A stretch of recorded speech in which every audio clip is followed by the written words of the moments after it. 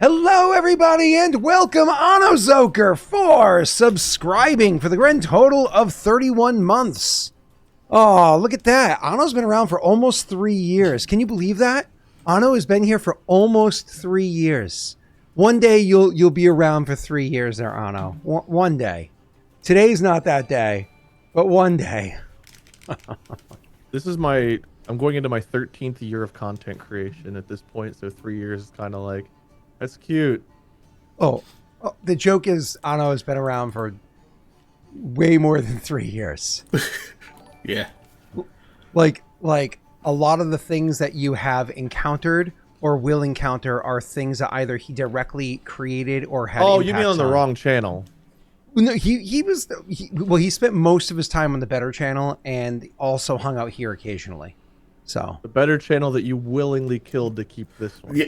Right. That doesn't really hold up, bro. Yeah. I know. The channel you put out to pasture. Yeah. That channel did so much better in so many things, but it was just one of those things where it made more sense to anyways, doesn't matter. That's a conversation for a different day. But today, the conversation's around Dungeons and Dragons. So I suppose before we always chitter chatter for a couple of moments. Anybody want to chitter about talk? What? This isn't a podcast. We can skip the small talk. Okay. Go in raw. I mean,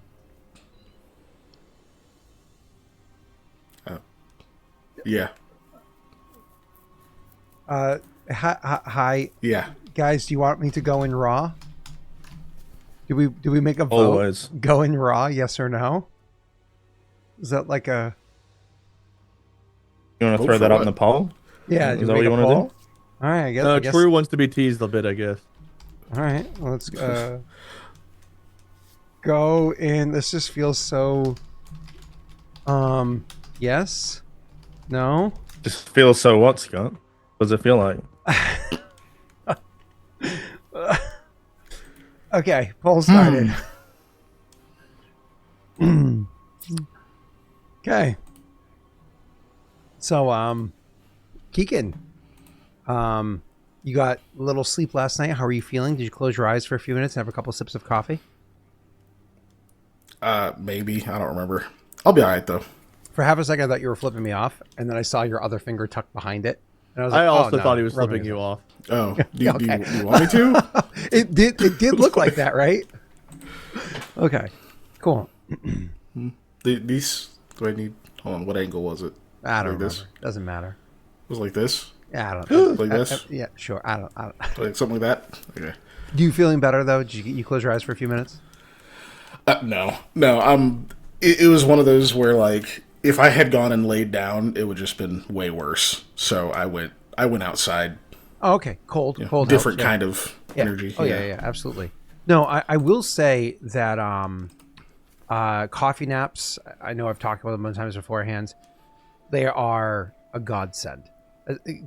As a once again new parent, well, I'm not a new parent, but a new baby, I will once again say, you know, whether if you have access to espresso or if you just chug a couple sips of coffee, there's like glug some coffee, close your eyes, 15 to 30 minutes. If you can sleep, awesome. If not, cool. You don't need more than that. It is a thing. So, But Jake, how you doing, sir? I'm doing good. I just was spamming the shit out of yes, and it looks like I won. Well, unfortunately, God damn, 109 votes. apparently He knows what it's like down under. Apparently, we're going into this game rules as written. So, people would prefer rules as written as opposed to rules as intended. So sometimes it's going to be a little goofy. Sorry, guys. If I gifted a sub, I'd unlock an emote. I didn't unlock shit. Oh, hey, we completed level It 3 always of the says hype that. train. That's awesome. I don't give a fuck about that. I wanted the emote. Oh, sorry. He wants. Yeah, an you're emote. all welcome. Whatever. Don't No, care. no. I Where's my think you emote? unlock the emote after the hype train's over. Well, all right. End. And no, you want it to go up higher. That way you have Yield! more. Okay. Yield. Hype But it train. didn't work.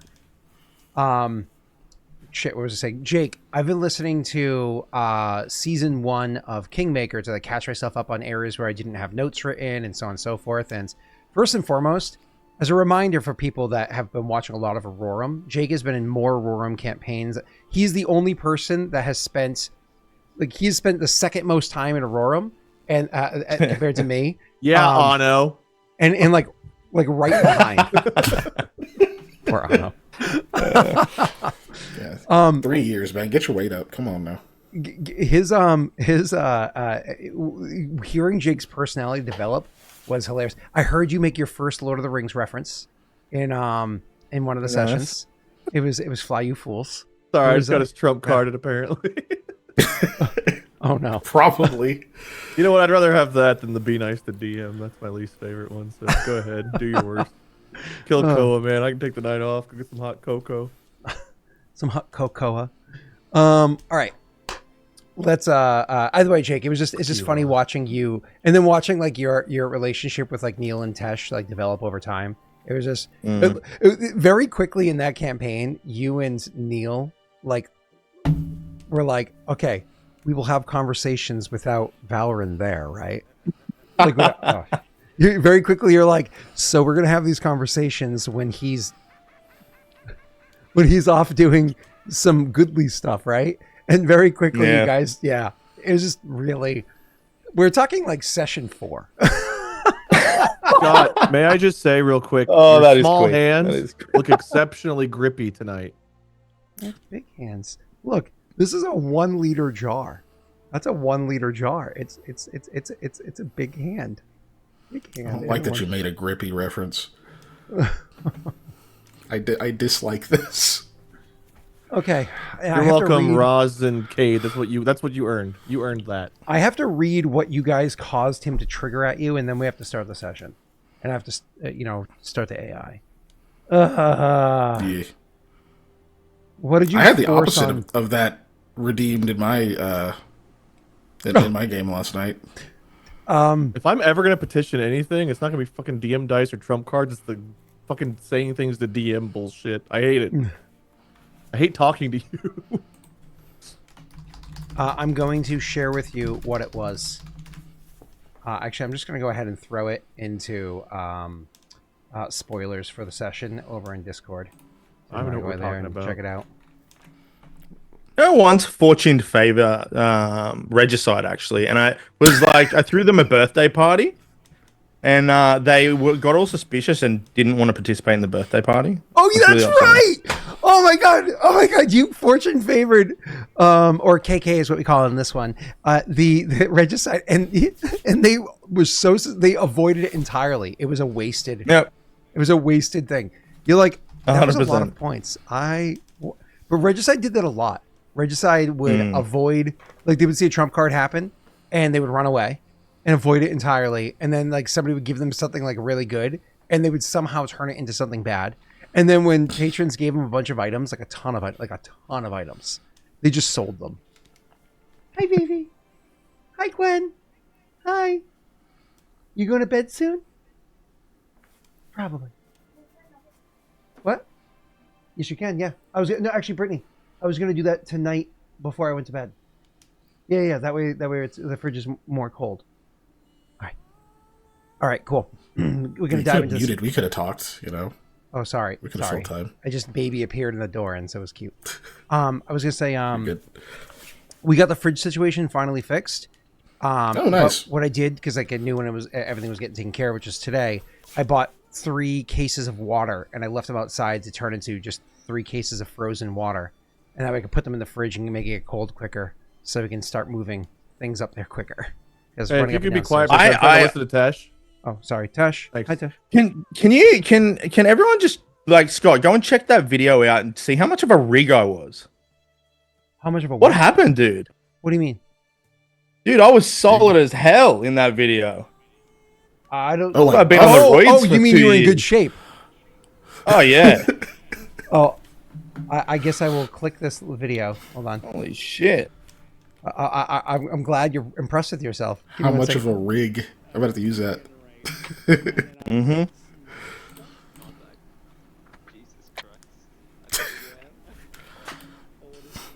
God, Jesus Christ. Yeah, you're not wrong. Fucking I hell. told ya.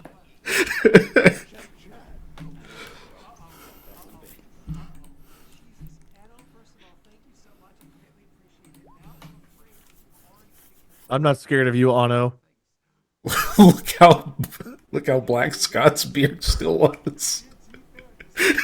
You know, I would laugh at that, but I saw a video of me 3 years ago, and I'm grayer than Scott, so Fair. yeah. Yeah, don't thank me for the gift sub. Don't care. I wanted an emote and I didn't get it. I'm mad. So You're welcome. I heard what you guys were talking about the background. First of all, fuck you. And second of all, literally yesterday, I was showing Brittany a cute video that I made with Aurora on my computer, where when I was first setting up green screen in this office, I had sheets that I hung from back. It was before I bought this thing for drop down. I had sheets hung up in the back and so on. And so we were playing in the rain, and I had her with an umbrella out, and it was fake raining, and we were like playing with green screen. It was a cute thing. So I show it to them. It's just like 3-minute long video of me and Rory just being cute or whatever. And the first thing that Brittany says in the video is over was, "Wow, look how dark your beard was." And I'm like, what the? And Rory goes, and before I can respond, Rory's like, "I know, right? It was way less gray." I'm like, what the hell? What the fuck? That's tragic. I relate. All right, 8:16. Time to move on. All right, fair. Time to move on. All right, I have to read one more thing, and then I will be right there. Hold on. I didn't get a chef with hand spaghetti. What the fuck? What is that? What's salt? Here we go. I didn't get any goddamn emotes. My choo-choo was empty. All right, cool. I'm sorry to hear about your choo-choo. You guys completed Hype Train 3, correct? I don't fucking know. I think it was Hype Train 3 that was completed. All right. Last time on, you guys had actually last time was when you had bumped into you had started with the bird, and you flew down to where the others were. You flew by the gnolls, saw quite how many there are, but also more like the fact that this is a full-blown tribe, not just a bunch of hunters, but like a legitimate tribe, you believe.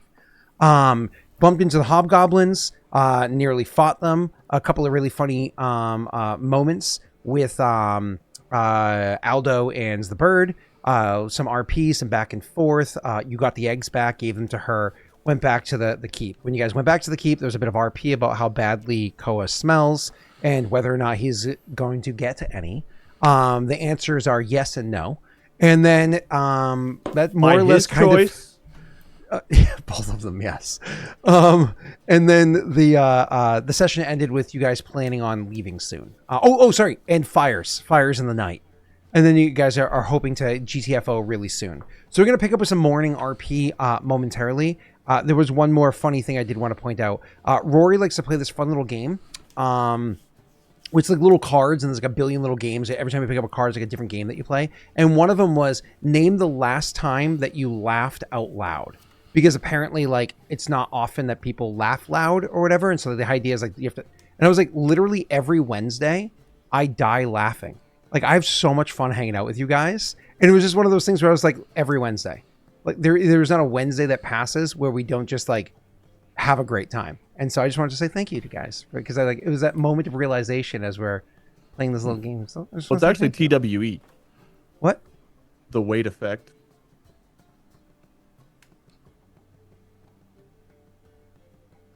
I don't care if it's silent. I'm proud of me. They're all switching? You're doing, like, going, like a heel face turn at the same time?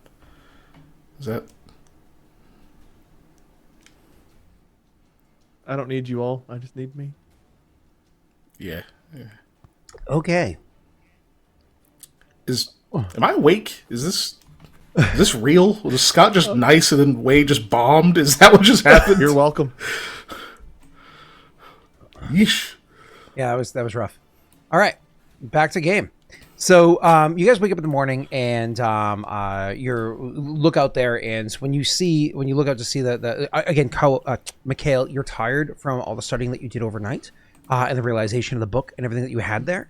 Everybody else, you feel, you're sore from everything that you had gone through recently and whatnot, but you feel well enough rested.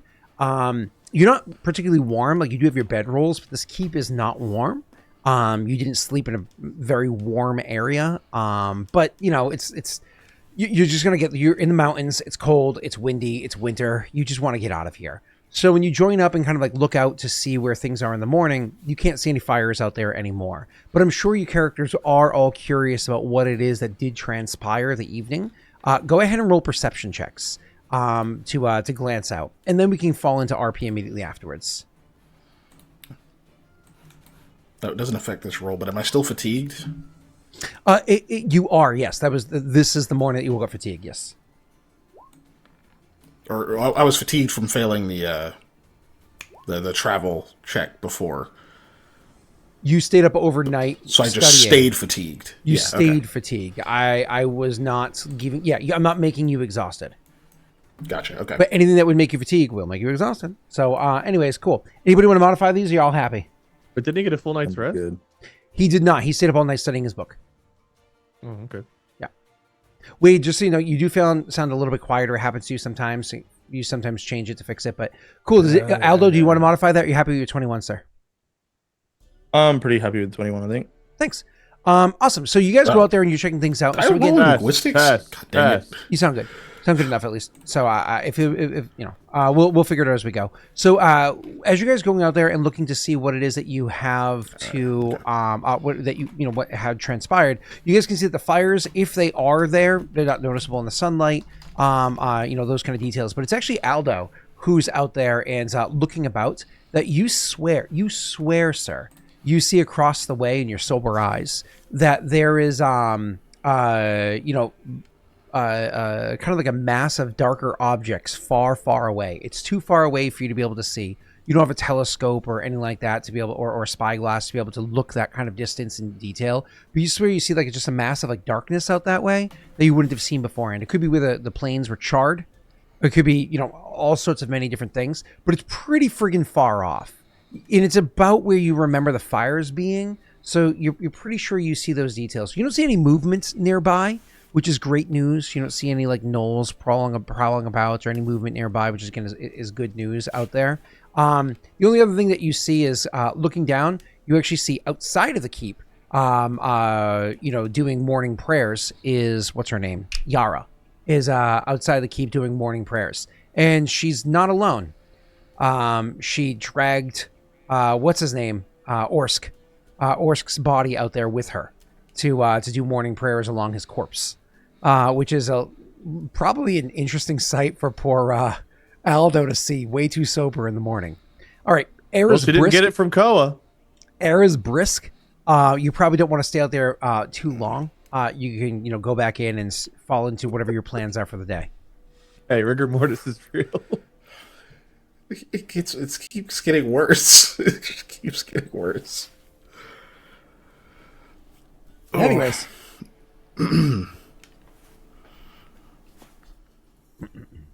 All right, well, time to go. Yep, I think it is. Did you get any sleep last night? Yeah, here and there. I'll be fine. But this is a really, really interesting read. I can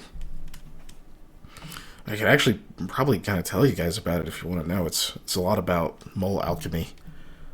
So some pretty odd things in there. Yeah.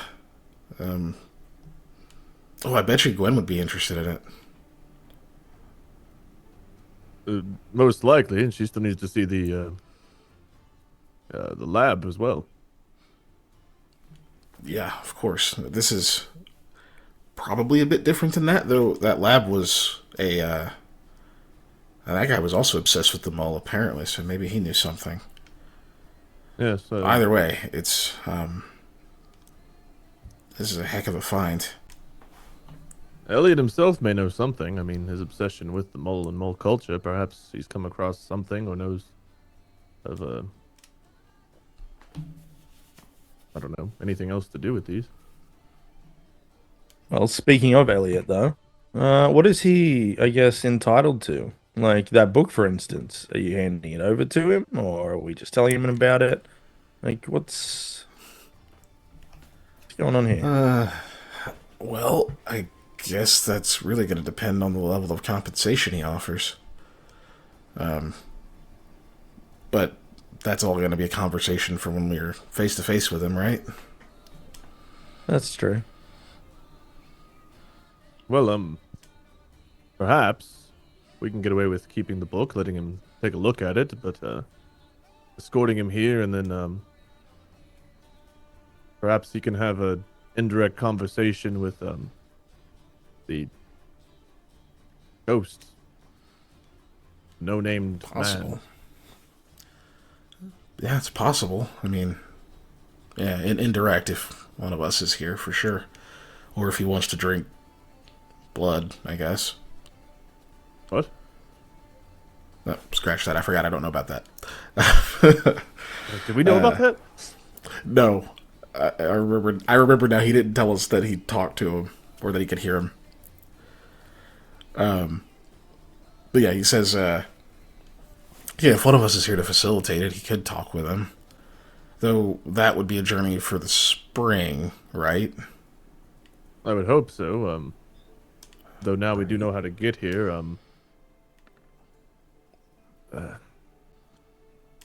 I suppose the concerns are couple-fold. There's the weather situation, which means, yes, we definitely don't want to probably come back until the spring. Winter would not be as bad across the plains, most likely. I don't think the cats would be quite as grouped up as they were in the fall. My other concern is the ever-growing, seemingly, most likely, gnoll population, or at least we keep seeing more of them. And whatever this Orsugo business is now, that's apparently here. Well, it's not really our business. It's your business, all right? I'm not sure, to be honest with you. I mean, the rumblings have become... I've come across multiple times now in the last few months. He was mentioned in a tavern in Rid. And then the fire that I saw as my travels with Phil. And then now here. And people seem to fear him and keep talking about him, so... it could become our problem if we are indeed the Valiant Few and he's terrorizing the lands. Very well could. I mean, not much we can do about it right this second, though. No, I don't have any idea of how to take on someone who can become fire, unless we have a lot of water somewhere. It'll start with knowing more about how he was able to do that. Well, he wasn't alone. a- He apparently had a bunch of people helping either stoke the fire, perform the ritual, or whatever it was. Exactly. I think the source of the fire had to have been manufactured somehow. The rest of it definitely could have been magic. Should we investigate the site before we leave? Not sure if How long anything do you can think be it would gleaned take to from get it, over but through there? it's also close to the Null camp, so I suppose that would be another risk. Yeah, sounds pretty risky. I think we make haste then. We get Yara, her fallen companion, find the cave, deposit him, and then make our way back to Leshev. Agreed. I do want to have one more conversation with the Elder before we leave. You don't have to be present. I just want to see if his knowledge was expanded by me examining this book. He mentioned that when we learn more, he's able to recall more. So I want to see if that had an effect. Do you wish to have this conversation alone? Because at the very least, it'd be interesting to try to glean some of the knowledge through what you all talk about. I wouldn't insist. If you want to be a part of it, you're welcome to.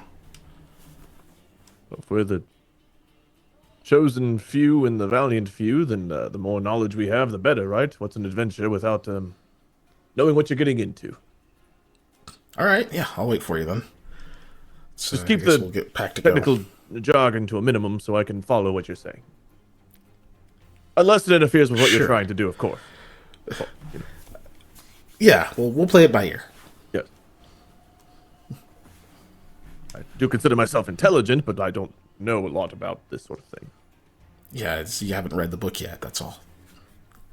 Yeah, exactly that. Oh, that's an idea. I could tutor you on what's in the book, and then you can present it to Gwen. Why won't you just present it to Quinn? He just, like, stares at you for a second and says, because then it wouldn't be you appearing to know some things about lost mole alchemy, which would probably be fairly impressive for an alchemist. Perhaps, though I did spend some time with her in Haudh-Gwenn before, and I think, based on the questions I asked her about alchemy, she probably already deduced the fact that I'm a bit of a fucking moron in that particular subject. This would be showing interest in something that she does. Well, I am interested. I'm willing to participate, but I would like to have a conversation with Gwen anyway, because her condition, so to speak, her magical problem. That.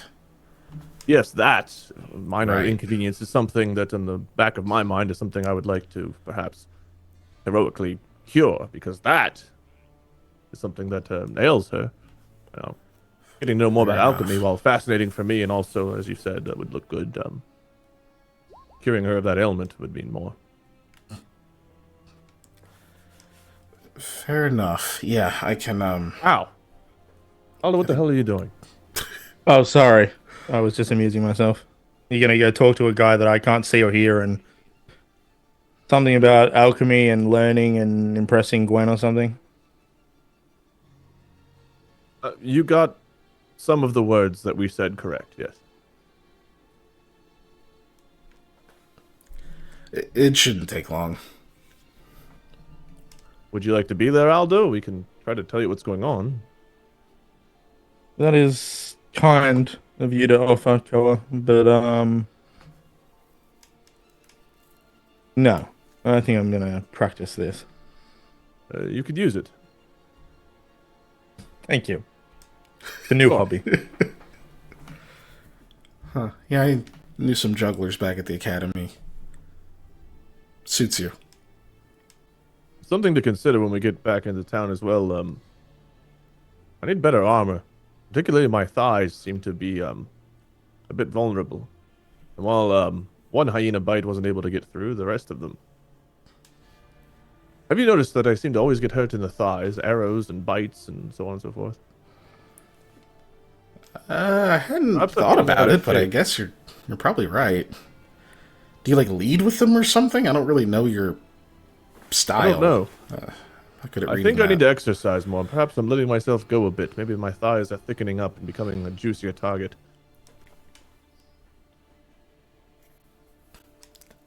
Maybe. Better armor could help too, though, for sure. I mean, if you were looking to attack me, would you first go for the thighs, or is there a more vulnerable spot? I He'll like wouldn't present be himself looking. and turn around. I wouldn't be looking to attack you. To be fair, I've seen what you do to things that attack you, so I can't answer that objectively.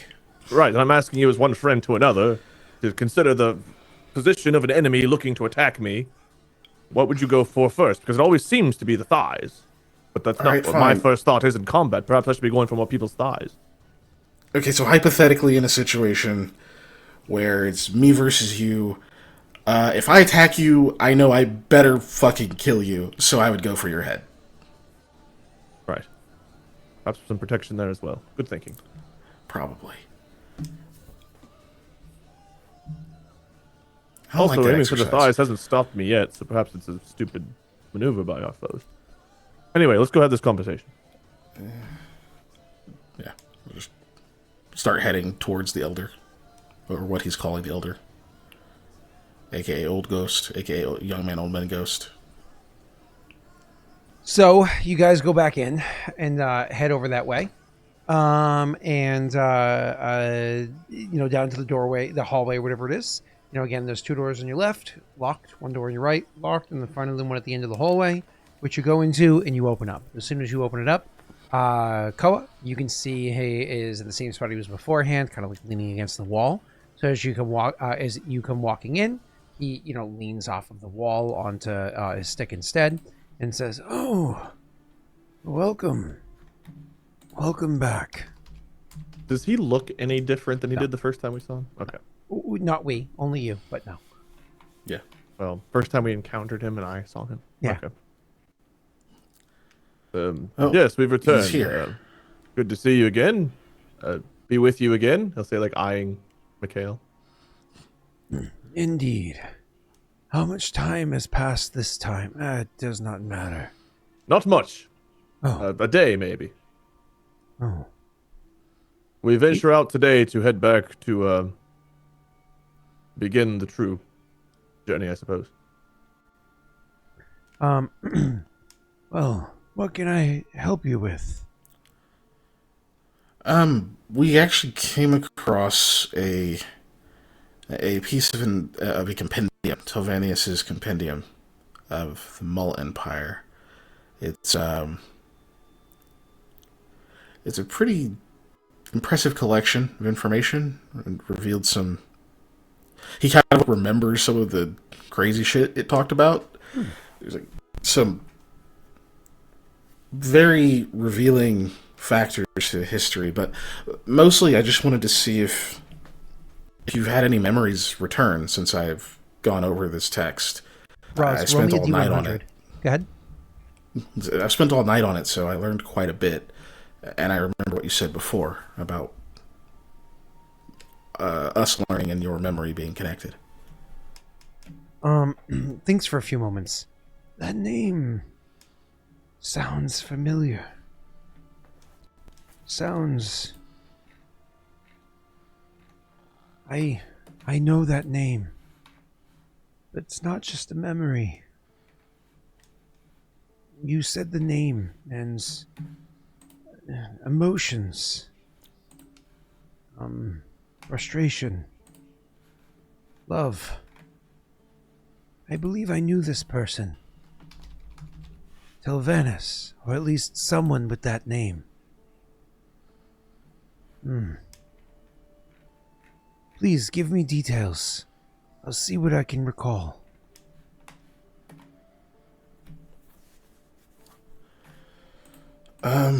Well, for one, this person was not only what's the word I was looking for? Not only a scholar, but turned out to be pretty instrumental in what was eventually the Perrin uprising against the Mull. That was the most outstanding thing I learned about them. I'm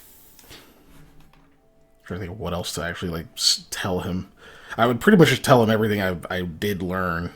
So if you want to just go through, you that don't for have to the sake quite of brevity. splat everything. I imagine your character zhuzhes it up, but also shortens it completely. Scott's like, read my lore to me. Yeah, no, it's Oh, did I write that?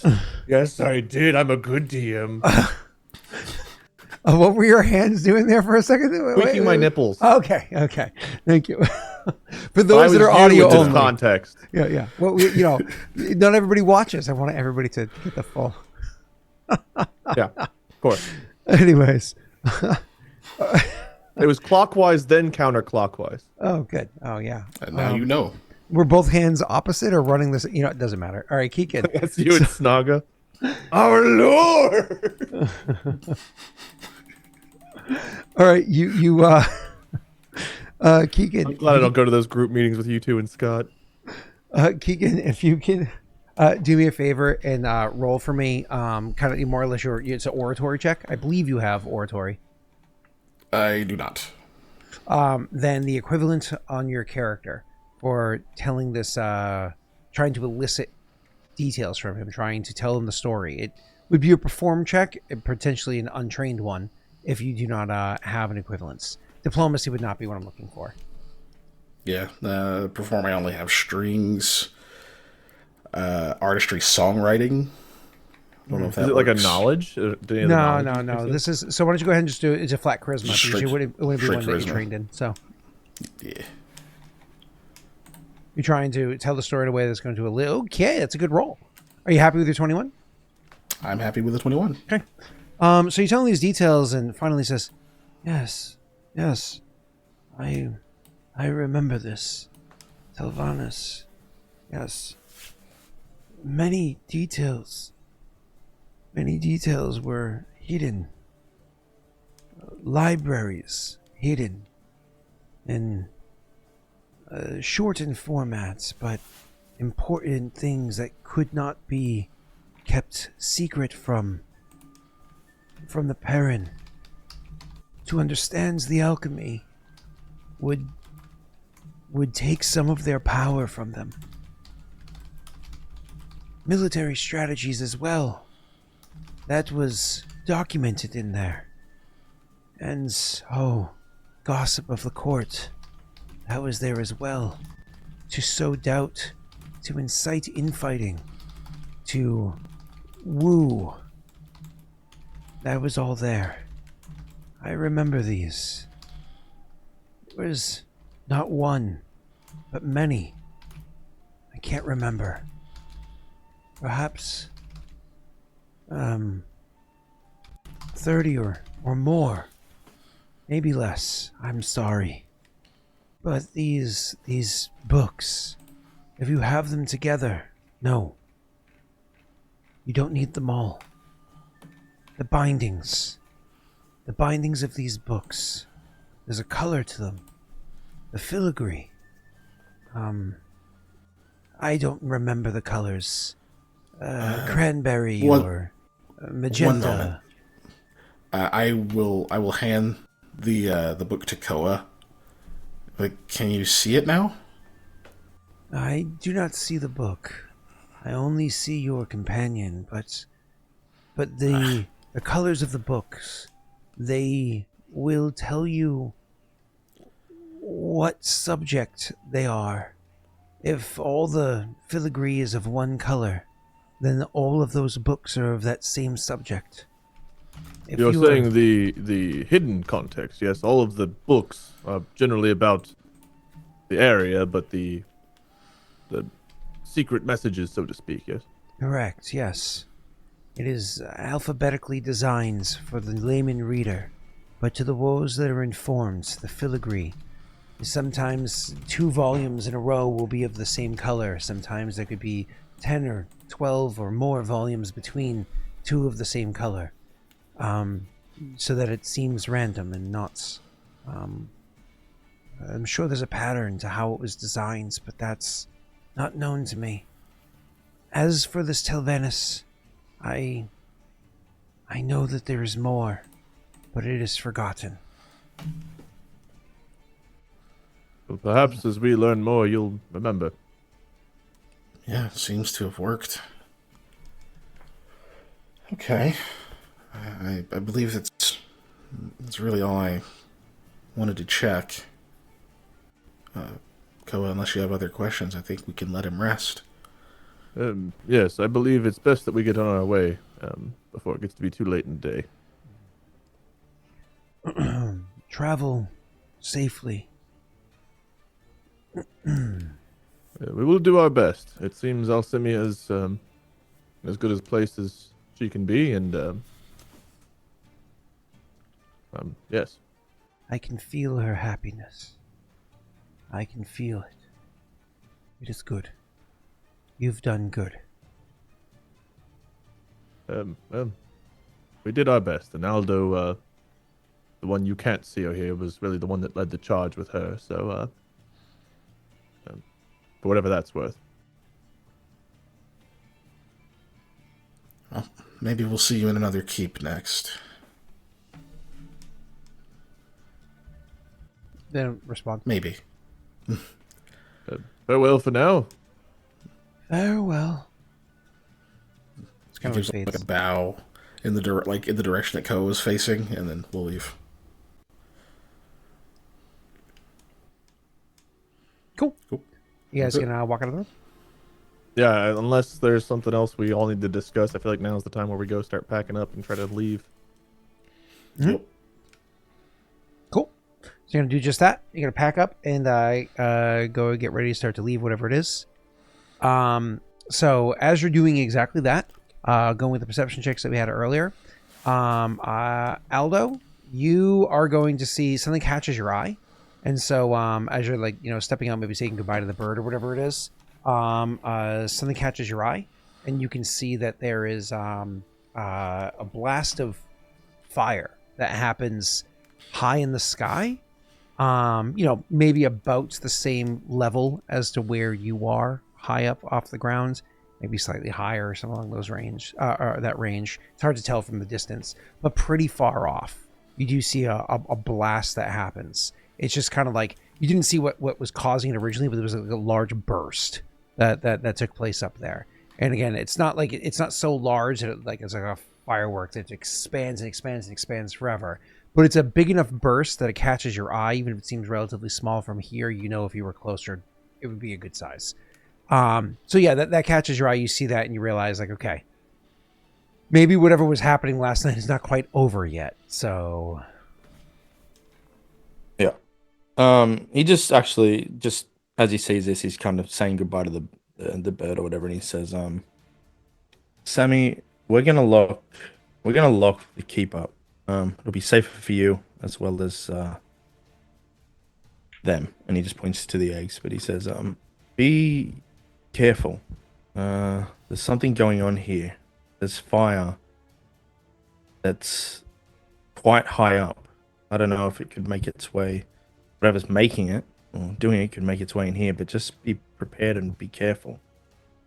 We'll return in the spring. I'll call for you to let you know we're here. Yeah, and he'll just get up at that, kind of look out towards the where the fire was, and then nod to the bird and leave. So as you're like looking out towards the fire, you feel like a sharp feeling that kind of catches you off guard for a second because you're not used to it yet.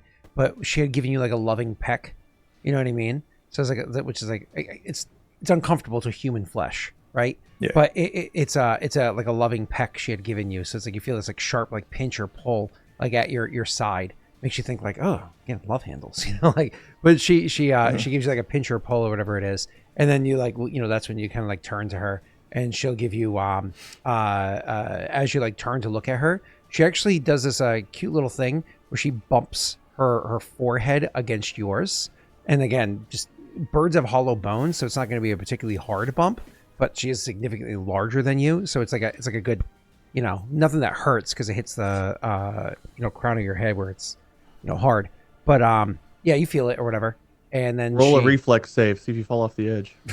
You're not that close. And then you can turn to leave or whatever it is.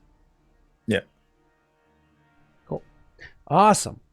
So you go ahead and head in. Any more words before you guys go to head way down? I mean, we would say bye to Alchemy too, but we don't RP it out. We'll let Yeah. Aldo have the more touching one. Cool. On your way down, are you guys moving quickly or carefully?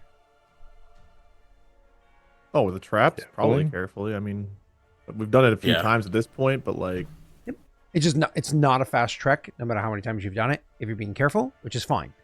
Just Yeah. numbers. Cool. You're careful, so no rolls need to be made. You just take some time. Takes you a while. Eventually, you get all your gear. All of the three of you make your way downstairs. I'm sure you had some degree of warmed food that morning, plus whatever rations you're eating on your way down. You know that the rations you guys have are getting kind of thin, so you need to be careful depending on where it is that you intend to go first and your treks from there. But we can worry about that later on. You guys make your way eventually down the stairs, and when you get down to the stairs, you can see that the horses are all out and grazing because she has already gone out there. excellent. Well, helps with the smell a bit, and it means the horses will be ready to go. She says, yeah, I usually get an early start. I hope you didn't mind that I opened the door. It seems safe. It seems it all worked out fine. Any concerns out here today? One, as we're heading out, if you don't mind, I know we're already intending to stop at the cave for Orsk's burial. If we're not being chased, she says, like, kind of playfully, there is in the valley still the camp where the three of us were before shit went sideways. Do you think we have time to swing up the eastern side of the valley to go collect our belongings, at least mine, if not some of Orsk's and Grishka's as well? Or should we just head out of here? Knowing how far we need to go to at least get to the cave, what what do we think of that? Do I need to roll like a survival to try to see what kind of time we have to play with here? I mean, how much time you have to play with is more a matter of how much do you trust the danger of the area. I mean, I personally feel like the gnolls have at least something going on right now. I feel like maybe they're less likely to deal with us right now with all the fire and bullshit. But I guess we can just take it to RP. Timing wise, I suppose we could do it. And with the fire and everything else, perhaps the gnolls are distracted, but we are talking about a section that we were once tracked and that you were tracked, so if they have any scouts or anyone not keeping an eye on the area, then we might trigger such a chase. There is a risk. Yeah. Doesn't sound like a small one either. Are the items there vital? Sentimental or otherwise? Anything that belongs to them would be some degree of sentimental.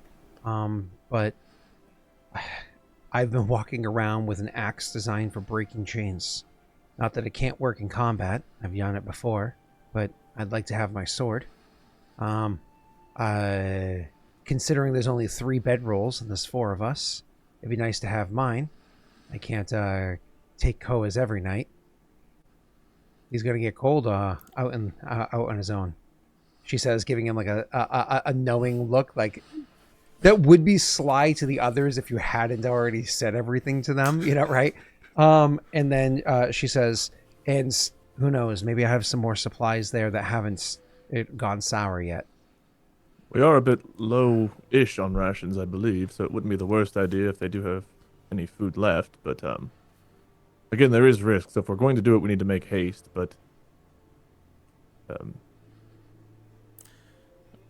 if we can be as long as we fast, don't I linger. don't mind. Yeah. I agree with Aldo. how far is your camp? She says, it was up the eastern side. I can't remember how. There was a lot of running that morning. And it was our first time. We didn't even know that we were coming to this. So if we head to the eastern, which you guys wanted to do anyways, you would want to head to the east, and then that's the trail right there. So if we head to the east and then north from there, we'll be able to find it. It is right along the ridge. We're heading east anyway to get out, so we'll do it unless there's signs that perhaps we should change our mind along the way. So cautious, yes. She looks at the others and says, not everybody has to go. I know that you said there's a trail that you take. Maybe just 2 of us can go and the rest can stay with stay behind and stay by the trail for a quicker retreat. I don't want to have to take all of them, she says, looking at the pack animals. It would be faster if just Nightstorm and I rode in. The only problem again becomes if the gnolls do attack one or both groups. She shrugs and says, I think we can handle them. It was playful. Koa thinks about the big fire and the hundreds of gnolls. Right. Do you think just us and Nightstorm would be enough to get your supplies? She nods. If we're carrying so much to burden Nightstorm, then I think we're not being sentimental. Or then I think we're being overly sentimental. Right. How do you two feel about trekking east together, and then when we start to get close to the trail, we'll venture off a bit north, try to get the supplies, and meet you on the goat trail. That way you can always keep moving. How many people can you put to sleep, Mikhail? Kind of depends. 3 or 4 at once. You could just say no, you don't have to put me to sleep.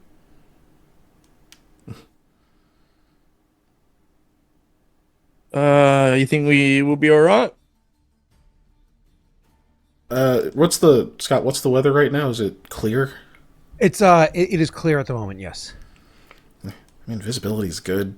If we're staying put, heads on a swivel, I mean, I doubt they'll be able to ambush us too easily. You shouldn't have to they'll stay be able to see put. anything coming. If you move along the trail with the speed of the animals, and we're only going maybe, an hour out of the way, we should be able to rendezvous back while you're still moving. It's true. I think the risk is pretty low. Well, normally I'd say we should probably stay together, but it looks like you may have some unfinished business. Kind of like shoots both of them a look. Yeah. Shouldn't take too long either way, right? Koa looks at you both like, I shared a tender thing with you. Fuck you both. But also kind of like can't help but laugh at the situation himself because he's like, yeah, I deserve that. Right. Well, a lot of unfinished business. Shall we? Yeah, she goes over to the horse, and then kind of gets ready for you to give her the to get up there, get her on. Cool. All right, so you're gonna ride with them to the goat trail. It takes about unless you're like hustling to get there, it takes about an hour to get to the goat trail. We do lock the keep, by the way, as well. Yeah. My apologies. You did say that. I wasn't going to try to screw you. I figured you would, So the way that the keep shuts is it shuts from the inside. So to get it to shut from the outside is really difficult. So more or less, like Koa is going to go. I imagine you take one of your bolts with like a hook on it, put a little, and then he's like pulling, and then like trying to get the thing free really quickly. First time, like slightly bends the grappling hook on the bolt, and then kick it open or whatever it is, and then do it again and unhook it in time so it actually slams and locks shut. But yeah, it's designed to close from the inside. Yeah. Anyways, cool. So you guys are going to did you want to hustle for that first hour? Because you're allowed to hustle 1 hour a day. So it takes you so you guys can get to the goat trail at half the speed, and then the two of you can just like relax. Or do you want to just move at a normal pace to start your day? I mean, I feel like the way that would be smart to do it, whether we hustle or not, would be not going like this and this, but at some point kind of like we veer off and start moving north a little bit to cut the corner a tad. Sure, yeah. Like once you feel as though they're confident enough to get there. But so you do want to hustle to get to the camp and to more or less start early as opposed to some point in time on the trail. I mean, I guess it wouldn't make that big of a difference when we choose to hustle, and we would want to get out of the valley faster. So I guess this would be the time to do it. It's technically faster movement in a sense. So basically, if we use it now, it gets us started quicker. If we save it, if we do need it to like put some distance between us and something else, then we'd have it. Cool. I'm fine either way. Well, Jake, you have an opinion? I vote to save it. Save it. We'll save the hustle then. We'll just move. Cool. So you guys are moving your way there, and once you get it close enough, you're like, no, just keep going that way. 10 minutes. You'll see it. Don't worry about it. 10 minutes. No, don't worry about it. We're going to head north now. And you start like riding north to go the other direction. The two of them, it takes them about 20 minutes to find the goat trail because they were like, he said go straight. And like, he has the compass. And eventually they do find it. But, Mikhail's tired and just not in a mood. And Aldo's just sober and not in a mood. And so there's a bit of a maybe not bickering. I don't know if their characters would bicker, but maybe just a little. Koa didn't get laid, and he's not in the mood. Clearly, right? But anyways, so you guys are heading away northward.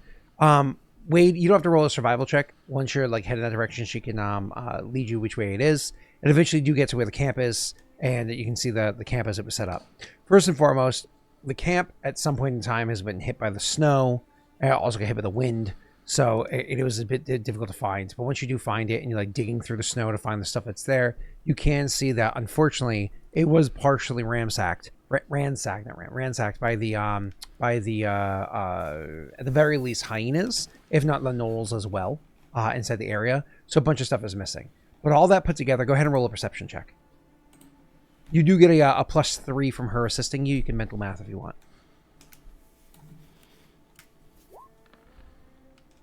Mental math? No, that's Okay. with the +3. Happy with your 20? Yeah, I think so.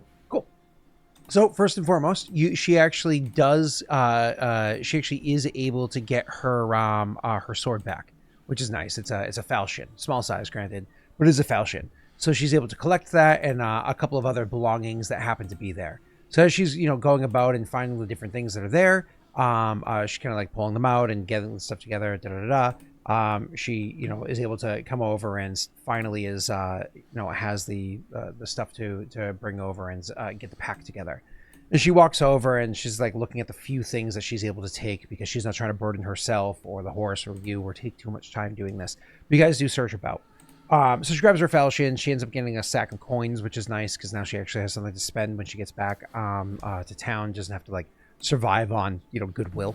You know what I mean? She's able to get up any food was unfortunately destroyed, so that doesn't help you guys with your situation there. But when she comes over, she does presents to you a small idol, and it is an unfinished carving in stone. So it's like scrimshaw against stone, so like sculpting. It's an unfinished carving to Vroga. It's nearly done, but unfinished. And she goes and she is playing with it in her hand for a minute. It looks kind of big in her hand because her hands are so small. But then she eventually hands the thing over to you. Just realized. Yep. We all thought it. Oh, I saw an eyebrow. Somebody's eyebrow. And then I heard it. We were just gonna let you keep going, but I saw an eyebrow. Moving on. Jeez. Like Scott when touching a toothpick. It's so big. Moving on. So for one she treat. hands it over to you, and she says, "Orsk, he would work on things like this. You say Vroga's close to your heart. I don't know. You don't have to keep it, but." And she hands you, like I said, the carving of the idol for Vroga, and for your character to have if he wants to. No, he'll take it. You're sure you want to give it to me, not to keep it as both a keepsake of your companion as well as a tribute?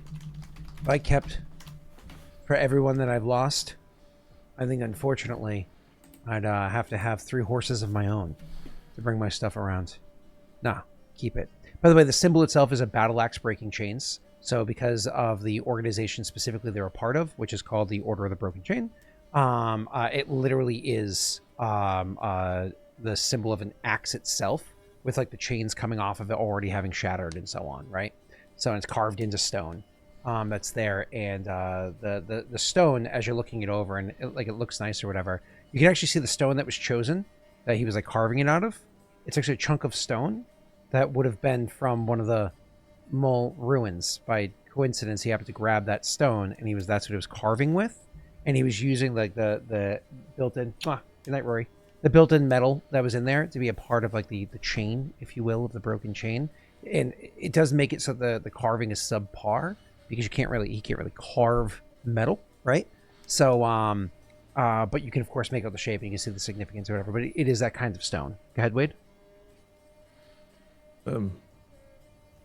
Fitting to have made this with this stone of the Mole Empire. We've seen this around a few of these ruins and such. Obviously unfinished, but well done, and I will keep this. Honor both his memory as well as obviously Broga. So thank you. Yeah, she says, taking the moment or whatever's there. And then she is going to then reach into the pack and pull out one more thing. She reaches into the pack and pulls out one more thing for you. Trojan Magnum? I already said no. Jesus Christ, Wade. Reaches into the pack and pulls out one more thing for you. And she says, we also had a couple of these. Maybe if we had them with us as shit went sideways, could have gone better. But again, shrugs. Here, I'll give one to you. No, take 2. I'll just keep one for myself. And she hands you 2 small vials. We've come across several vials of things. I'm not exactly sure what they are. Do you know exactly what you're actually handing me? Yeah, these will heal you. The 2 healing pots? Yeah. She says, I know it might be a bit of a surprise, maybe less so because you know Mikhail, but we don't have to use the waters of the River Vitae to make to make these. Orsk could. It would take time, but he could actually make these. The three of us would have to pray together, but anyways, yeah. That is an amazing talent. These have saved us in a few different scraps, and I'm sorry you didn't have them with you. It is what it is. But because they were made by us, those that hold Vroga dear to their heart, if Vroga is close to your heart in the moment, they should be more potent than for those that aren't. Perhaps for me, then. I'll have to speak to the others. I'm not sure how close Aldo is to any of the gods, honestly, but Mikhail, it's a conversation worth having. That's good to know. As you're saying that and kind of like looking out or whatever, because she's so small, you like look up over her, just like instinctively, you just look up and easily see past her, and something catches your eye off in the distance, and you see that some movement over there. What is that? Roll a perception check.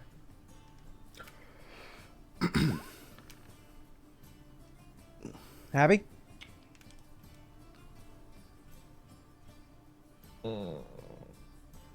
Could be null movement. I'm gonna luck it.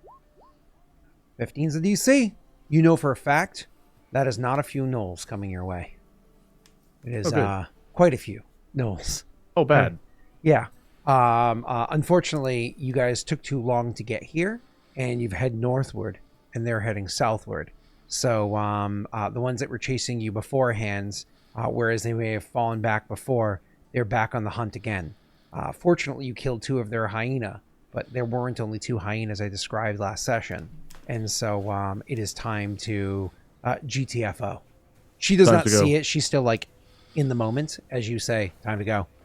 Hearing like the kind of like urgency in your voice as you say it, not like the excitement, but the urgency, like the almost like deadpan urgency. She immediately snaps to. It's the perk of being around another warrior, right? It's like she hears that urgency without even looking over her shoulder. She immediately like throws whatever happens to be in her hands, whatever it is, into the pack, starts like sealing things up. So in like moments, she's ready to go. And I imagine you're calling like Nightstorm over, and you guys are hopping on the horse as quick as possible. Yeah. Go ahead and make me a ride check.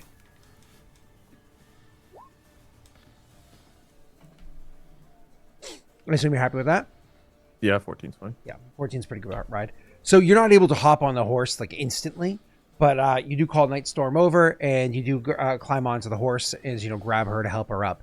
Unfortunately, the amount of time it takes to do that is longer than you would have liked. Enough so that she can be like, they're gaining, and you can like look over your shoulder as you're moving or whatever to see that in fact the hyenas are gaining speed on you, or are getting closer to the point like you can actually hear they're like panting or barking, whatever it is as they're moving forward. But at that point, once you start like taking off, Nightstorm is a very fast horse. I think his base speed's 55. Her base speed's 55. And so you're able to make some considerable distance from there. Open plains, making that running as fast as you can, so on and so forth, trying to GTFO. So you're running as quickly as you can to get away from them, huh? So I'm having a thought. If I'm that much faster, I don't know if this would be a roll to see if this is actually the smarter thing to do, but to kind of almost lead them on a bit of a goose chase and not go straight to the path that we're actually going to buy us more time. Sure, yeah. Because if they're tracking us rather than just if they're following our scent or whatever else, and I lead them on a bit of like a loop or back toward the keep or something, maybe that would buy us even more time once we group back up with everybody. So that's my thought. Now, I don't know exactly what time of day it is or how long it would take to catch up with everybody or whatever else, but like, I'm thinking that if what they track by, in fact, would not just be like, they smell us that way, so they're going to go that way. If they're actually following our tracks or our scent in the path that we're taking, perhaps trying to lead them away from where we are actually heading for a bit will buy us even more time. So her base speed's 55, and she has the run feat, so she runs at 275 feet around as long as she's in terrain where she can handle doing so. The snow is fine at this point, because it's been 2 days since it snowed, I think. So Sun has melted it down enough, that or packed it in enough that she should be fine. There's a chance that she doesn't see what she's running over and can twist an ankle, but assuming that doesn't happen, she can run 275 feet around. Mind you, a hyena's speed is 50, and they can run at 4 times speed. It's only 200. She can run for a number of rounds equal to her constitution score, which is 17. A hyena's constitution score is, I think, only a 14 or something. So she can run for 3 rounds longer at 75 feet further around for the first 14 or so rounds. That is a considerable gap that you can get combat wise. But if you're talking about long term, like actually trying to give them the runaround, that's more than just straight sprinting. That is trying to trick them. I'll have to get a couple of checks from you. Yeah, I mean, even in that sense though, they can't also run indefinitely. It sounds like they're also limited in how far they can pursue us at top speeds. And to be clear, gnolls don't have the same speed as some gnolls have a speed of 40, some have a speed of 30. They also can only run 4 times. Yeah. Their con score is probably going to be equivalent to that of a hyena. So I mean, the gnolls will definitely fall behind, but they have scent and there's snow, so tracking could be relatively easy. Yeah. Which I imagine they eventually can catch up unless they abandon it at some point. They're too far into the mountains, whatever else. But yeah, too much work. But I feel like right now is the best chance we have to get away from the large pack whenever I'm on Night Storm than whenever we're walking with a whole bunch of them. I will say, if you just book it straight, there, the math I just did. So the 14 rounds at 75 faster plus let's call it 2 rounds. So I think it's technically 3 rounds. Let's call it 2 rounds of the 275, whereas they can't run anymore. You're making a distance between you and them of about 1,600 feet, which is about a fifth a mile or a fourth a mile.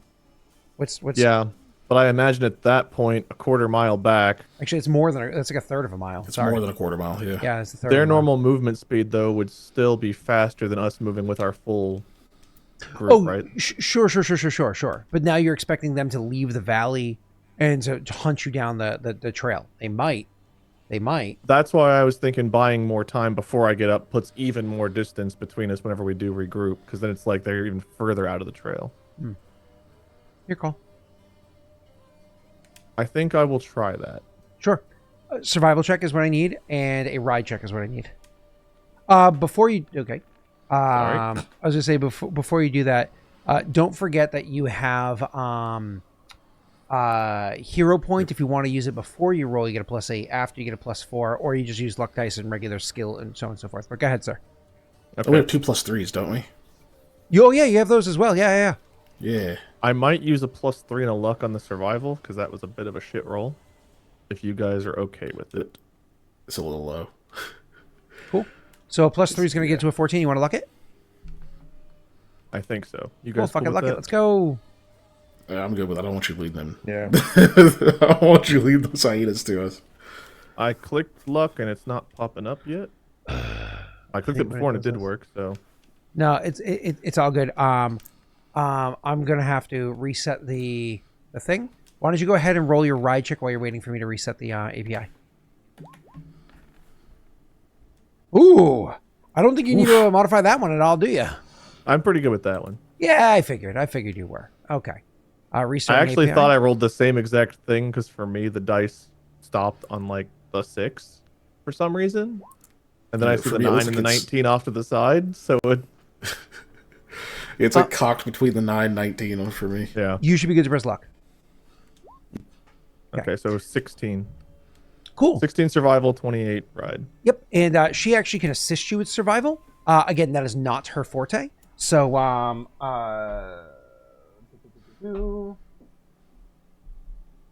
sorry, give me 1 second. I'm trying to get my dice out. Let's have them out. Here we go. All she has to do is beat a 10, and she did. She gave you a +2, so you have an 18 in survival, because she can assist you with that. She's riding with you. She can call it things. So you have 18 total in survival, which is solid. You have a 28 in ride. Wait, you succeed. You absolutely are able to. You're not just sprinting for 17 rounds, right? Or making con checks to try to sprint for longer. You are intentionally bursting here, taking some time there, jogging, letting them catch up to you a little bit, bursting away from there, making sure you're giving them a bit of a runaround.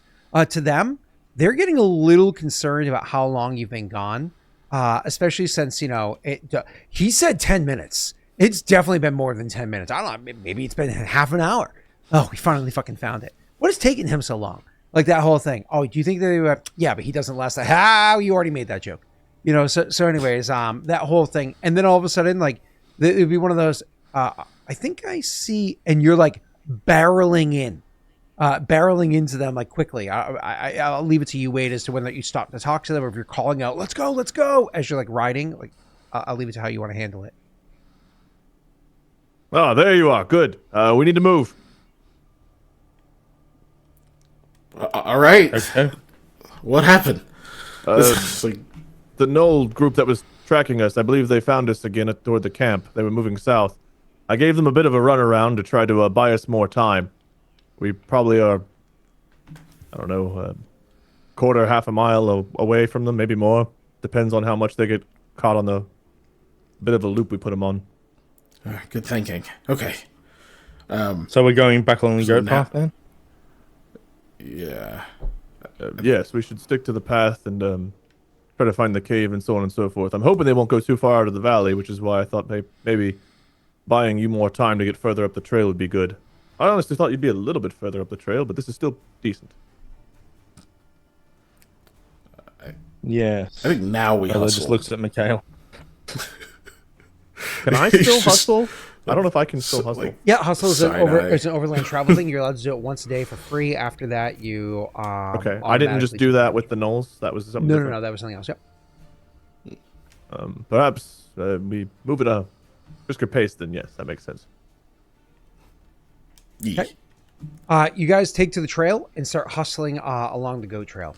And this is where I was the second bad decision for waiting with the hustle as opposed to doing it earlier. Trying to hustle along the goat trail to get away was, you realize, is very difficult. Unfortunately, the goat trail itself did take all the snow that you guys dealt with beforehand, but the trail it's uneven, it has lots of turns to it. The snow there, because of like the wind whipping by and how much more shadowed it is from the sun. The areas where it did catch just enough sun to start melting a little bit froze over too quickly and makes it so there's lots of like tough, like crunchy snow / icy spots. It is a bit more treacherous. All of your characters have to make ride checks. Oh. Yeah. Oh, indeed, sir. Oh, indeed. All right. Yep. See, that's appropriate. Ooh, I love being fatigued. Oh, thank goodness. Aldo, you have a 6. Are you happy with your 6 on this hustling on the goat trail? Not much I can do about it, is there? I think there's a couple of things. Not really. Yeah, We one still more have 1 plus plus 3 to 3. We have luck. You have a hero point. Dude, hero point to go hustle? Jesus. Hero points are also I guess cool I'll try and because- hit a 10. Because you can use them to like get hints from the DM and whatnot too. Like there's meta mechanics you can use with it too. I would imagine getting to a 10 would at least mean you don't fail by 5 or more, if I had to guess. Yeah, that's what I'm thinking. No, I'm just gonna roll Yeah. luck first in case I roll. Do you want to use the +3 before you? Okay. Well, yeah, I was gonna. Do I have to choose if I'm gonna use it before? Luck is always I roll last, but so did you want to use the +3 as well? luck? Yeah, yeah. So you will I was gonna say hold on, Brittany just asked me. She needs a quick favor, please. She needs me to run upstairs and do something for her super fast. So let me explain this, and then I'll run upstairs and give you guys a moment to chat. So you guys are you're making your way along, and unfortunately your horse just keeps slipping.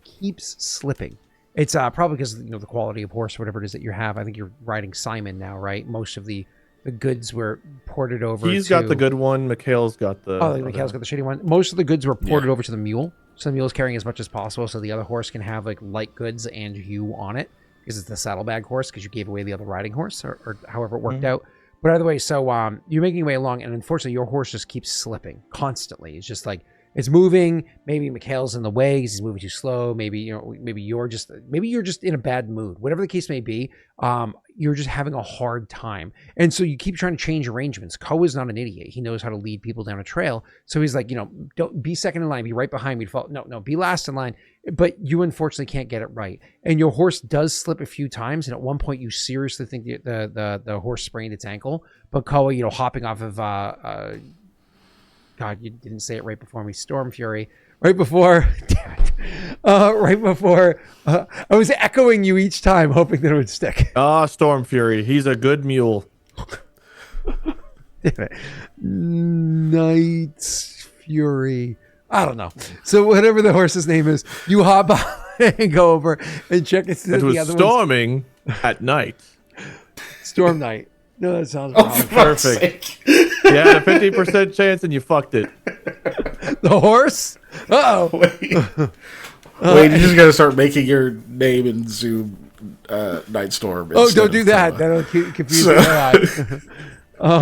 So I mean, at least it wouldn't confuse the DM.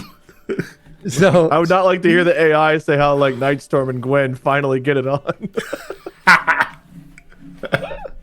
That'd be funny to read to me. The endurance of a steed. Anyways, so you are able to check the thing's ankle and see that it's okay. And it's one of those things where you just you realize afterwards, oh, when you prepared the horses this morning, you didn't prepare all the horses. Yara had been being helpful. Probably not worth scolding Yara. She's clearly doesn't have a lot of experience around these animals, but she actually put the buckle on it a little too loose. And so Aldo's shifting in the seats, which is giving the horse the wrong commands. And so the horse is moving incorrectly. He's not a trained enough rider to know this. She's not trained enough, I don't know, farm hand or whatever, a stable hands to have prepared it correctly. Once you make the adjustments, you guys are able to continue along without any further damage happening, which is good because shortly after that, even 10 minutes later, you're at an area where there's a lot of uneven steps. There's a deep grade that you're riding down, so on and so forth. It could have been disastrous, but either way, you handled the problem, and so he's okay. And so you guys are able to continue the hustle and then continue traveling from there. I'm going to throw it to you guys to have a quick little RP while I go take care of something for Brittany for the baby, and I'll be right back in maybe 5 minutes or less. Okay?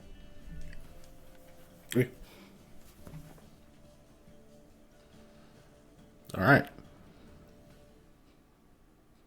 Yep. What a great time for RP.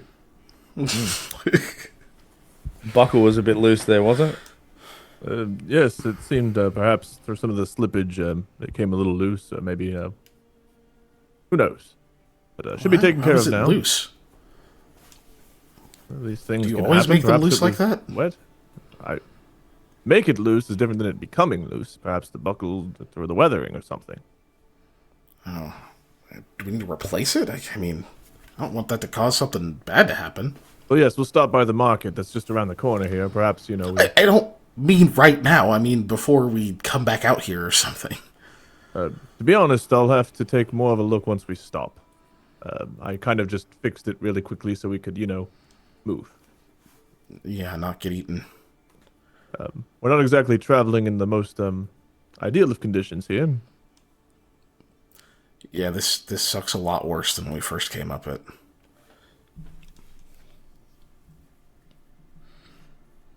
How close are we to this cave? Well, here it is on the map. Right. Here's where I think I am. So we're about this far. Ah, okay, yeah, that distance. I know that distance. Well, when we get there, what do we just throw him in the cave and keep going, or we just there's something that has to be done, or? No, we won't just throw him. We'll give him the proper burial to Vroga. And how long does that take? It shouldn't be that long comparatively to how we. I wasn't talking to you, Koa. I was talking to Yara. Shouldn't be that long. Oh, to you.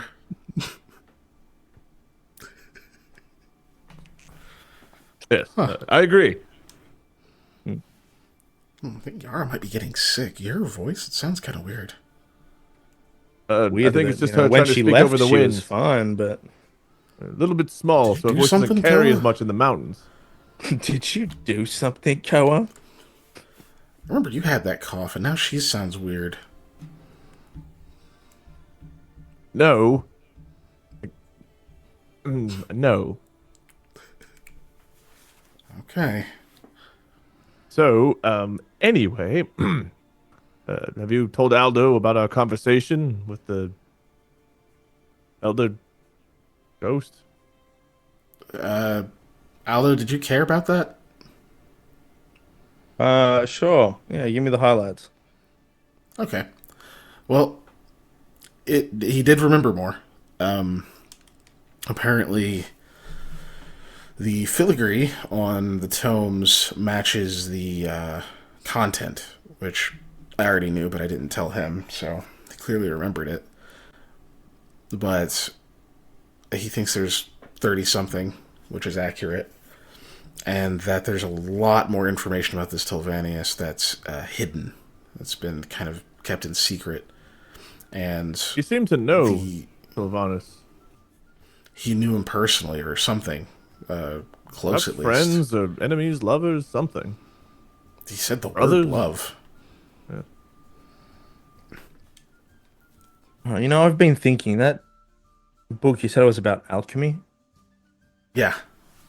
This one, but the other ones pertain to things such as, what do you say, warfare, and what were the others? Yeah, like warfare, court traditions, gossip, like all sorts of things. Can alchemy be used in, say, you know, the making of alcohol? I don't see why I couldn't. I mean, I'm sure I someone's... wonder if you could, I'm have certain someone's something put that to use. not only tasted well, but didn't give you a hangover, for instance. You might be able to. That water we had tasted really good and didn't give us a hangover. Remember that? Yeah, Yeah, but I'm that's talking about nice. alcohol, not water. I think they're different. Yes, but you said tasted good and didn't give you a hangover. You didn't say also makes Water you drunk. just tastes like nothing, though. It doesn't exactly taste good. It's just water. Tastes I like don't know. That water tastes pretty good. Yeah. I've had bad water, so therefore, if it's not bad water, it must be good water, right?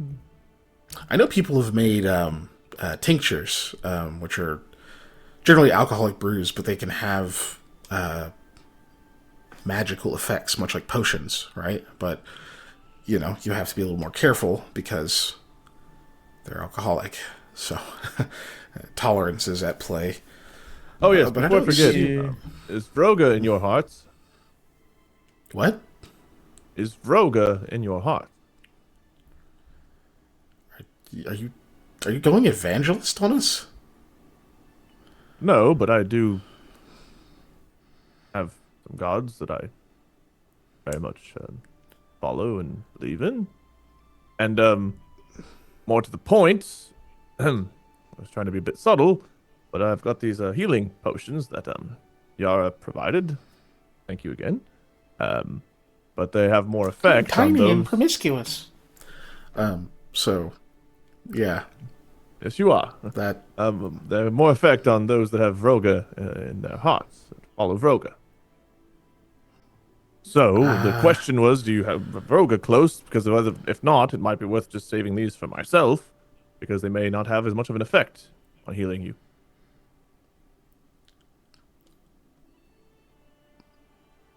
I It's don't. a simple question. I'm not sure what the contemplation is. I don't know. Looking at, I'm just thinking, do you have Drazom in your heart as well? Because your food's looking a little bit frozen, and I also enjoy frozen food, so I might, just take your food because it's more effective for people who really hold Drazom deep in their hearts. I think you misunderstand where I'm going with this. Simply, the qualities of this particular potion are effective on those that believe in Vroga. That's it. I'm not trying to judge you. No. I get that. I'm just making a point of according to who. The one who created it. Who is a Virgo worshipper, right? Nothing gets by you, Aldo. Yeah, so apparently a lot gets by you, Carla. Sometimes. You think it's propaganda? I mean, I guess it could be. Like I'm not sure. Listen, I'm these comfortable religious saying types yes. are always like, people have their beliefs, but it's always their belief. You know what I mean? Theirs is the one. If you believe hard enough, those potions are going to work better. As you see it knitting your flesh back together, that's because of your belief. Well, I mean, to be completely fair, Aldo, there may be something to that. I mean, divine power does... It's a bit of a strange study. I mean, I think it all comes relatively from the same place, but for some, it really does come from their faith. And that could manifest in the product. And the intent of the question was simply to know if that is all indeed true, which I would suppose it is, he says, looking at Yara. Whether or not it'd be that much more effective on you. That is all. Mikhail kind of glances at Yara and then back and says, I don't commit any particular worship to Vroga, no, if that's what you're asking. You should. I agree. But since you don't... Oh, hey, Scott's back. I was gonna say. She's like, is that what I sound like? Sorry. Thank you. You should be. Yeah. Oof. Aldo looks to you and he goes, "Sorry, Koa, I didn't mean to come at you like that. Just I've dealt with this before, and it just gets on my nerves sometimes." I'm not going to preach at you. You have your beliefs. I have mine. But we've never really discussed it because, quite frankly, it's not my business. But in this particular case, it may, in fact, matter. Well, in this particular case, if it does in fact matter, well, more power to you. I probably should stay with you. I thought you... I really thought you just suddenly got, I don't know, conversion therapy or something out there, the way you started that conversation. Well, we can discuss the pros and cons of worship and the proper gods and goddesses if you all wish to, but I usually keep those things to myself, and I simply have something here that may or may not have worked better on you or me or all of us, and it was just good to know before we maybe get munched on by gnolls or trolls or wyverns or something else. You're getting all bent out of shape. It's fine. We get it now. It was just the way it started was alarming, Yes. You've never had those people come, bother you about who you worship before? They No, not many people like approach me with questionable conversations. I suppose I scare them. Well, for the most part, you kind of free folk. You have tents and things, right? These are roaming people. See, with me and Mikhail here, we could shut a door and pretend we weren't home when they came around. Well, we also, of course, the people you're talking about were among the free folk, right? But generally, the free folk are accepting of all kinds of people with different backgrounds and religious beliefs and such. So forcing one ideology doesn't really sit so well. That's good to know. Yeah. Granted, I was also only with them for a short amount of time, and a child who was more interested in chasing skirts than listening to the elders. So could be I'm also mistaken.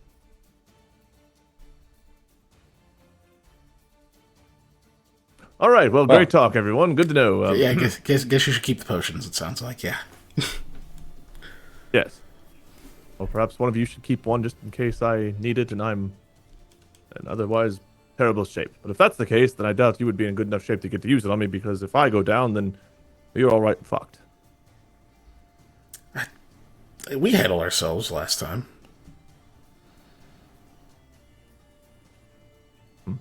Can we all I saved the stupid mule I hate. I wanted to say, can we just take a second to interrupt your important RP to recognize the fact that Steve has subscribed for his 5-year and 9-month period, which is 5-year, 9 month. That is the 5-year, 9 months. Something Scott will never get to experience as a bottom. Oh, I think is he one of those numbers? hey. He's more like put the paper bag face down, hands out to the side. I think they call those twos. Alrighty. All right, go ahead. Roz, that was for you or whatever.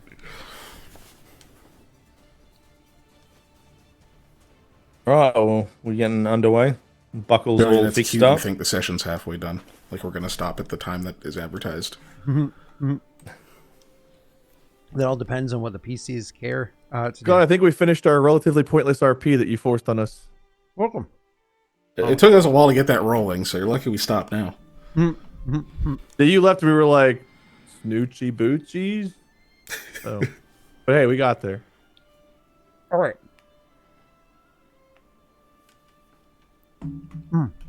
Sorry. I've not seen a knit work all night, y'all. So I don't know that it is showing. Net? What? Oh, is it broken? Yeah.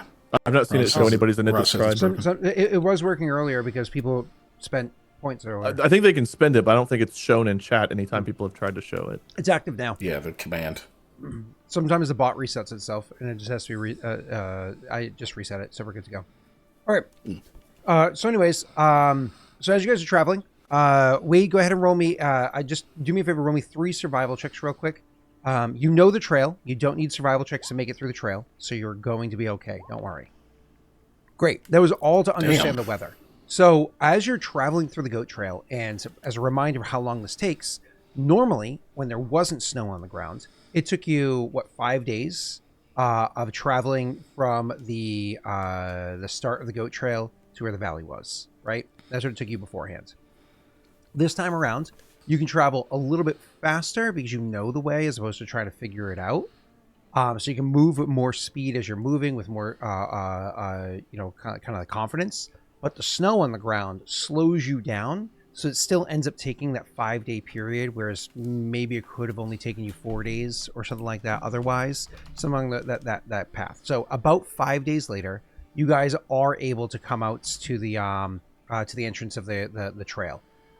Before you make any decisions, I will say that you've been keeping an eye on the weather the whole time. And while it's maintained very cold, while it's maintained very windy, you did all prepare for this. You brought, winter clothes, you brought extra blankets that you can throw on yourself while you're traveling on the horse. You're sitting on a horse, which radiates heat for you as well. At nighttime, you don't have a lot of fire you can burn, but you do have a giant tent that now 3.5 people are all sleeping in. So like you guys are be able to like stay warm, so you don't have to deal with any negative effects of that. The weather just kind of like slows you down. But you do see that as you're getting closer to the edge of the trail, there's at one point in time you're like, I'm concerned that the skies are going to open up with a pretty big storm soon. Like it's getting I'm getting the telltale signs, it's like warm, cold front, however the fuck it works. You're getting the telltale signs that this is going to be happening soon. Let's just hope that it holds out until at the very least we get off the goat trail. And it does. Fortunately for you guys, you're able to get all the way out of the goat trail and it hasn't opened up yet. And you're getting to that point where you're like, all right, we need to get as far as we can before this happens. I don't know which direction you intended to get to right away, but at the very least, you can either, as you're coming out of the goat trail, your characters are tired. Can you drop us on the map again? Yeah. Let me see that.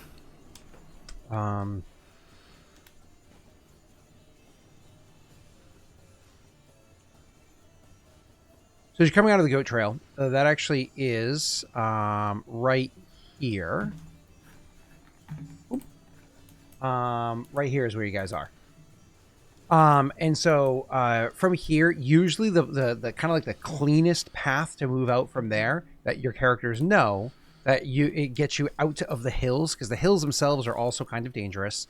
They're also uncomfortable. You don't really want to just head straight from here to somewhere else unless you're prepared to, like, because you have to make trek. You don't know the way. You'll have to make like survival checks, whatever it is, to try.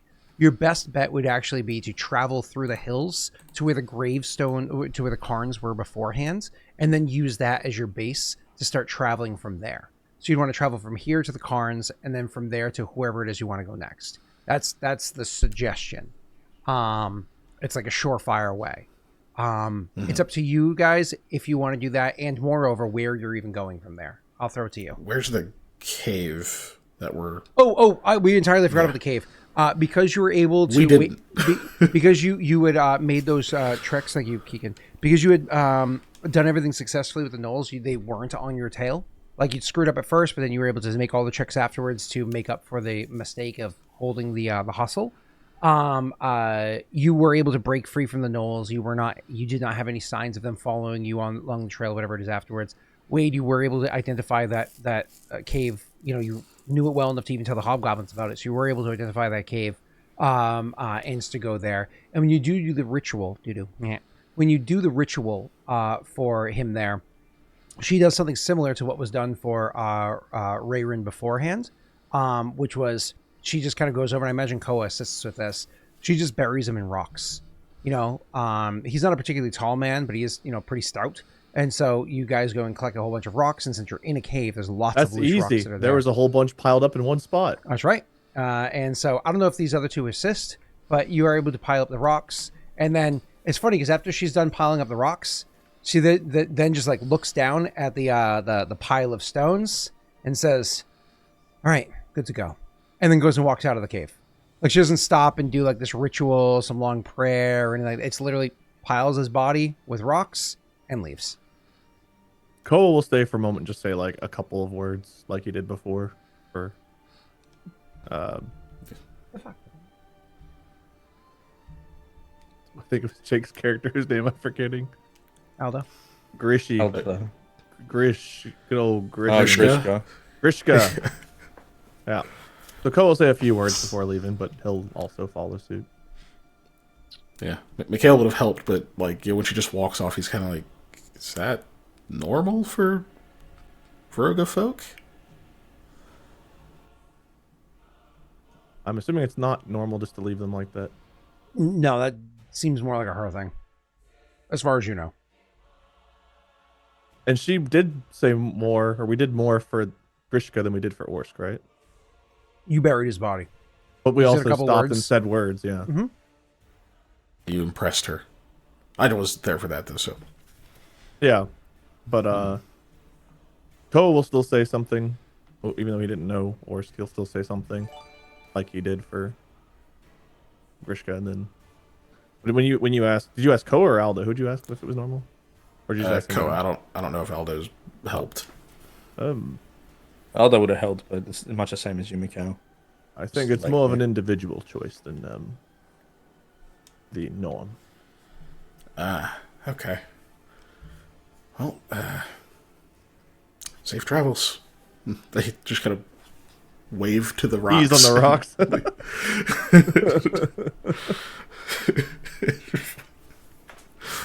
Yeah, this is what I think about your religion. No. But yeah, he just walks off after that. can't use the healing potion now since you got piss on you. When did I get drunk? What the hell?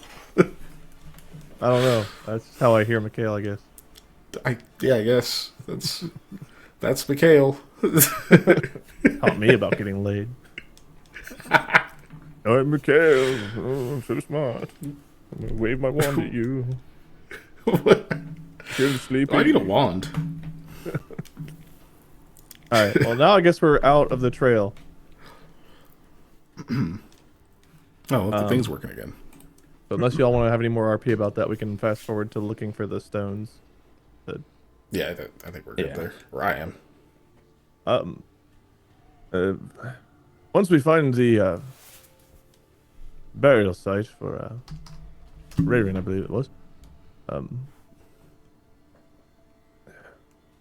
it'd be easy to head straight east and end up in Forfin. It's not that much further. It's about the same distance, really, I think, to get to Leshev. But it's less of a direct path. It's north, but just you can see here, if I hold my arm, it's slightly east. Whereas Forvin is almost, if we're marking the correct spot here, directly east. But distance-wise, it's about the same. Yeah, wasn't there a reason we had Jaden go straight to Forvin She wouldn't get rather lost. than go to Leshev? Well, she didn't have a map or a compass. There's just a more direct path. Yeah, Okay. you can head east and can't fuck it up. It's easier to follow. I'm assuming the sun travels like east-west in this world, too. Easier to follow movements of the sun that way, too, if you don't have a compass. Yeah, that makes sense. Okay. I mean, that sounds like we could just go to Leshev. We do have a map and a compass. I believe so. If we just head north, I mean, we should run in almost into it. I mean, we're not at more risk of dealing with plains cats going that way or anything, right? Okay, so out of game, from what I can gather here, it looks like we're outside of the city limits about the same amount both ways. Yeah, out of character. Like a 10-mile difference. To get to the actual I- city, but I think the city limit, like where we thought that what's his face would be safe, Elliot, is Yeah. about the same, right? Yeah, where we can hit a barn or something. Yeah. It's You best to do between the no 48 and snapping. 60. I mean, I'm getting like between 48 and 60 on both. I'm getting 54 and 50. So yeah, almost the same. Almost the same. Like so close. So we should just head straight to Leshev then. It's maybe another 5 miles, 10 miles, give or take. But yes, it's pretty close. Yeah.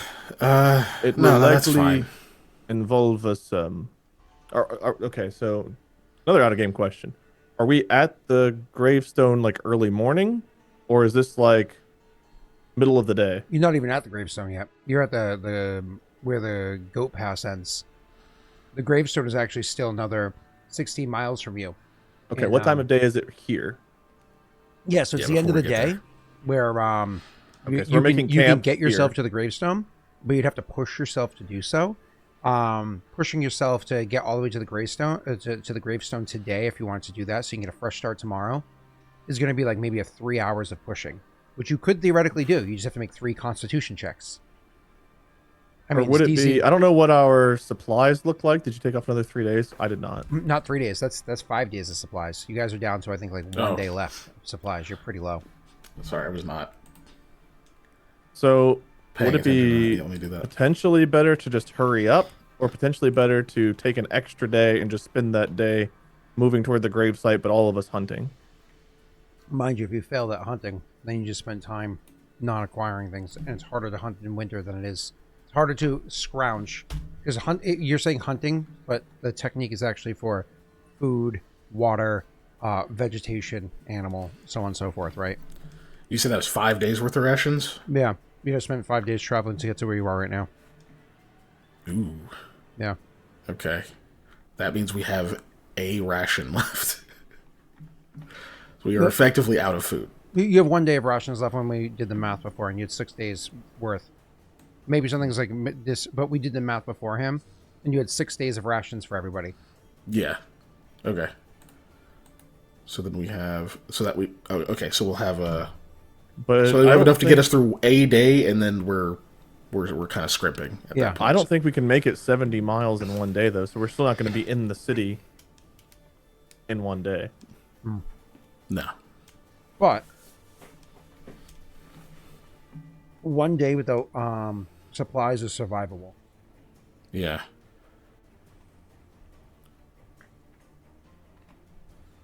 If we push for another few hours, we can possibly make it to the burial site, and then we can go straight north to Leshev. Supply-wise, Mikhail, we're not looking good, are we? No, not really. We can get through another day, and then after that, we can split the last little bit amongst everyone, but it won't be enough. So, decision then. Do we push on to the gravesite tonight, get a little bit less sleep than we'd like, and then try to hurry to Leshev, get there as fast as possible, perhaps in a day, day and a half? Yeah, that's probably the best option, at least in my opinion. All right. Oh.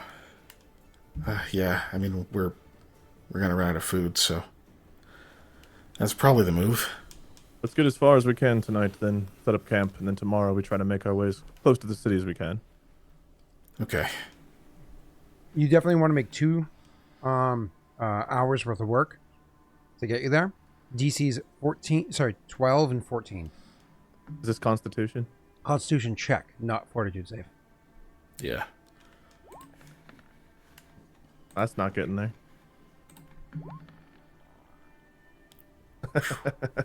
Or That's good, 'cause I'm already fatigued, so... Well, you wouldn't be after those these days many ago. days. That was 3 3 days days, ago, I think. thank goodness. That's right.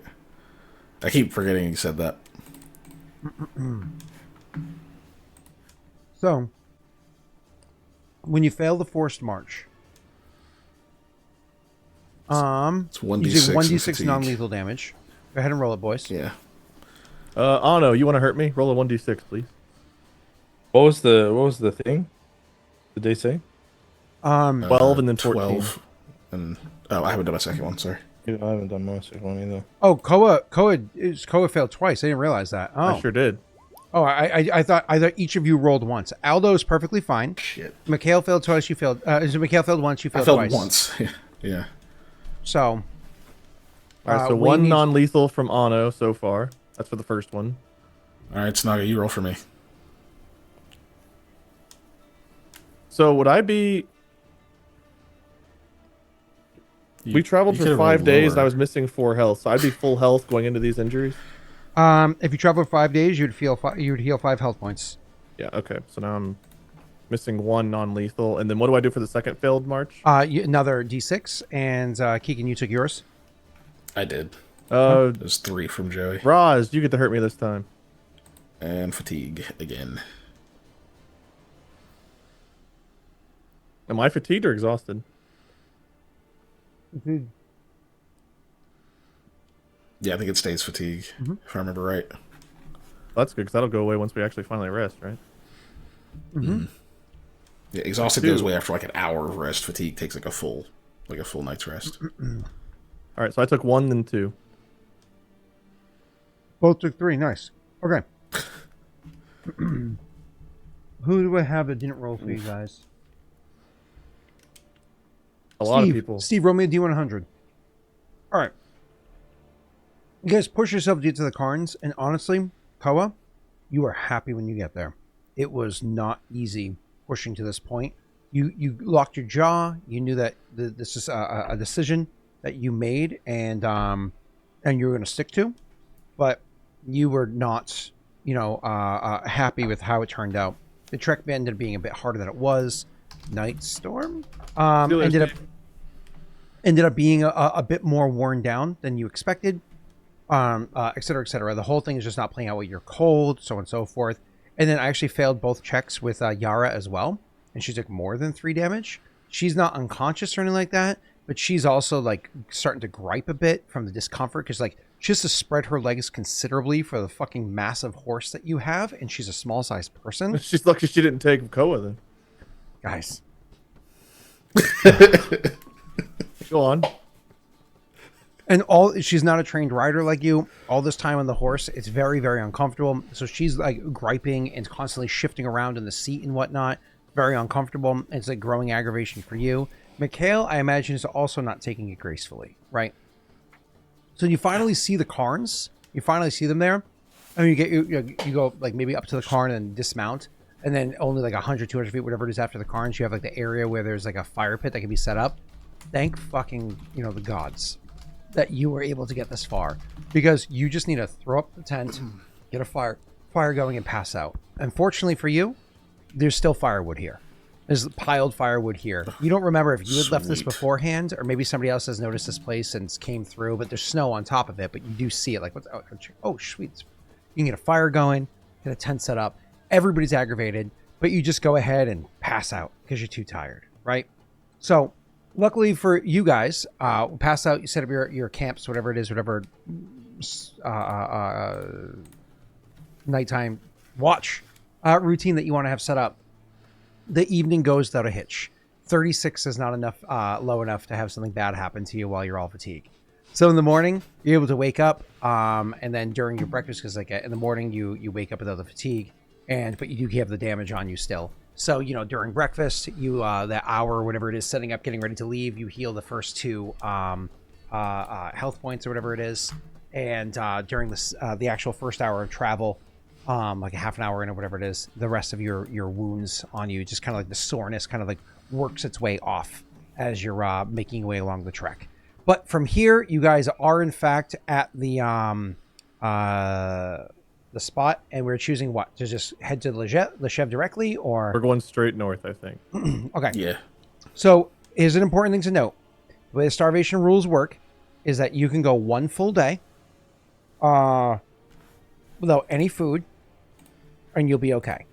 I think you take like some non-lethal, whatever it is. We can go We 1 had full 6 day. days of food, then we still have food for today. So- It's just after today we don't. But so Yeah. you're assuming 2 days of travel. We'll have And you 2 assume- rations remaining, period. after today. Not days, just rations. Period. Yeah. So the way I kind of like see it in my mind's eye is with what he's saying right there. You can triage, and you can have 2 people make sure they're not starving, or you can share those rations and give everybody a bonus to their Constitution score to not suffer penalties for this. I feel like playing our characters, we would share. Yeah. Okay. Especially we're not knowing going to be trip thinking about is it that supposed way. to be short. Yeah. Okay. Then everybody traveling that first day, which you're moving at the slowest speed that's here. So the slowest speed is going to be 36 to Chicago, fucking mule. And Simon slows you down. You're able to get 36 miles north of here. Oh, hold on. And get you to right about here or so before your characters have to. And that's including 1 hustle, right? Get you to here. That's unless you want to push that night and have everybody make a Constitution check and try to get a little bit further. I don't know that we would push tonight because I don't think we want to be fucking around with plains cats being extra tired. Okay, that makes sense. We can disagree with that if you guys think. But I think we would push harder tomorrow to make sure we get there, then push harder here and potentially be caught. In the One middle more of the factor plains. that the survival checks you made beforehand, that storm is coming. You expect it's going to hit before you get to Leshev. You just don't know how long before. Is it going to be like we're only a couple hours away, or is it going to be like we're a day away when the storm hits? And it's going to be a proper winter storm. I still don't know that Well, we you want to wanna risk push. pushing. I mean, how much further would we get pushing? How many more miles? Yeah. Every because you're going at the slowest person speed, you would be able to move. Jacobo moves 4 miles an hour. That's you move at the slowest persons. Okay, where were we stopping? Let me see this. Yep. Yeah. Let me remeasure. So it's 30, Um, 32. Make sure. 36. So at most we hustle. move what? 44 miles would be the most we could move. Here, I got it for you guys. 36 gets you right about here. Because that's with our hustle. Right, but if we push, we could get how far? Get you to 40, which is right about Not far. yep here. But every mile counts. That's still closer. It's just it But does. also, we're in the middle of the plains, tiny potentially. stretch. The mule has a speed of 30 feet. Kajitar, it's average speed. Yeah. And once the snow Yeah. hits, you move slower. So I think. Yeah, I don't want to end up fatigued and have fucking plains cats attack us. That's fair. I think in my take is we don't push, and in the morning we hustle first and then push as hard as we need to after that. Yeah, I agree. How do you measure where you're moving a token to as you're moving a key? Can I always forget? After you've clicked it, you hit Q. So I clicked it, I press Q, and it's not measuring as I move. I think you have to move it slightly before you hit Q. Okay, let me try that again. You know, don't release it. Like keep holding. Yep. So and then I'm hit Q moving while you're it still way off holding to it. the side. I press there it is. You got it. Unfortunately, it snaps though. That's annoying, but that's fine. It's good enough for me to get what I needed. If you hold Alt after that, then it'll stop snapping. No, Or- that part I know. Yeah. This is the measuring part. Thank you. All right, were you about to say something, Jake? I thought I heard your voice. Nope. All right, so the plan is to not fuck with the plains cats, just move the 36 miles and go. Then tomorrow's probably the day where we get up, we hustle first thing, and try to get there as fast as we can. Mm-hmm. Yep. All right, cool. So you guys get there. As you're setting up camp, like once you're at the point of setting up camp that there's no like returning, you already have the fire lit, already have the tent set up, already like get food cooking and whatnot. You're sitting there and like it would take you an hour to break down camp and get ready to go. Like it would be foolish to do so. Like as soon as that happens, Koa's like smells the air, and you can smell the frost in the air. You know, like before a storm, like the day before a storm, whatever it is, you can smell. You're like, fuck. It's probably gonna start snowing late morning. That's your best guess. Late morning, like you're gonna If you guys wake up early, hit the road early, late morning, it's going to start coming down. You're hoping it starts light and it doesn't just dump on you, but it just is what it is. Cool. So you guys do your camp, get yourselves as much rest as you can. You probably do that, get up as early as you possibly can. Try to break down camp as quickly as you possibly can, and then hit the road to start heading out. Don't worry about like the food bit for the moment. We'll get back to that afterwards because it's the end of the day. But so it's supposed to be another 36 miles from here. Would actually get you all the way to Leshev if you were able to make that whole 36 miles. If you're able to actually cover that whole distance.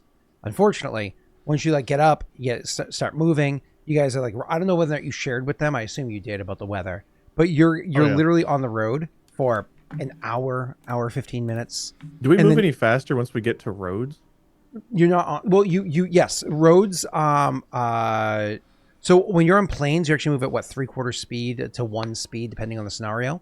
And then when you get to roads, it defaults up to the next step is roads on in mountains is not as good as say open plains. You know what I'm saying? You're right. I'm just saying once we get into the city limits of Leshev, not every there has roads, but yes, if you come to a road like you did when you first left the place, absolutely yes. Okay. Either way, so you guys are making your trip hour and 15 minutes into the travel, and you guys got up relatively early. You head out as quickly as you could, and then you went to head out, and then you're already seeing snowflakes starting to come down. You're hoping it goes slow. But here it comes. Snowflakes are coming down.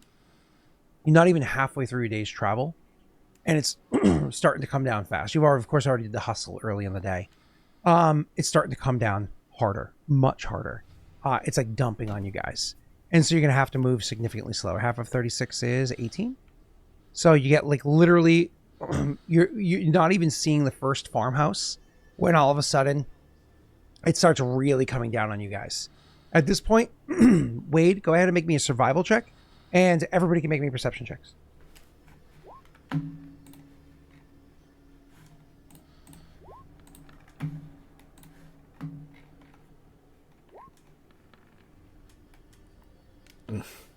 Should I use anything on mine since I'm the highest perception?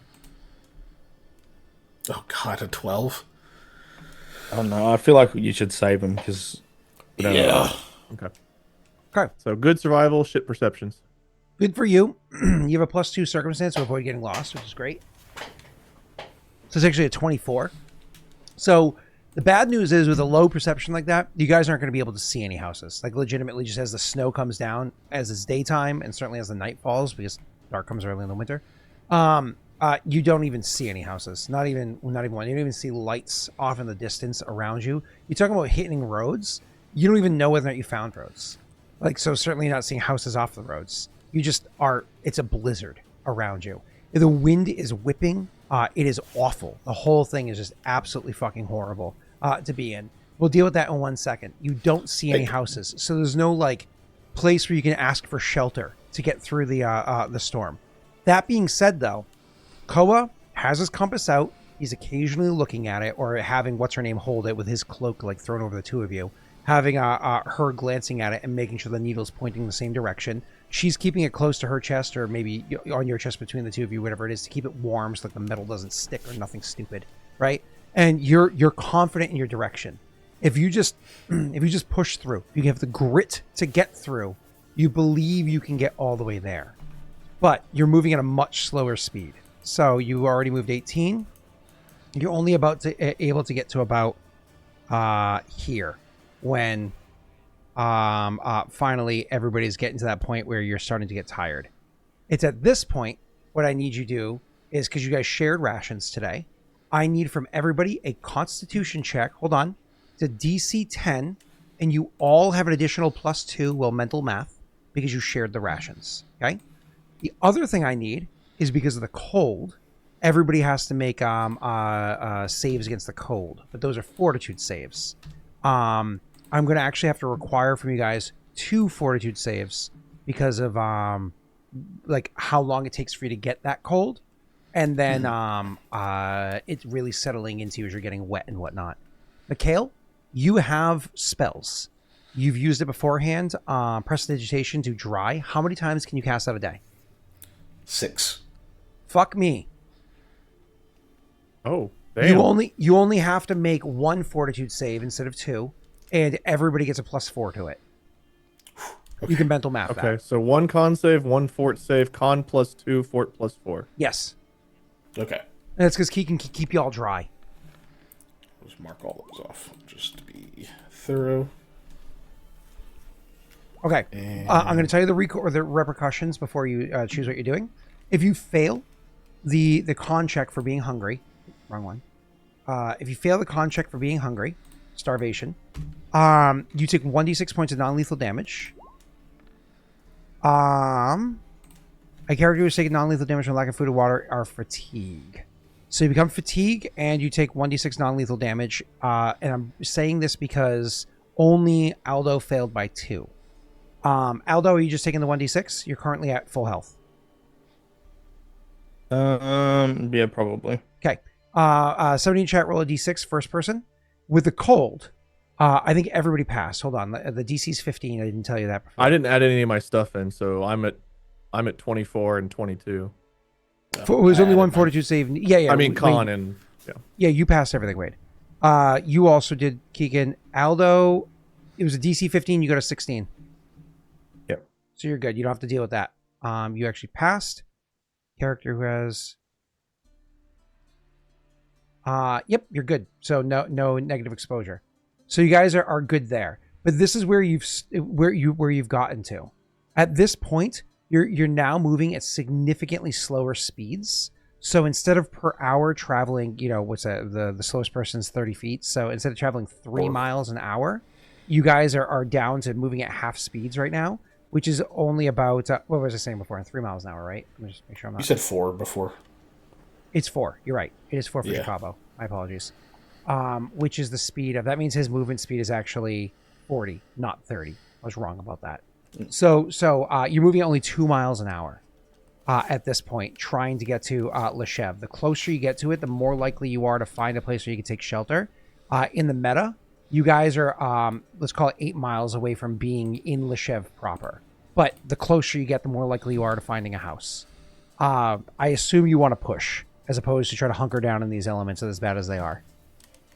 Yeah, I think so. We would probably push for an hour or two, assuming that everyone's healthy enough to do it. Yeah. Currently, everybody's healthy enough. Con checks for everybody, it's a DC 12. No bonuses.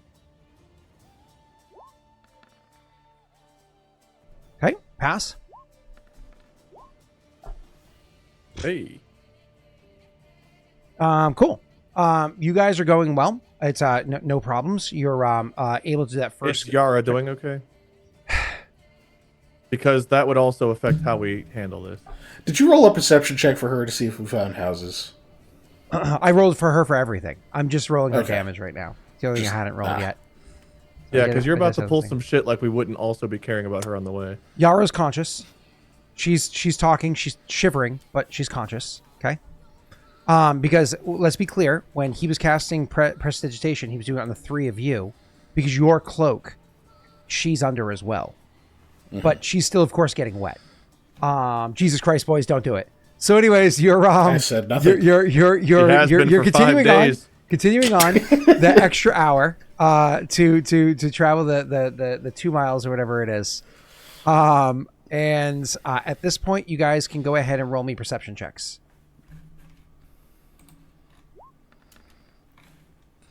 It's a bit there. Oh, that is a great one. This is what happens. Are you ready for this? It's not light that you see. It's not song that you hear. It's not fire that you smell. No. It's someone has a personal distillery in their house, and Aldo can absolutely smell it. He smells it. He smells it in the air. He hasn't had alcohol in a week. His blood is boiling. He smells a distillery nearby.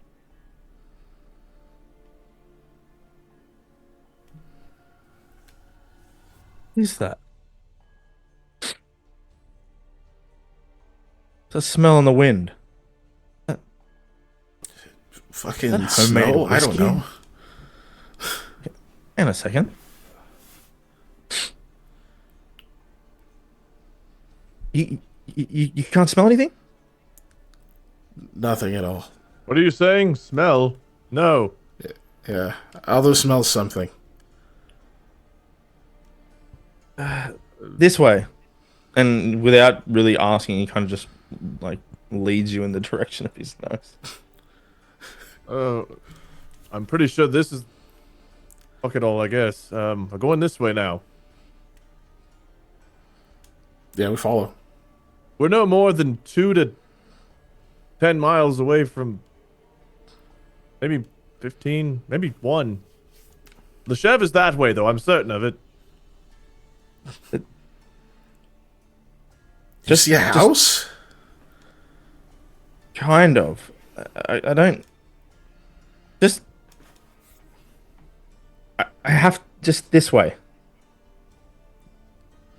Yeah, we'll move to keep up. Yeah.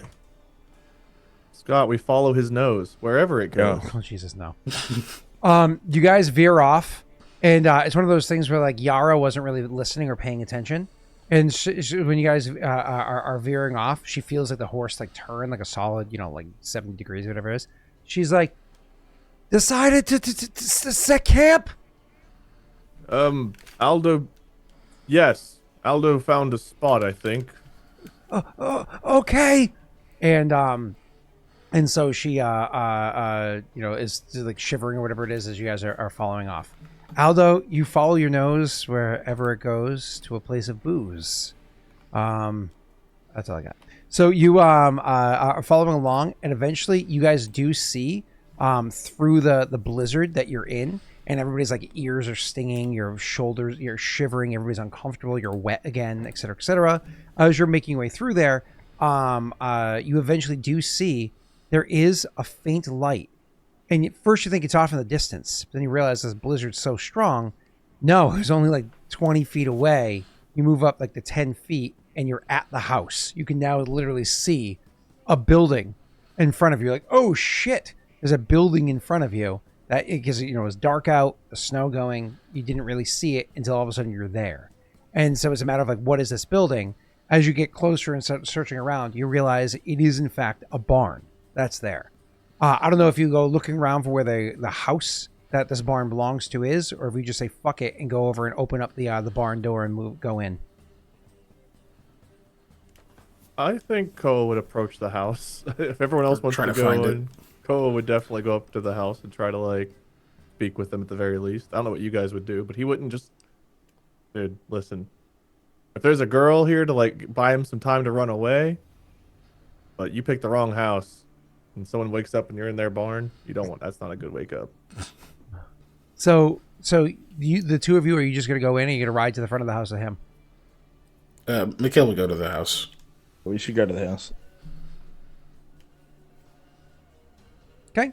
So everybody rides over to the house, and Koa is going to dismount and go up to the door.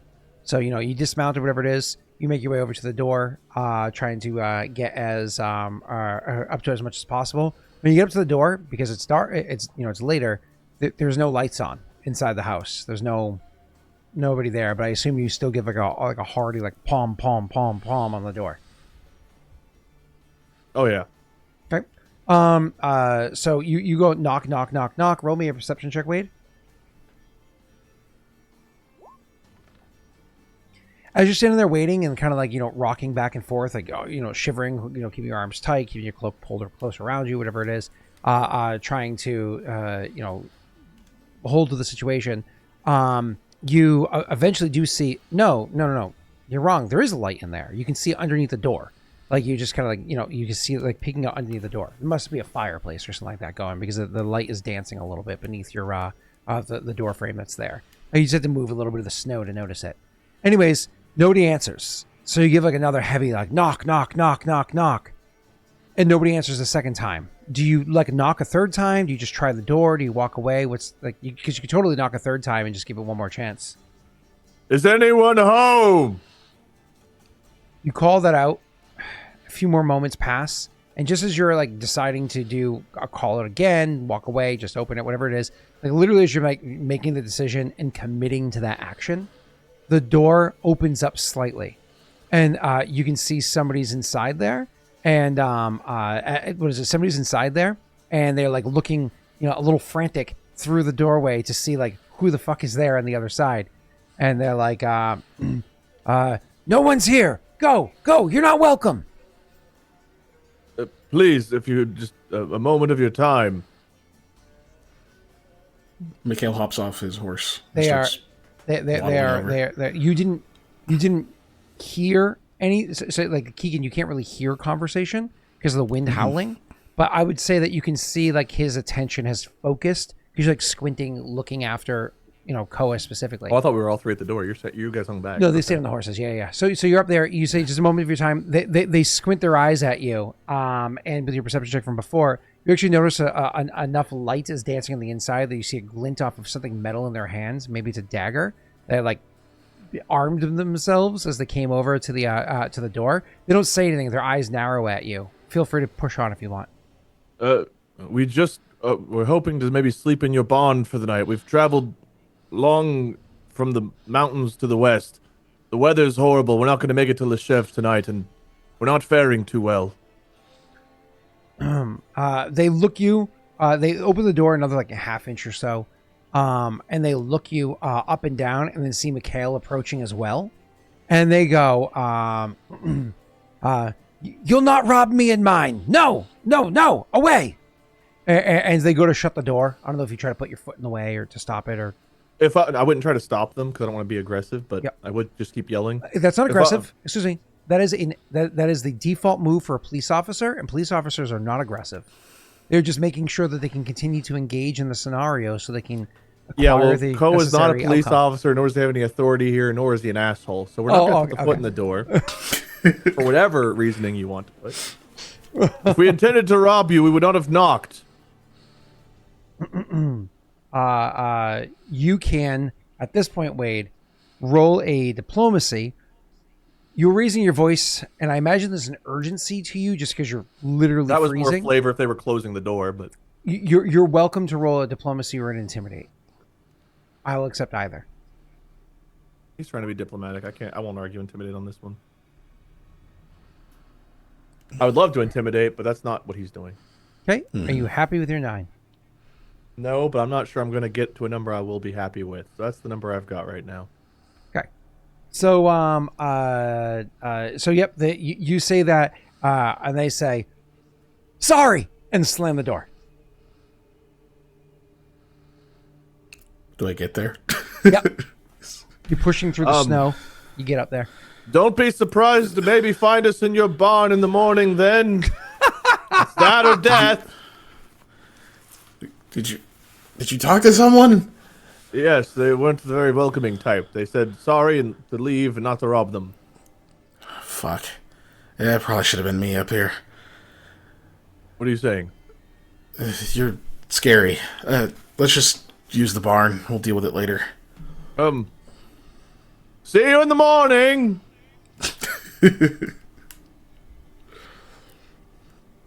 Okay.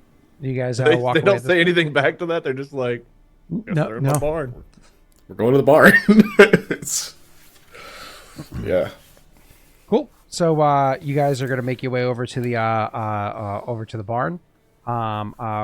Koa, as you make your way back to the horse, right? So as you go to climb back onto the horse, you go over there, and it's one of those things. You're cold, whatever it is. You're shivering. You climb up onto the horse, and you get onto it, and you go to start to turn Night Storm. I guess it's nighttime and it's a storm right now. To head towards the barn. Then you realize something. You feel like you're missing something. Like, hold on, no, what is shit? And you realize she's not on the horse anymore. And frantically, you look around for a second, and you see, oh shit, she's fallen on the ground. You hopped off the horse and took your cloak with you to go and talk to the door, or whatever it is. It was too much for too long. She failed another save, and so she passed out with cold from non-lethal damage on the ground, and so she's unconscious, in the snow. Yara's, she's fallen unconscious. We must get her in and warm her up immediately.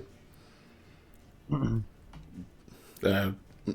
will probably like ride a bit ahead then to get to the barn and start trying to open it. Yeah, I'll does the same.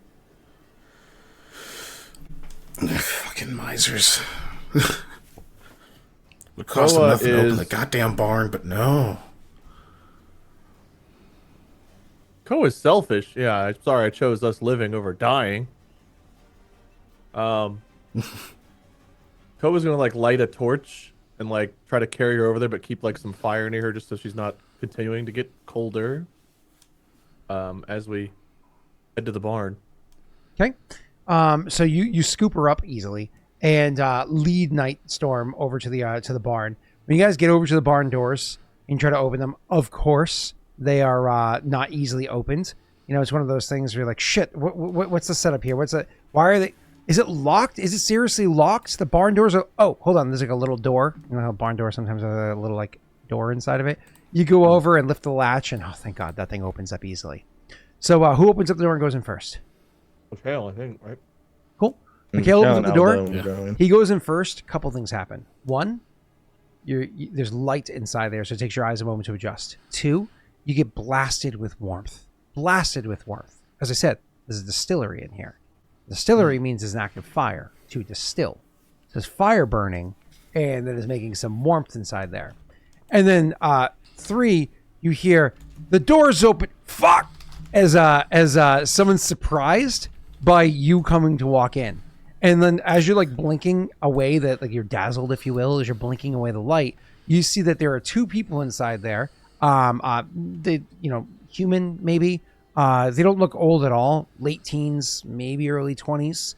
And they are over by the distillery, actively working on it. Twisting this or throwing a log there, or whatever it is that they're doing. And you opened up the door, and it blasted cold air, which got their attention. And maybe even the door came free from your hand and slapped on the other side. And they look over and see a person come walking into their barn that they don't know. And so they're like, "God, fuck!" Hi, Pat. Oh, Patrick comes bursting in, like you into their barn door. So what do you do immediately?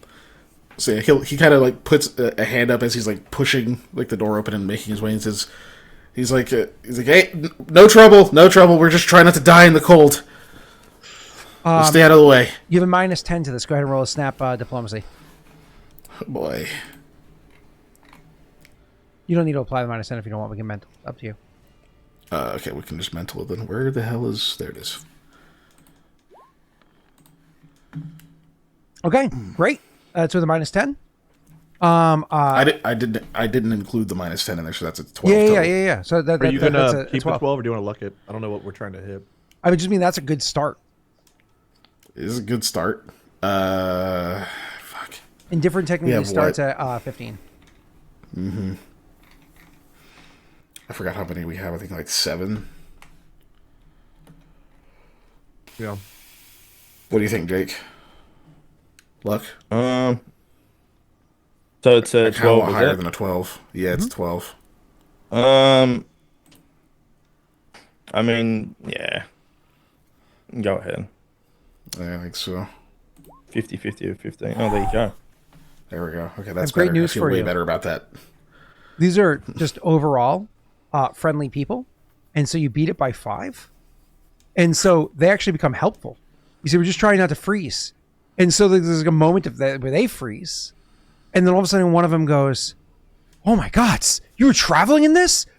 Quick, get blankets or something." And then like they one of them runs over to go and like help you in, but then they see like Koa coming in behind you carrying somebody, and they like step back as they see Koa is not much taller than you, but he's a big dude, and then he's carrying somebody, and so once they recognize this, immediately they run over and start grabbing whatever they can for these are blankets that are meant for horses or whatever it is, but anything that they have, they go to get it for you guys, and they try to like make a spot for you to sit as close to the fire as possible. They were actively drinking, you know what I mean? So they were drinking alcohol. They have like snacks out there with them. They're like offering you whatever they have. So like a bit of jerky. They're offering you alcohol, all this stuff, just try to get you in there.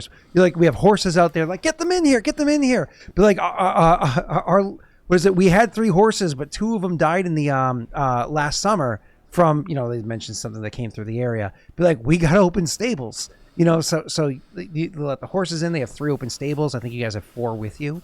So 3 of them can go in, and Nightstorm doesn't need one.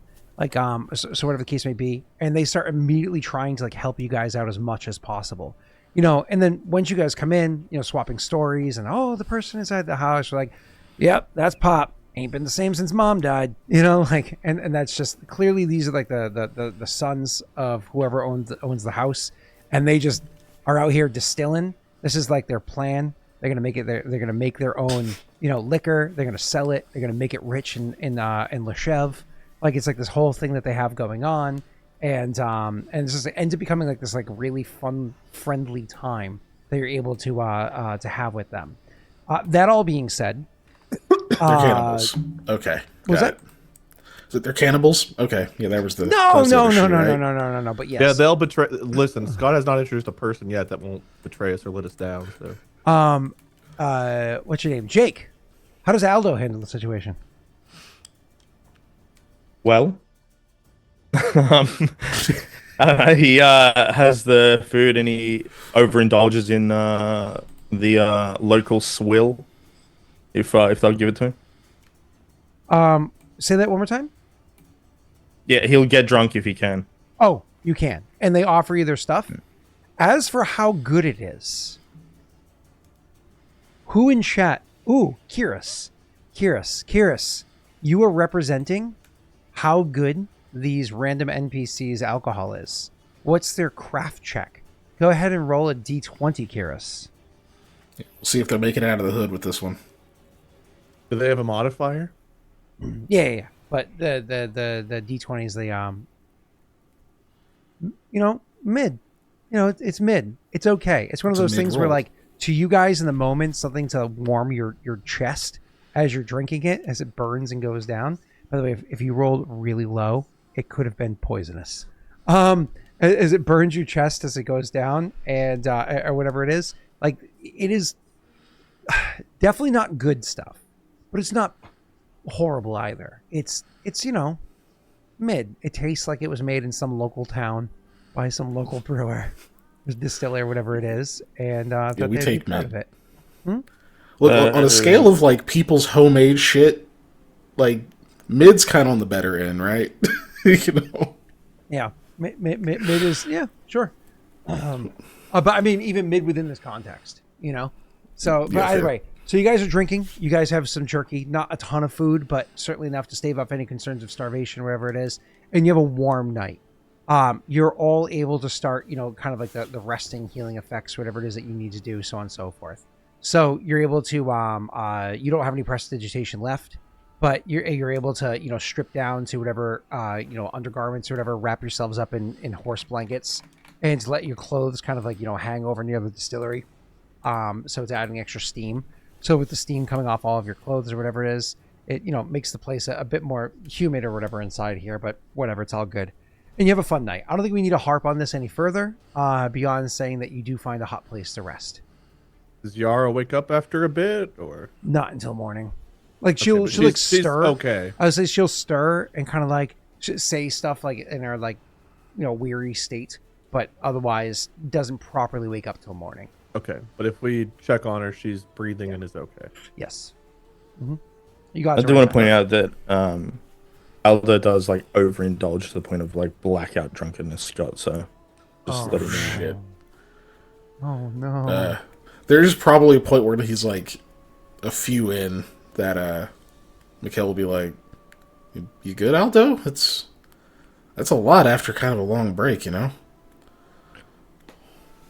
Aldo's like talking to the guy about how he's got contacts in Leshev and how he can get his business really moving, and he's like, "What?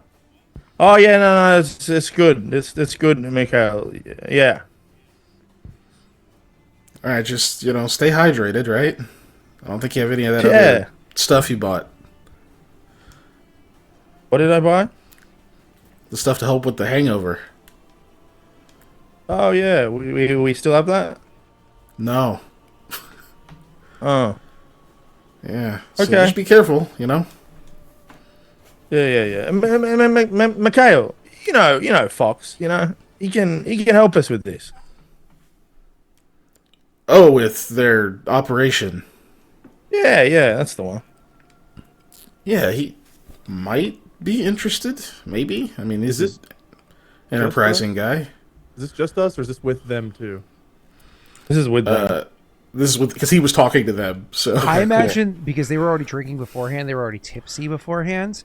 At this point, they're so drunk, they're not even really paying attention to what. Yeah. Cool. So they're probably then Koa will chip participating. in. But, yeah. They're participating, but they're also very drunk. Like I said, late teens, early 20s.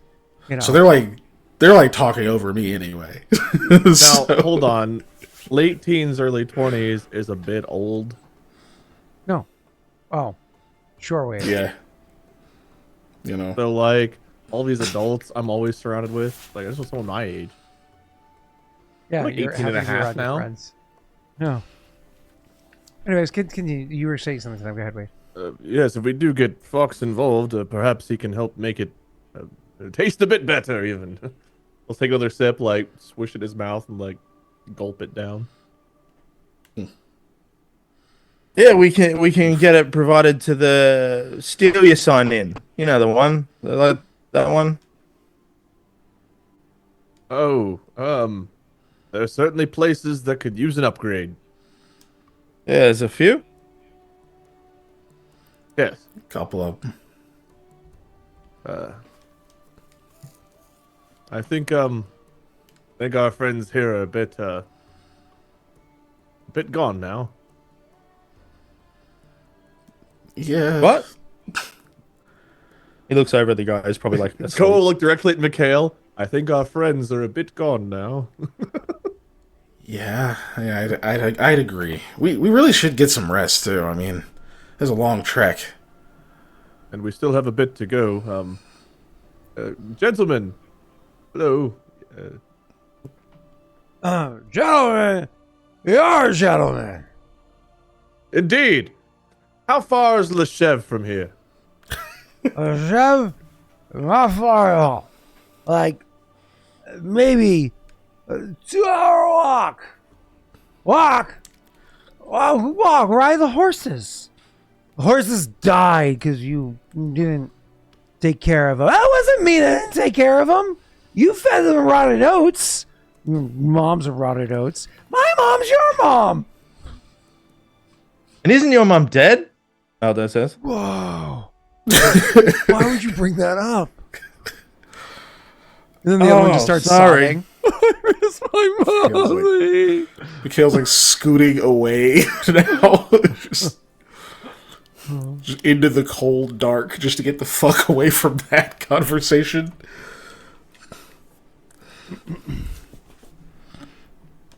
Okay. Yeah, he's gonna be luggage in the morning, but at least we're Indeed. close. But great food and drink, and thank you for your hospitality. You're too kind. You're too kind. As By I the way. knew something I was going to do, I forgot something. And I remembered it now. And Let's it's too late rewind for it to again. matter. No. It would be rewinding like 2 weeks. When Oh. Wade got bit by a gnoll, he failed a fortitude save, and he was Oh. supposed to get. He was supposed to get Guess like. who's been thinking about this whole time and hasn't said a fucking word out loud because our really great GM, the best DM I've had in years right here, I was like, he'll be on top of it. Who's supposed Oh to yeah, I mentioned it, but you were away. you supposed to get filth He fever. did, yeah. And- Mikhail even mentioned it in RP. You were. I totally forgot. It was actually the That last is session. I was so supposed to hit you. tragic. Anyways, all right. Moving on. We didn't even need to use the body sleep. balm. We get to keep that. That's great. Fuck. All right, moving on. You fuck faces. So, Aldo, I need a fortitude save from you.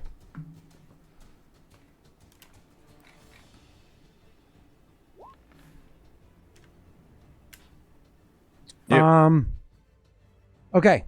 So unfortunately for you, rolled twice for cirrhosis. No, unfortunately for you, your character overindulges, like at a dangerous level, to the point like in the morning when they get up, and even they're hungover or whatever it is, so they get up kind of late and they're starting late or whatever it is.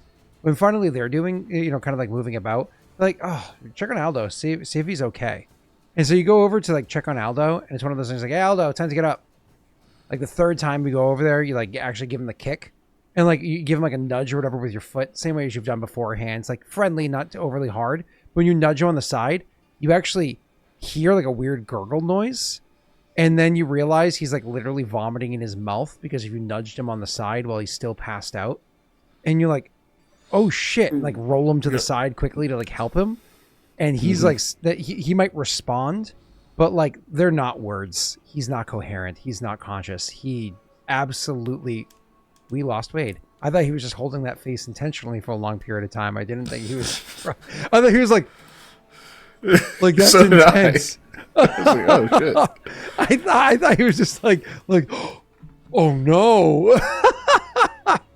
Anyways, so you realize like he drank himself into the point of literal alcohol poisoning, like at a dangerous state where you're like, oh shit. And he's your medic, if you even want to call him that.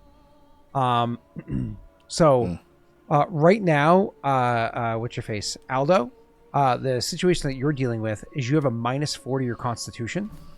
And we will see how that plays out from there. Mikhail, I imagine you immediately want to try to give him some sort of assistance. Yeah, I think given the seat that I'm in, I'm going to go ahead and say he just gets better. It's fine. I take that decision away. But I made it while I was in the seat. Yeah, so. but then it was So you're just going to inflict him with a bad thing? It was an executive order, and I came into office and I immediately signed it off. I was like, nope, bye. Oh. He doesn't even get another roll. Like, he recovered on my watch, and now you're inflicting him with a situation with no roll? Yeah. You get to make a heal check. All right. Me and my heal check. I don't think... Does any of our stuff help with this? I don't think it does. By the way, if you guys ever do want to see Keegan DM, twitch.tv / twitch.tv unnatural_1s. unnatural_1s, where Keegan DMs his own homebrew campaign. Wherever he is. His own homebrew campaign. Lots of fun. Go check it out. He also, on other nights, not just Tuesdays where he DMs, he's also making his own system that he's working on too. But back to Keegan. How are you trying to save his ass? I'm checking Simon to see if any of our alchemical stuff will help. Because it's not technically a disease, right? It is not technically a disease, no. Yeah, so body balm doesn't. Well, hold on. Actually, no. Let me be clear. I would count it as poison for the sake of mechanics, because you have to have a mechanic on to its Pathfinder. And poison would count as. Poison makes sense. Okay. Yeah. Oof. We have. Let's see, blood block, which I don't think does anything for that. Body balm doesn't. Clear ear doesn't. What about? We have mellow root.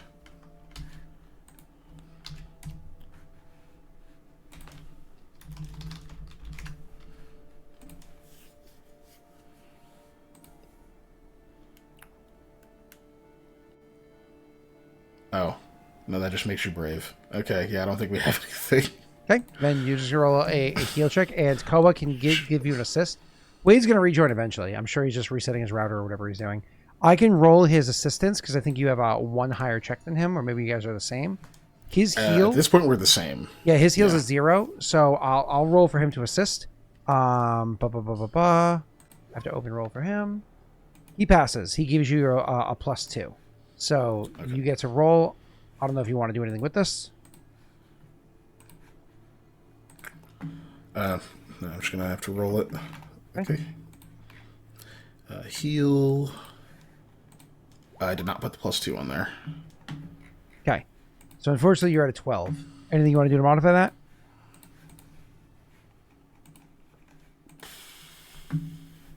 All I can do is luck. Yeah, I'm gonna roll it because I don't know how bad. I don't have an idea of even how bad that is. If not,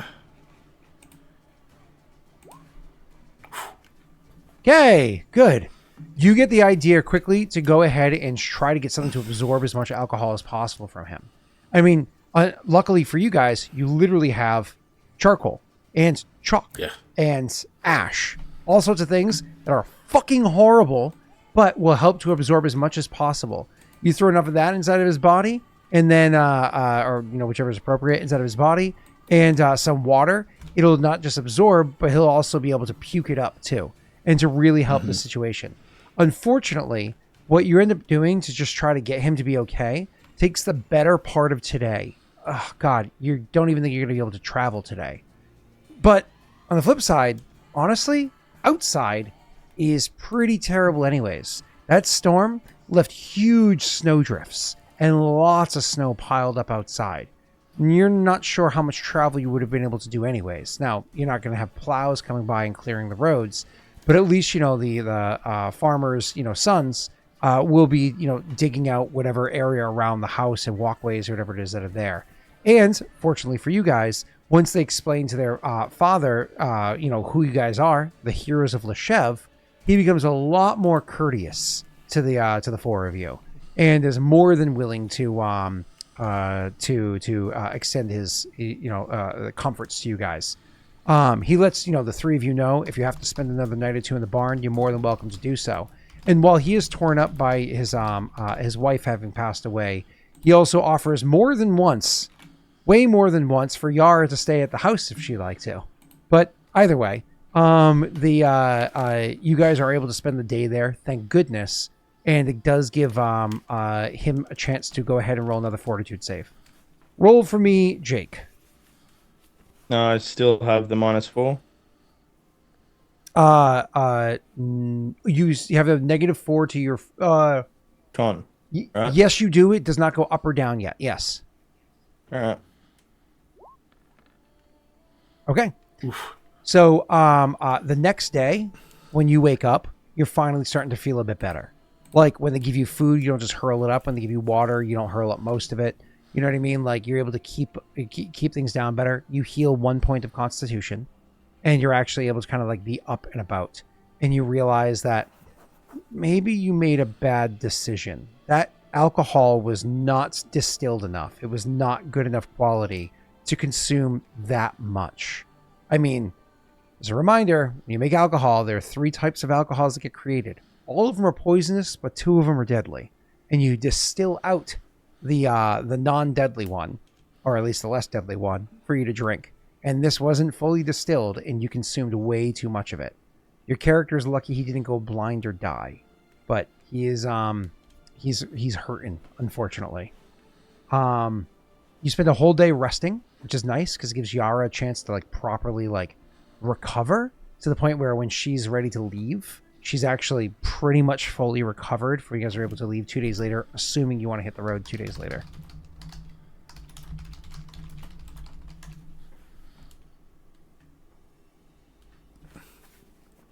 All right, why can't Wade rejoin the call? Yeah, I think he's rebooting right now because he was in Roll20 a second ago. Okay, so he must be on his phone and everything else. Okay. I assume... Oh, there he is. All right, cool. Your audio is still reconnecting. Yeah. And now you're muted. God damn it. There he is. Yep. Cool. Wade, good job. You helped save Aldo. And Why so... is this a thing? Wasn't the roll good enough for it to be safe to drink? What? Oh, yeah, but he drank way too much. According to... Him. He always drinks way too much. No. Not like this. So anyways, spending an entire day of rest, you guys are able to hit the road again. And you were provided with food while you were there and everything too, so it was good. You are able to hit the road again.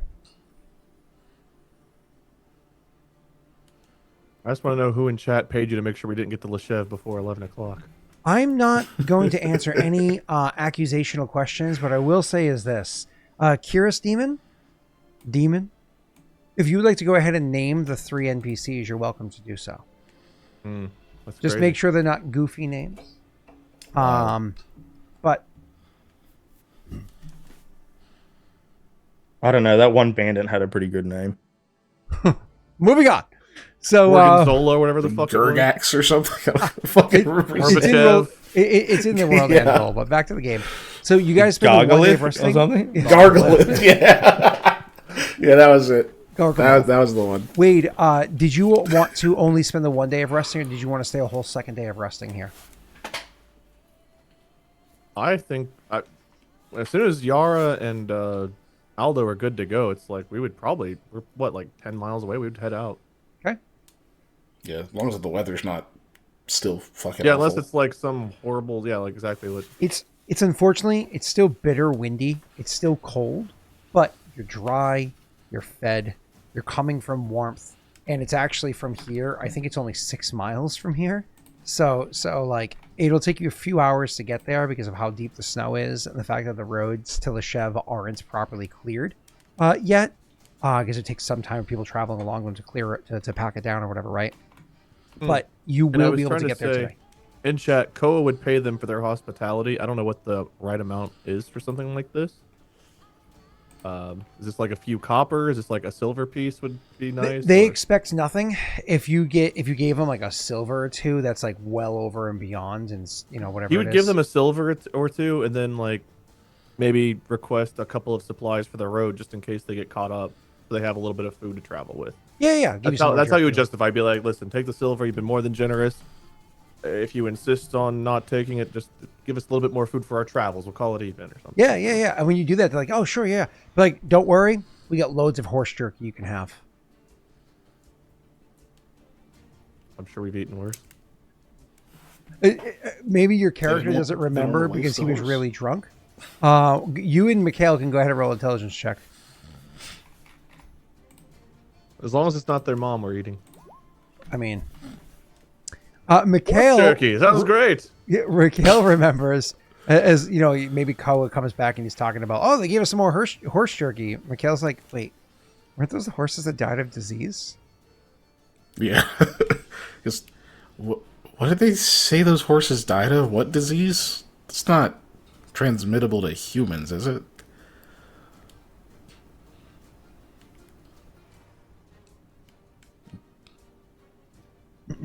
I have no idea. I might offend them if I'm like, oh, by the way, these horses have died of disease. I'm not sure if we should eat them. Mikhail and Aldo did get a bit sick from the drink as well, so. I mean, I guess they've been eating it, and then we just ate it and are okay. Perhaps they have hardier stomachs than we do. Yep. Well, maybe we won't need it. We'll see. We'll take it and perhaps offer to the nearest plains cat. I mean, you guys have already been eating this jerky. Yeah. But now we know. We know. You thought the liquid shits were because of the alcohol, but now you're not sure. Oh, Jesus. Okay. Keegan heard the Loud liquid ass shit. car.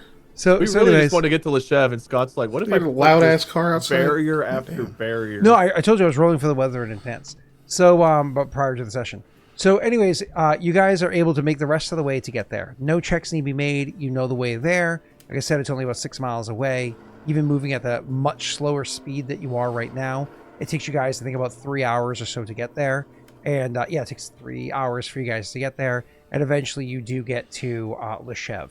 Finally, you come to the point where you're walking into Leshev proper. You can see it off in the distance. You can see like all the chimneys going, strong, whatever it is. And you can see, thank fucking God, we made it to Leshev.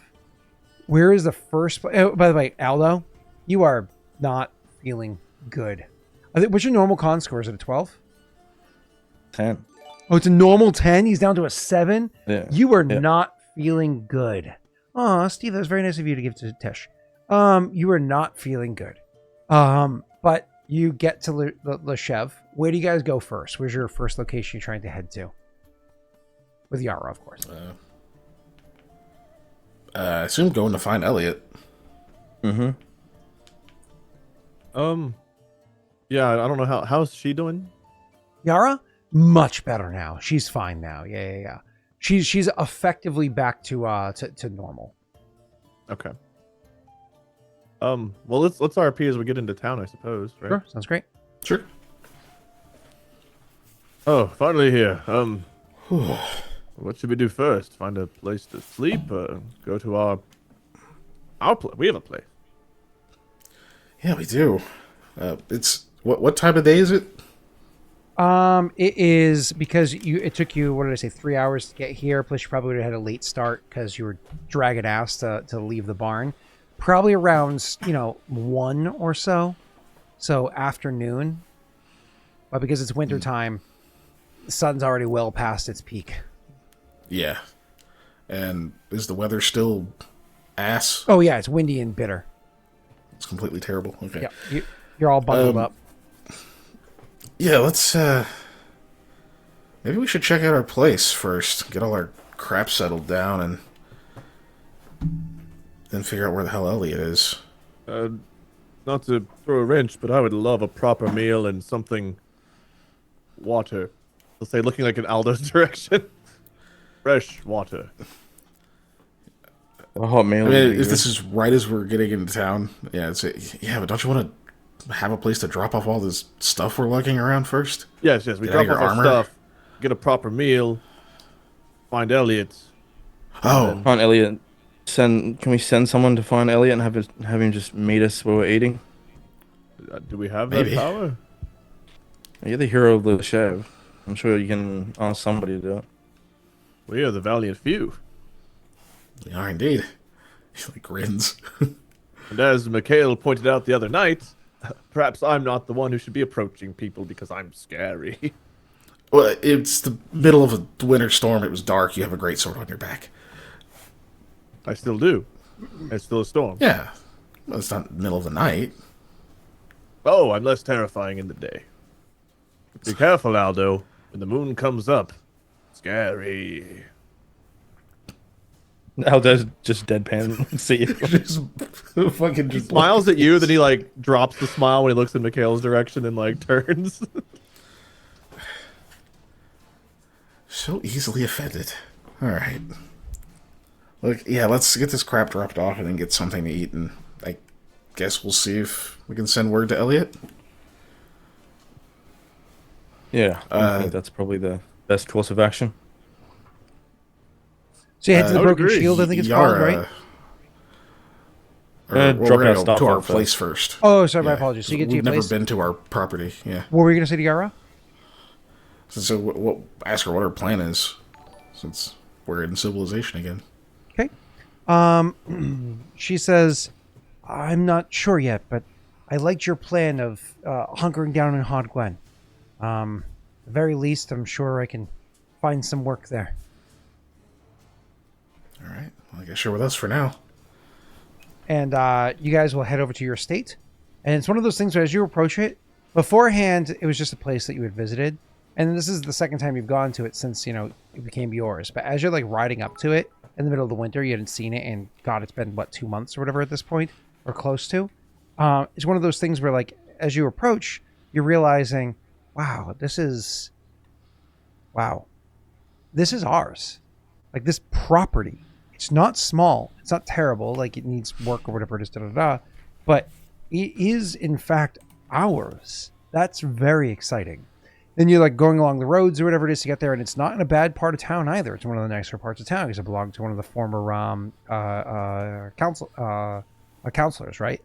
But of course, the walking up off the road to your house still is completely covered in snow, and there is no stable that's on the property here. So there's no place to put the horses or whatever, but you can at least stop by, as you had said. So just going up to the place, maybe it's, Koa that goes first so he can stomp through the snow, maybe kick some of it out of the way. And eventually you get to the front door. He produces his key. Where did I put that blasted thing? And produces the key and is able to unlock the door and swing the door open. And as you step inside, you realize, it's more cold inside than it was outside. Good thing we're just leaving our stuff here. some of the windows were never closed because like none of y'all never had to worry about that before, and you've been gone for like almost 2 months, and so there's some snow on the ground on your hardwood floors inside here too, and you hope that that's from the storm 2 days ago and not from like the one that you had in the mountains a few weeks ago. You just like fucking us, man. I'm learning that no matter what we do, no matter what we say, you're just like, I will invent ways to fuck you that don't even make sense. This house you visited one time, the windows were open. It's a detail I didn't mention last time you were here when it was emptied out that the windows were open, but the windows were open, there's snow on the ground, your wood's destroyed. Also, I mentioned the water heater went out. Water everywhere down in the basement, major flood. Don't check the basement. And this counselor was old. He'd forgotten to repair the roof, and this amount of snow. There's just a whole. It's a whole thing. The roof's like Fire gonna cost wasn't so even put much to out repair after he this died. place. They left it burning. the roof's in good shape. Anyways, so you go Good, inside. thanks. You look about. I don't like that you were specific about only the roof being shaved, but okay. Okay, the water heater is out. Yeah. No, Roz, that would make too much sense. We definitely didn't. This detail about the windows being open we didn't know about. We clearly overlooked. We got to do full fucking like The Sims next time. We'll be like, oh man, are the pool cues properly stowed? Well, it's not your fault. The windows aren't open closed. They're shutter windows. And so it wasn't properly latched, and so the wind whipped it open. Snow came in. Just keep whatever you say. Okay. This is your world. We're all just. So you guys go in, and again, it's a big, beautiful house. And it's all yours. Just got water damage on the floor from melting snow. That's all right. Yeah. But Mikhail looks like really excited at first as he sees the fucking snow under the windows. He's like, oh, God damn it! Runs over and starts like kind of like pushing it out of the way and make sure it's not like soaked into the wood or the floor and whatnot. If there's any damage, you don't notice it. Okay. All right, let's get the windows closed and shit at least. Damn Make sure right, none of there's that no damage. rest of that gets in there. Bitch. Wait, on the flip side, if it was damaged, your character could always sand it down. And We have prestidigitation. I also have mending now, which wouldn't help that at all, but I don't know, like one plank at a time, like a little bit of mending for something very mild. I could see, to a degree, like a combination of those right after a damage happened. I could see something like that working. If it was like years old, fuck no. But like, or even like weeks or months old, sure. But like something recent, I could see that an argument being made with a spellcraft check. But back to you guys. Go ahead. Little he starts chilly closing the windows. in here. Is there like a hearth or something that can be lit? Yes, absolutely. And because who would empty that when you're doing an estate sale? There's still wood that's over inside. Like, you know how like hearths have like that like inlet that you would put extra wood into? Just like outside, there would be like an inlet that's outside where more wood would have been stacked from beforehand. There's wood out there as well, so you could absolutely light a fire. Nice. Then, yeah, I'll probably work on doing that. Okay, so you guys light up a fire. Start Yara's getting like, just things unloaded. are we staying here, or did you say something about a warm meal? Just Warm meal. Getting things unpacked. Yeah. Just needed a moment to warm up and perhaps dry out the floors. Why were the windows open? I don't know. Probably. It's fucking Leshev. Yeah, It's just pissy now. the chev. All of a deer, really. It's like the world itself's out to get us sometimes. Plants and windows and knolls. Okay, I know we just got out of the mountains and a winter storm, but like the windows couldn't have been closed. Whose God's It's the fault little is this? things, right? You know? Hey, don't blame me, says Yara. I'll try to be playful. I like gives her a pity laugh. God damn it. Yeah, that's just what someone who deserves blame would say. Anyway. She frowns because she didn't think it was funny. I don't give her a pity laugh. So I go and I'll just go and start unpacking things. Yep.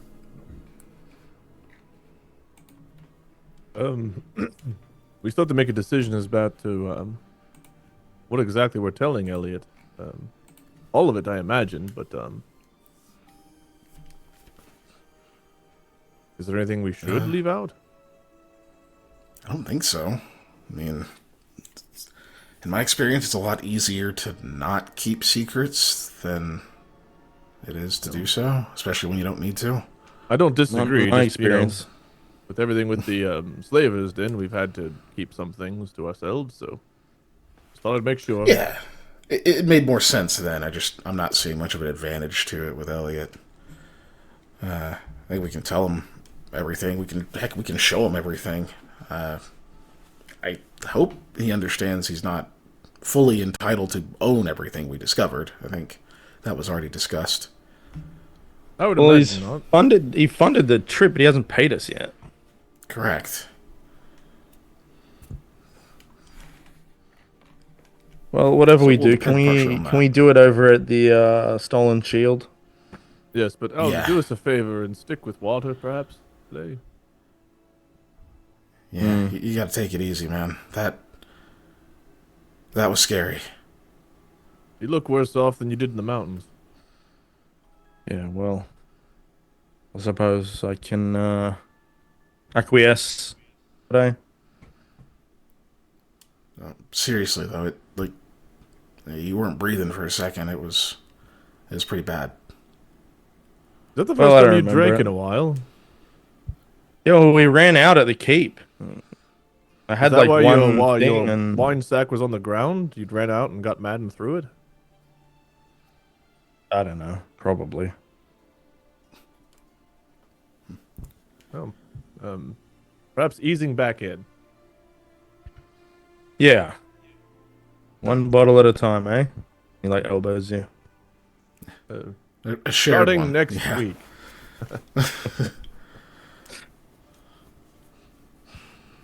All right.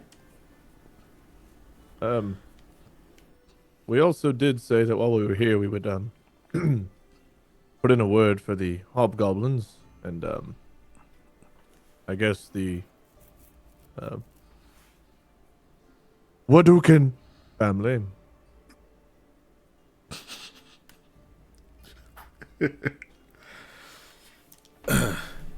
Did we? Do you think they're gonna remember that? They were Perhaps pretty they're blasted. Would you kindly? What about him? We said we put in a word for them as well for the brewing operation. You happened to be speaking a lot while you were intoxicated about it. I don't remember any of that. Hopefully they don't either, because you were talking to Nathan Fox and getting their distillery operation booming and such. Yeah. And I said to you, perhaps they could make it taste good as well, because it kind of wasn't great. It was all right. I would just forget it ever happened. And Sounds based on like you your already condition, did. that might be for the best. And we were also eating tainted horse meat. Well, do what you gotta do sometimes, right? I mean, gross as that is, it was still. They were still kind. Not saying we're gonna try to talk to Nathan Fox on behalf of their pretty mediocre shine, but we had a lucky break for once. Yeah, I'm not gonna talk to Nathan Fox if that wasn't obvious. Yeah. Fair enough. We do need to figure out who we talk to about the hobgoblins, though, because that is one bargain we should keep. That sounds like that he'd be one. the person for that. Yeah. Well, We're doing our best to make a name for ourselves, and now we've been tasked perhaps with something greater than we fully even understand yet. So, not burning any of these bridges, so to speak, and keeping our relationships up may be important, because we still don't know how we're going to tackle all of these keeps. We're going to need help. I don't know Leave us about burning alone. bridges, but I'm considering burning this house down if we do not get something to eat. Can we please talk about this over at the Well, you can't eat the tavern? house, so that would be foolish, even if. Yes, let's go get. I'm not food. really. We can I'm talk not really over a going to burn meal. the house down. Thank you. So we'll leave and go to the Broken Shield or the Broken Shield. Okay. So not the stolen shield then. So you Whichever one it is. get the fire going. You know, once it's properly roaring and settled in there, you throw a couple of logs. It's one of those things like you throw 2 logs on there.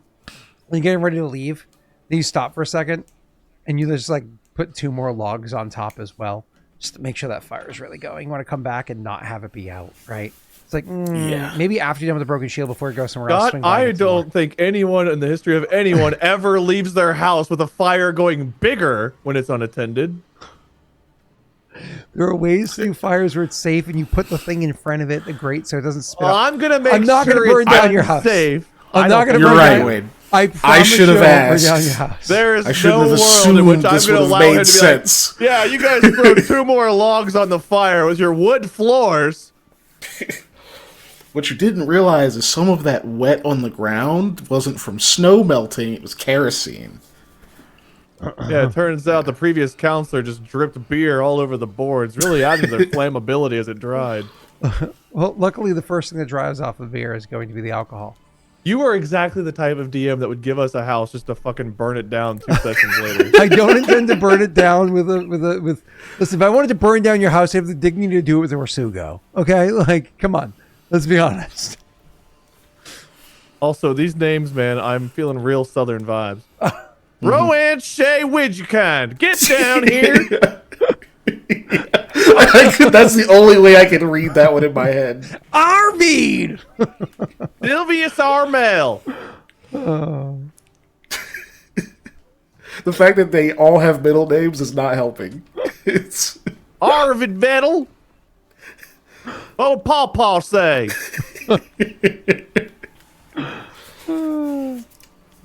Kira, don't forget to roll a d6. Solo gave it to you. Anyway, so back to you guys. You head over to What is the this for? What are they rolling D6 for? nothing. You head over to the broken shield and stop by along the way to bring your horse to the stables that are there and stable up the horses or whatever, and head into the broken shield. As you guys go walking in, the door opens up and there's that immediate look of anger that comes from every fucking person inside the place as you pieces of shit open the door and let that bitter cold wind come bursting in. And the fact that there's 4 of you, so that door stays open for like a solid like 9 seconds before it gets slammed shut, you know, fighting the wind. And the last one in is what's her name, so it takes her a second to actually fight against the wind and push it shut. You know what I mean? Like, everybody's angry. But then the door shuts, your hoods come off and cloaks open up, and people see who it is. And immediately, somebody yells, Dan! And like a bunch of other people yell, Dan! I'm And guessing he's saying Dan. I don't know. I think he's saying Dan. Sorry. Okay. Stub my toe again. And then immediately, Don't! and so they yell Dan, and then not everybody knows the words perfectly. Certainly, everybody's out of tune and a few people off beat.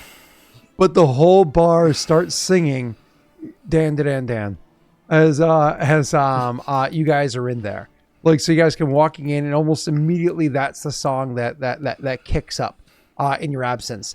And whether or not your characters choose to chime into it, by the time you make your way through the place, hearing the song being sung to you, you get to the bar, and the bartender is already putting drinks out for each one, for all 3 of you. So every drink you can normally drink, it's already being poured for 3 of you. Aldo is not. Koa is taking them from Aldo and water here, please. He goes, he always has. We long travel. Water's for the best. Meanwhile, Mikhail is performing, for sure. Perception check. Perception check, wait. Perception check. Damn it. No. But then he ends up like just reaching over and just grabbing the one that was meant for Mikhail. So like as they're like going to like send one off to Mikhail, he grabs that one, and so He's Jake's like, getting out of this campaign faster than I am. This is bullshit. he says to you, maybe the next one will be water. And like looks over your shoulder to Aldo to like lead your eyes there, and you can see he's already drinking it. Please. And he just kind of shrugs. And Mikhail, without you even trying to guide them, as soon as like you finish the song, because like you took the song and you're like taking over the performance of it, and as you give it like a strong finish to the song, like as you're finishing up that song and kind of like enjoying that moment of to perform for an audience that appreciates how good I am and the warmth. Oh, and wine. You know what I mean? So as you're like, there are 6 teeth among everyone in here. If you remember, the broken shield is the lower. They're still appreciative. All right. Cheers is cheers, man. Don't get too cocky, Mikhail.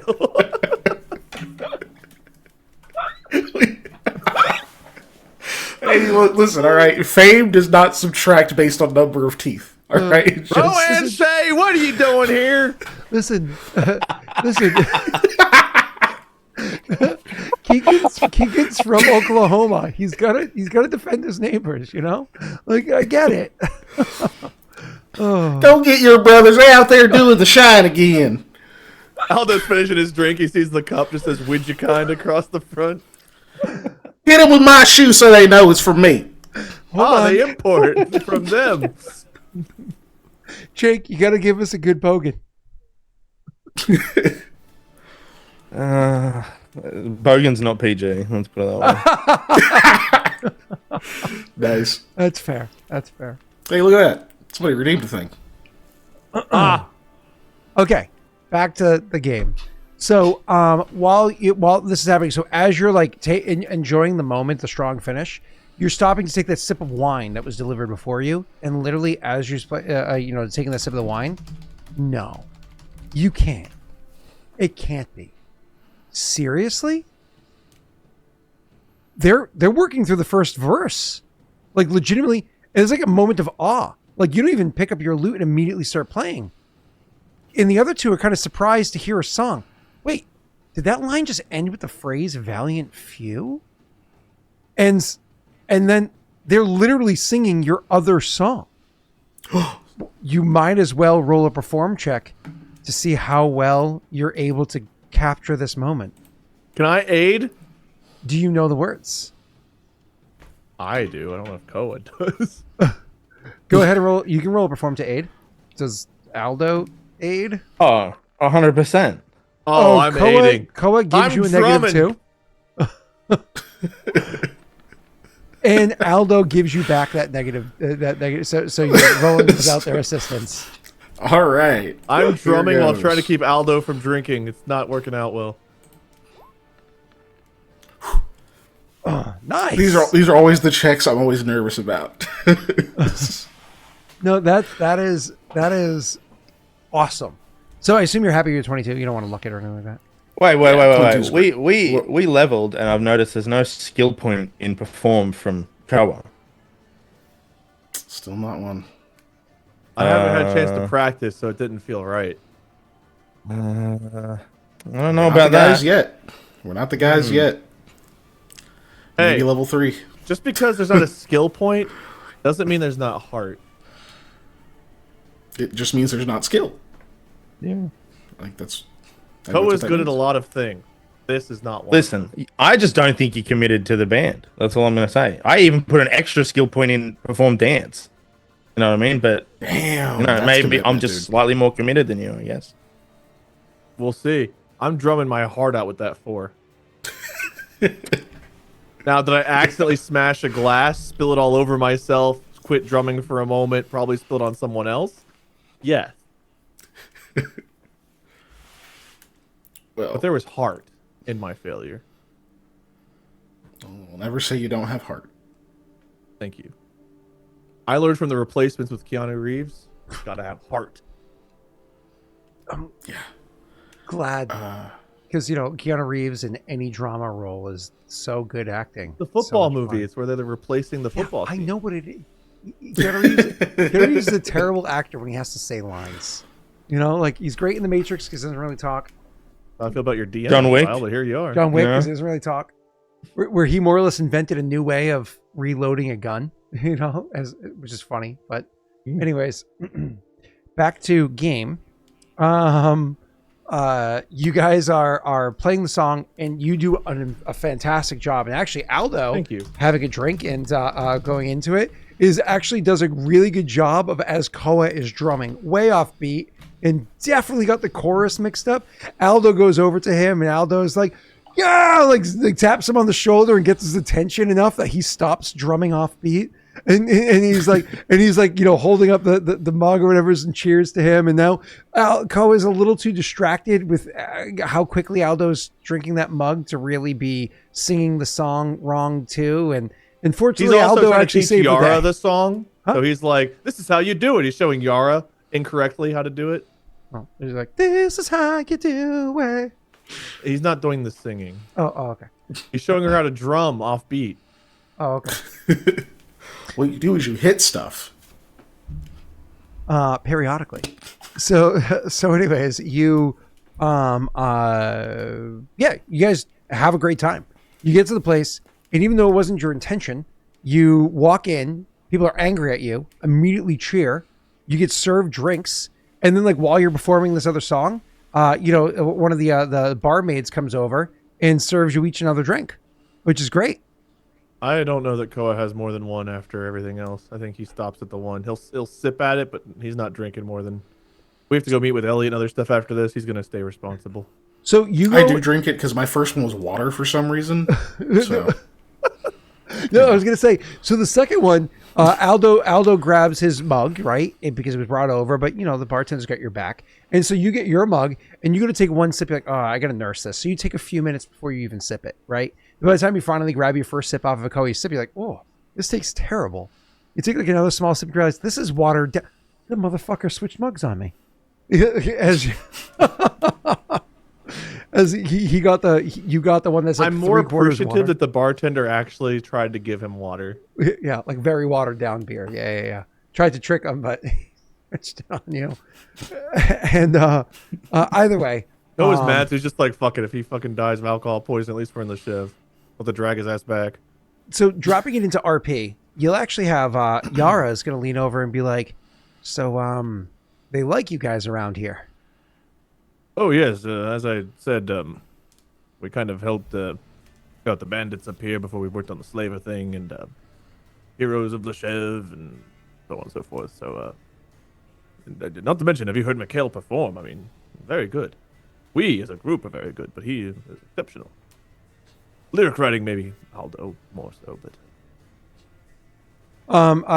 She just shakes her head and says, "I don't know if I can be tied to a place. It's not Vroga's way, but good for you, I guess." And you can tell sense motive.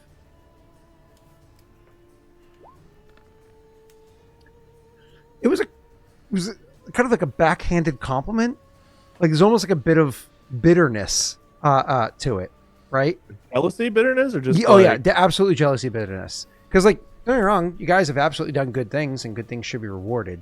But for somebody who's dedicated their entire life to like freeing slaves and so on and so forth, and you guys are getting this kind of like laureates because you did it once. Granted, that's not even what you're getting the laureates for. You're getting it for something else entirely unrelated, and partially that too, right? And so, all those other details or whatever, right? So it's like one of those. There's a bit of jealousy inside there, and then top that all off with, you did turn her down like a week ago too. So there's maybe a bit of scorn from that. Whereas it didn't matter to this he's point. mad at himself for it. He's like, yeah. every time he's like, how many times could I have had that at this point? But but either way, so Like, literally on the horseback, we were already doing the motion. Jesus Christ. 3-inch shift. Yeah, she was already passing out from boredom and. That wasn't the thought. Oh. That wasn't the one, Scott. Sorry. Nothing good ever came from that. Did he? Anyways, let's give a Rick Ross over here. Damn. So you get back to game. You are she's a bit of jealousy to it. And unless you leave, if you leave it alone, she doesn't reproach. I don't know if your character says anything back. Oh no, he'll probably playfully jab. He'll Why are you flagellating yourself? What are you doing? Bad Scott. Shouldn't have said that, Scott. This is 30 times larger than anything else I've ever held in my hand. It's actually an old. What was I holding? It was like the leg of a chair that fell off of a table or something once, and I was holding it and I was being funny, and unfunny one ended up like, I think he took the image and blurred it out so it looked like I had like a I remember that. We just had a moment on the podcast where Mark's microphone like green screened itself out and he was like leaning in with his mouth open and there's just like a blank phallic shaped nothingness. So yeah, it happens. Oh shit. Yeah. Internet is undefeated. No, Cole will jab back. Oh, it's all right. So next time you get back to everything, just make sure you have a bard in your party. And you too will be renowned around the nation. She's like, huh. Yeah, I'll spend some time in Dell finding one. What, you want me to write a song about you? Is like sitting back down. She stands up and says, I think I'm going to go find a room. All right, fair enough. Didn't mean to upset you. Just trying to kid around a bit. She smiles, takes out 2 copper and puts them on the table, and leaves. What? Is it me? A bit. Probably a couple things. A bit jealous of our fame, so to speak, and also, I mean, we are celebrating our companionship while she's being reminded of those she lost, most likely. So probably a bit of both. Oh, yeah. I guess that would be bittersweet, right? Oh well. It was all about survival up until this point, and now we're here being jovial and enjoying ourselves. But she's been through a lot, as have we Pretty all. recently. But seems she and her fellows were very close, and had spent a lot of time doing things together, from what I can gather. Probably a hefty loss to feel now that we're no longer scraping by every moment. Man, my mood was up here, and now it's like slightly less. It's like down here. Oh. Well. Yeah. Perhaps it's cheered up by the beer of mine you took. The, like, I don't know what you're pour talking out about. Parts of the watered down beer. Right. Yeah, my first one was just pure water. Oh, Whatever. that's what I'm Hydrated, I guess. This one's much better. I'll probably Well, while we're stop waiting for there our just because we food, got work to do. can we maybe put out some feelers for Elliot? Have him see if anyone will go and fetch him for us? Oh yeah. You all know people that can do that, sure. I don't want to scare them, Mikhail. You're still on that, huh? Okay. Oh, yes. Like, smile and take another sip of his shitty thing, and then be like, ugh. I forget, is Elliot from here? I don't remember where he's from. No. But he does stay here. Yes. He's stays known here, around yeah. town. He's relatively known. Okay, then yeah, I'll just ask the bartender. Like, This hey, is actually the you know- establishment where Jake originally met him, right? He was thinking about buying I it don't know. before. I don't know if this Make is it the a same dance place. hall, Yeah. Yeah, and which then I don't know about. this is where we had our super long drunk talk with him, and Yeah. threw vomit at the wall. Yeah, And we We could have had a montaged montage here, we had montage part 1 here. Yeah, that's true. and dream sequence montage part 2. Yeah. Then yeah, I'll just ask the bartender. Be like, hey, you know where Elliot's at? Oh, he's You need to staying, tie up some business staying with one him. of the inns around town. You know which one he's usually at? Oh. Yeah, it gives you that look like... No. Like he actually doesn't know, or just... Yeah, like I don't keep track of that stuff. I can't tell you that. Yeah. And then he thinks for a second, and he's like, you know, why don't you ask her? She's been interested. Her? Wait, look. Yeah, he gestures over at some woman. It's your guard. Is this the same town? I think it is. It is, yeah. It is Leshev, yeah. We're like, oh, cool, thanks. And I'll get up and go over to them. Yeah. And say, You hey, ask, and they can tell you what inn that ask. he's staying at or whatever it is. Yeah. Yeah, no need to RP it out. Cool. Yep. Now fetch him, Win. How far is this? Is it like pretty close? Yeah, their plan, man. You know the town well enough. It's a few minute walk from here. Well, Okay. if the roads were clear, probably like upwards of 10-minute walk because of how you're just gonna be moving slow and shivering through the snow. Yeah, like 10. Okay. Yeah, he'll just come back and say, he's at such and such inn. It's like 10 minutes from here, and even if we walk slow. Great. Well, who's fetching him? I don't know. I mean... Elder stands up so he can be seen. Like, stands on the table or something, and he says, whoever can go and fetch Elliot for us, Mikhail will write a song for. Absolutely. Remember the fiddler? Oh, it was a fiddler, No. right? Yeah. Remember the fiddler from before? The one that was like angry that... Yeah, the Ratman villain. Oh, you mean the flautist? Flautist. Yeah, sorry, flautist. Yeah. Flute, the flautist. The flautist jumps up and is like, I'll do it. I'll go and fetch him for you. You. But All of this to spare us 20 minutes of walking. I was going to offer somebody like 2 copper or something to do it. And your songs aren't worth much then, are they? He does go... My songs are worth a lot more than that. Like, I'll take that He's too. like full laughing as he drinks. Well, only one of you can get it.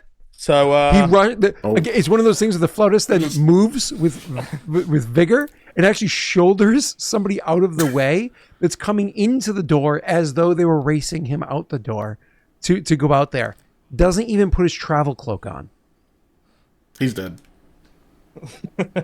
This is Scott's world. There's a good chance. He's going to go open all of our windows. Hey, I went back to your house. Elliot's not in there, but I left the windows open. So that that way you can see, when you get back.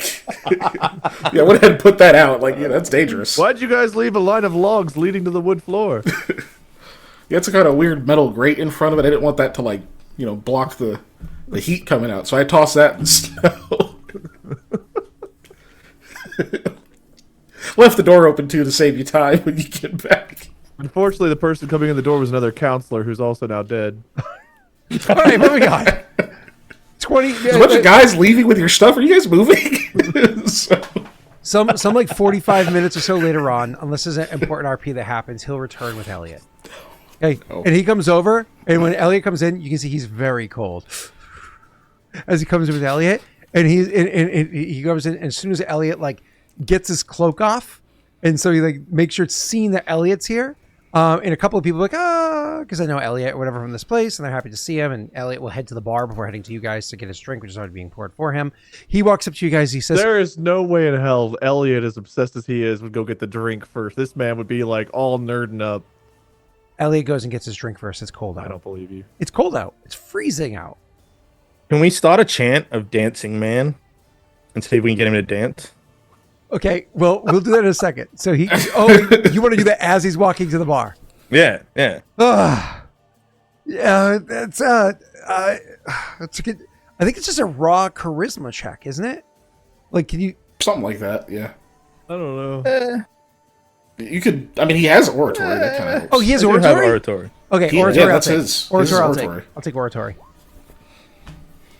Miguel's not helping because he's salty that his talents were offered. Dancing man, dancing man, dancing. One of your stands is like dancing man, dancing man. So it's just you and one other person, and other people That's looking all right. around because they're confused, including your friends.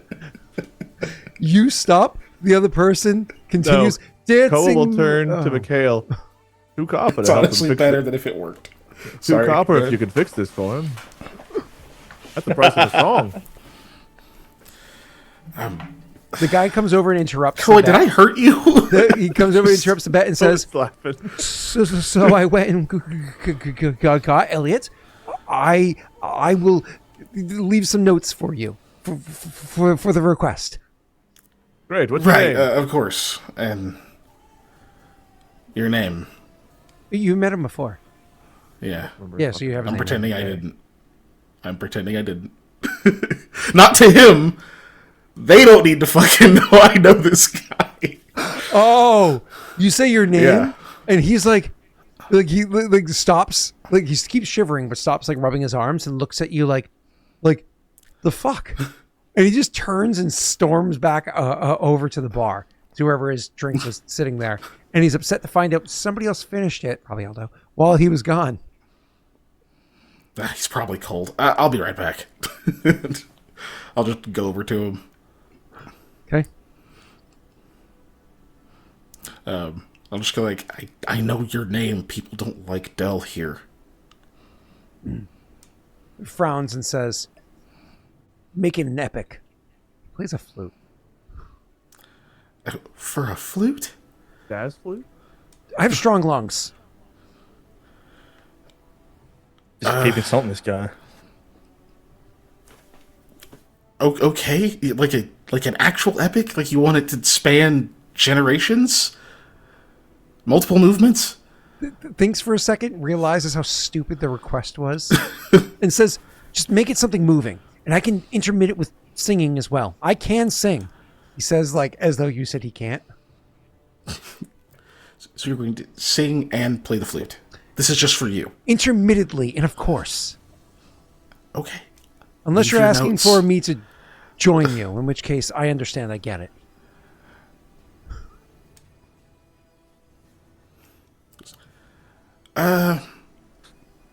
No, that won't be necessary. I'm sure No, you've got it's other fine. things If you to need do. to do a 2-person piece, I'll be happy to perform it with you. Just leave your notes. And he just walks off. Rejected again.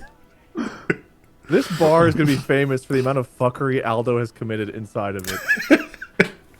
No one's gonna know it's him It's either. where he truly shines. This is Almost none of your- it ties directly to him either. He's just a fucking puppet master. Okay. Like every time you've come into this bar, something has gone horribly right and wrong at the same time. Elliot I comes bet over. people. God. Yeah, it's not important. It's not important. Just go ahead. Elliot comes over, and he puts down a bottle and says, "Do I buy the bottle or just the glass?" Well, you've already got the bottle. He's like, "Is it good news?" I would say yes. He looks at you, like gives you like a very studied look, like he's searching your face for any telltale signs of how yes. You will like a lot of what we have to say. You might even like it so I'll say- much you start dancing. Let's see. You know who Telvanius is, right?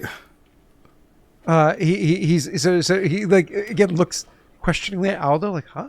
Pops the bottle. You know it's Vanis. You pops the bottle, but as you say the name, he like gets a little excited and spills a goes little a bit of the little wine as further. he pops it, and he's like, oh shit, yeah, I do. Sits down, That's how good. but it's like one of those awkward sits down, like staring at you the whole time, like half misses the chair, and it's like, go on. I think Koa should describe this just because Joey said he hopes Koa doesn't. Oh God. If he actually said that, I think we should let Koa do it. Oh, he did. Oh, Somebody boy, comes over, guys. plops on Mikhail's lap, just starts making out with him right as he starts to speak. The flutist? What? How did we get here? What the fuck? Oh no, you know what'd be worse is if he looked over and he seen his girl with the flutist, the guard. Just saying. This is Koa's fault somehow. He's out to get me today. He like shows the 2 copper to her, like, That's when you realize you're dressed like Gan again. And you look down and you're like, no! All those Nightmares. And my whole class is laughing at me Exactly, when I wake exactly. up. Right, and yeah. We're still in the mountains. You were the one that drank the blood. No, so yeah, so where were we? Sorry. So he's like half misses the chair, sitting down, adjusts and says, pours himself a glass of wine, doesn't even take a sip, and says, "Go on." Well, we found a number of relics. Had to go through a lot of traps that we did figure out. Even before Some that, items. we came across a keep. You did. You found one. Two. There's an outpost of some sort. Like a stash or something, yeah.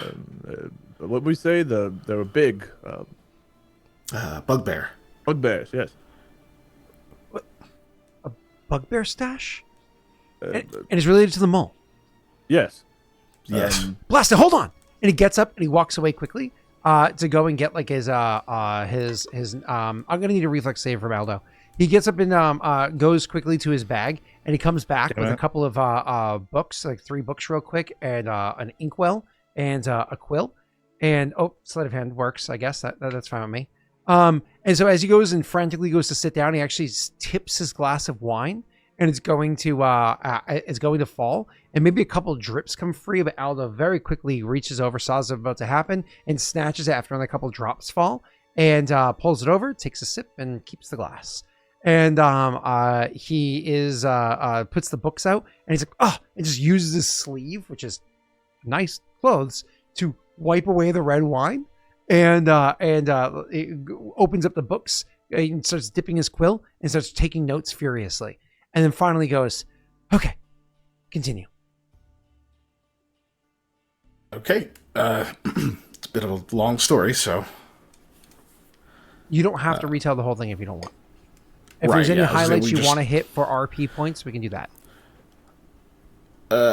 Yeah, he will. The thing, because the thing he's saving is, of course, the bombshell about Telvanius being the mole, essentially. The mole in the mole.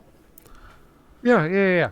So I don't know if anyone else has highlights before that. Oh, before I get Cole to will that jump point. in like, don't forget the ghost man and the bird Aldo flew on, and Noel. Aldo chimes in with the pit trap and the fact that he said there was going to be a pit trap.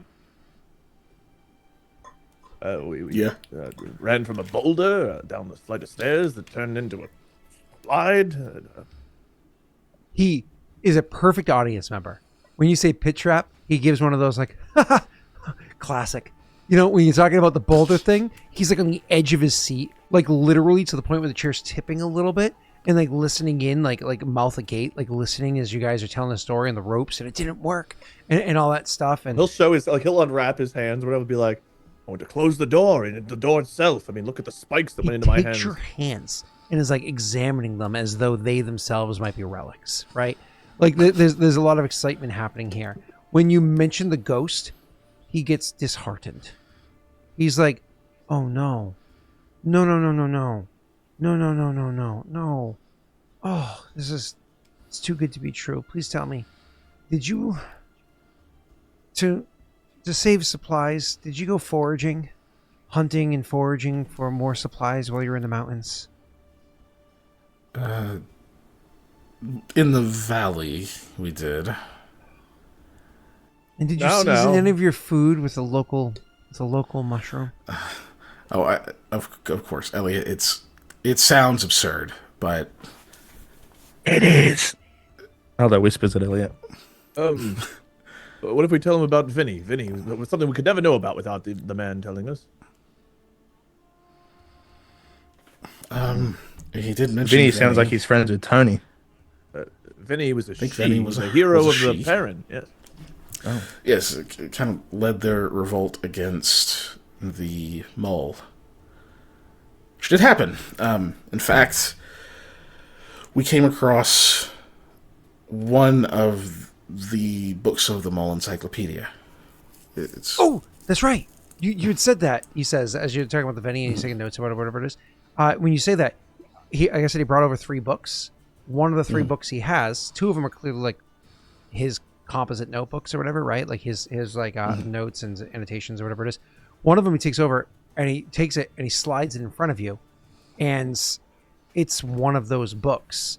It's not in as good of shape as yours is, admittedly. Yours actually was kind of like removed from the elements. His has been moved many times, traveled, so on and so forth, But he actually has one, and it's in pretty decent shape, which is very exciting. Nice. What color? Filigree? Yeah, so he might not even know the significance of that, right? So as you're like taking it and looking over the filigree to see what it is, you can actually see that the detail there. The color is red. It's red. Okay. Which one did that signify? Was that warfare? Military. Yeah, red's military. Okay. Oh, and while you're looking at the books, Cole will pull the map out. We now know that there are for sure at least exactly seven keeps, including the one we were at. The seventh one is we don't know the location of, but here's the locations of all the others. Here's the trail we took to the valley. All of it's marked here. He looks them over and cross-references to his own like maps that he has, to his own notes or whatever. That alone takes like an hour. Well, I shouldn't say an hour. Like say 20, 30 minutes or so, just to kind of like go over those details. And it gives you guys a second, gives Mikhail a second to grab that book and start flipping through it and looking at some details, whatever inside there. And this is just another one of the volumes to the book. Did I tell you what volume the first one was? 3. Volume 3. Yes. Let's have 3 people in chat roll a d10, and this volume will be the sum of those 3 numbers. So back to you guys. So eventually he kind of takes those notes and he's like, "Oh, Can't be 1 or 2. that is a proper mole ruin. Nice. That's exciting." And so it kind of like goes over those details.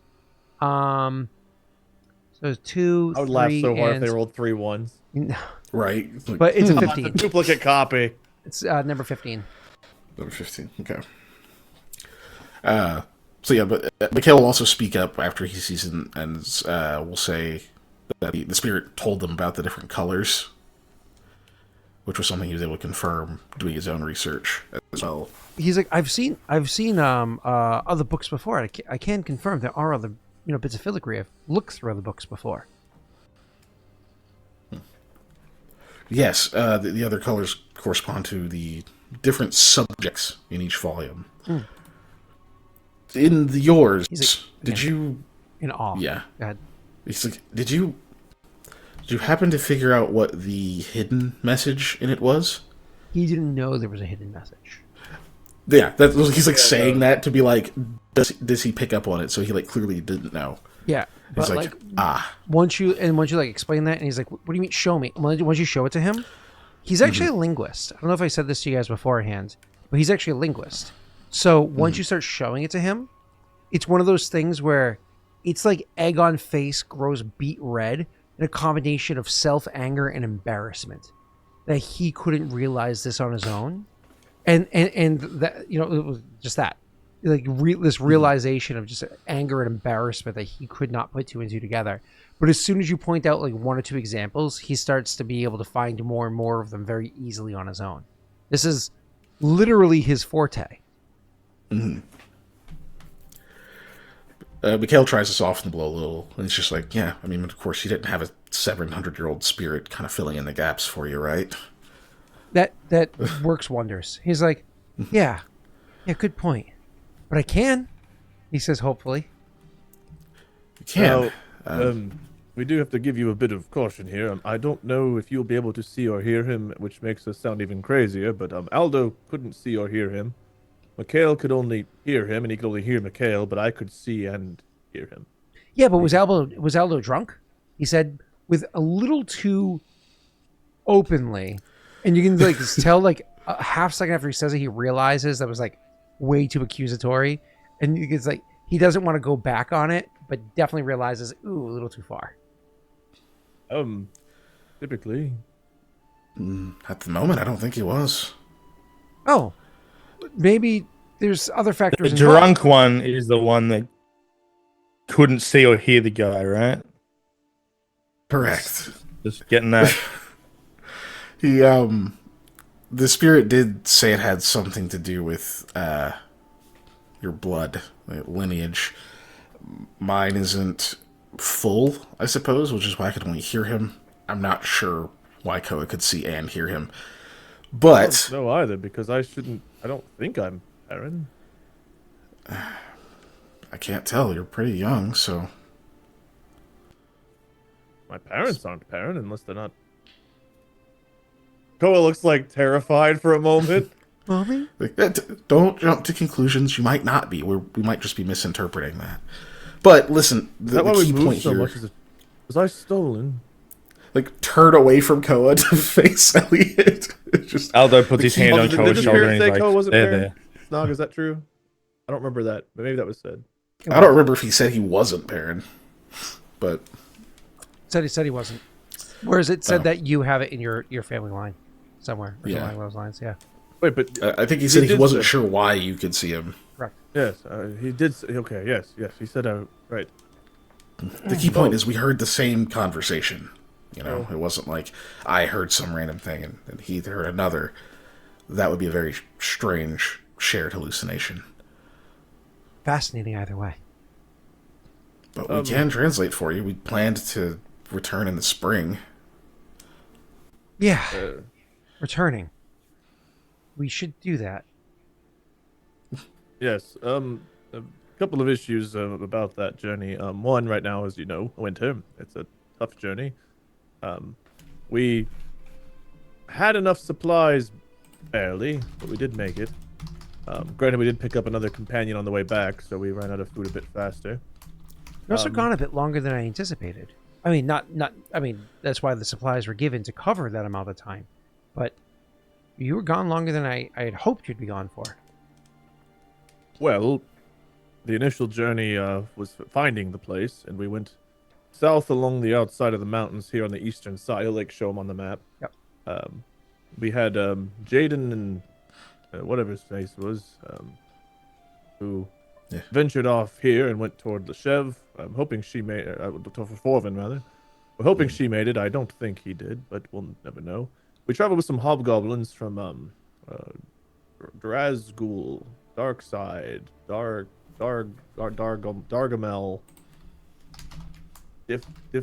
Daffy Duck. What's it called? Gargamel, I think. Dargamel. Yeah. Drazstone. I was like, I am lost. Am terrible with names. They're from Drazstone, but they were traveling with us, and long story short, they helped us find the goat trail, which is this line here that goes all the way through. And then actually up here on the northwestern side, you can see it leads up to where Drazstone is. We came across, as I said, an outpost where we found some things, some torn apart clothing and weapons and such of the like. Then once we got into the valley, we quickly discovered that the rumor of the curse that we had heard the destruction of, the torn apart bodies, was in fact the work of gnolls. And getting into the building itself was challenging. The staircase outside that led to the balcony was all but gone. So we had to get into this door. Again, you don't have to RP through all of this if you don't want to. You're welcome to. That's fair. Yeah. Anyway, we got inside, we found all this stuff out, and then Alcymia, we did this little mini thing with the eggs and returned those. And tell me more about this bird. Aldo, you're up.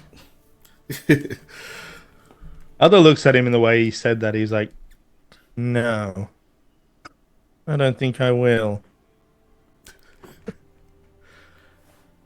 You don't want to tell that part of the story? He's just a bit too eager. But yes, this is the expedition he paid for us to go on to get this information. Yeah, but didn't you hear that tone? A weird tonal shift. Elliot, say it again the way you just did. Tell me about the bird. Oh, that is different. Yeah, that was drastically different. Yeah, it was almost like sinister before, right?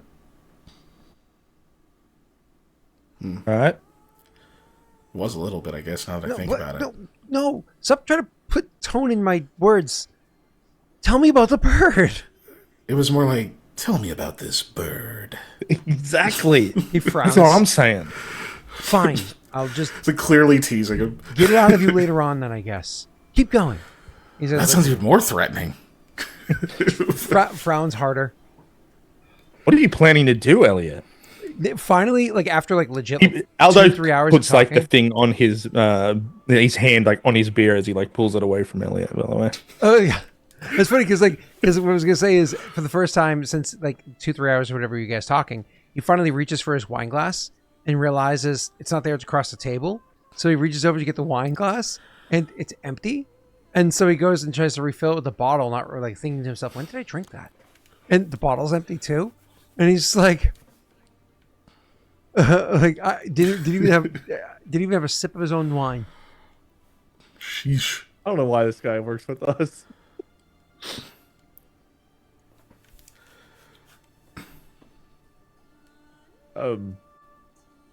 But Mikhail also has he'll like he's remembering like the little scribbles of the traps, like to distract him from the awkwardness of the wine.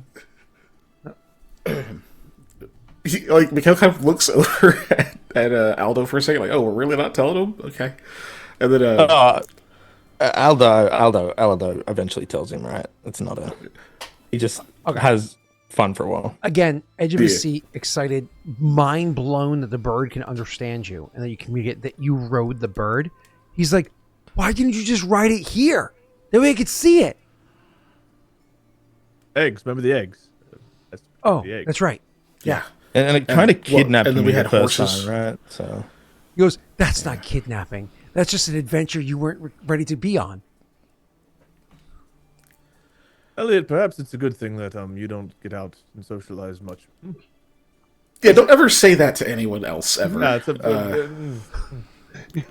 It's fine, we know you, but He's like, "I socialize almost every day. And it was an adventure you just weren't ready to be on." yes, try saying that to a god. those are facts. Of course, they weren't my gems. They were just going on an adventure they weren't ready to be on.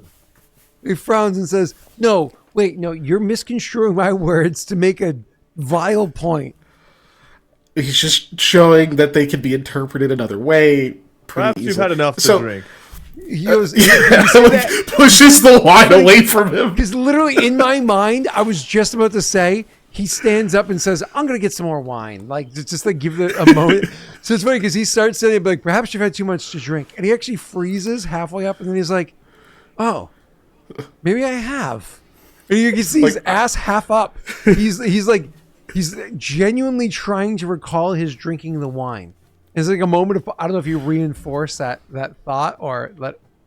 Aldo just says to Mikhail, he's like, "Look at him stumbling." He's not stumbling. Oh my god, this is empty. He's not even standing yet. Yes, you've been very interested in our story, but perhaps sit down and get the rest of it out rather than going back to the bar again. Yes, Tesh, we are gaslighting the fuck out of him. This is pretty evil. He sits back down, perplexed. He's like, "I don't remember drinking the wine, but there's so much going on." He just kind of like, again, shakes away the confusion, like literally shakes his head, and then says, "Tell the rest of it." And you guys tell the rest of the story, and he does ask a lot of questions or whatever, but now we can get into like the more meaty RP. So after asking a bunch of the questions and kind of going over Tilvanus or whatever, he does say, "As I said, I've seen more of these beforehand. There's a few of them around. You can imagine if there's ever any place that they'd be found, it's going to be here in Adir, right? So, actually, you know, there's one that I saw beforehand. You know the estate that you guys recently acquired? There was one there. I actually went there and he made me pay him, but I was able to read the one that was on his bookshelves before. Surely you have it now, right?" Were the books still in there? No, there was an estate sale. That's right. Or they're preparing things for an estate sale. They're preparing them for it, but was it gone?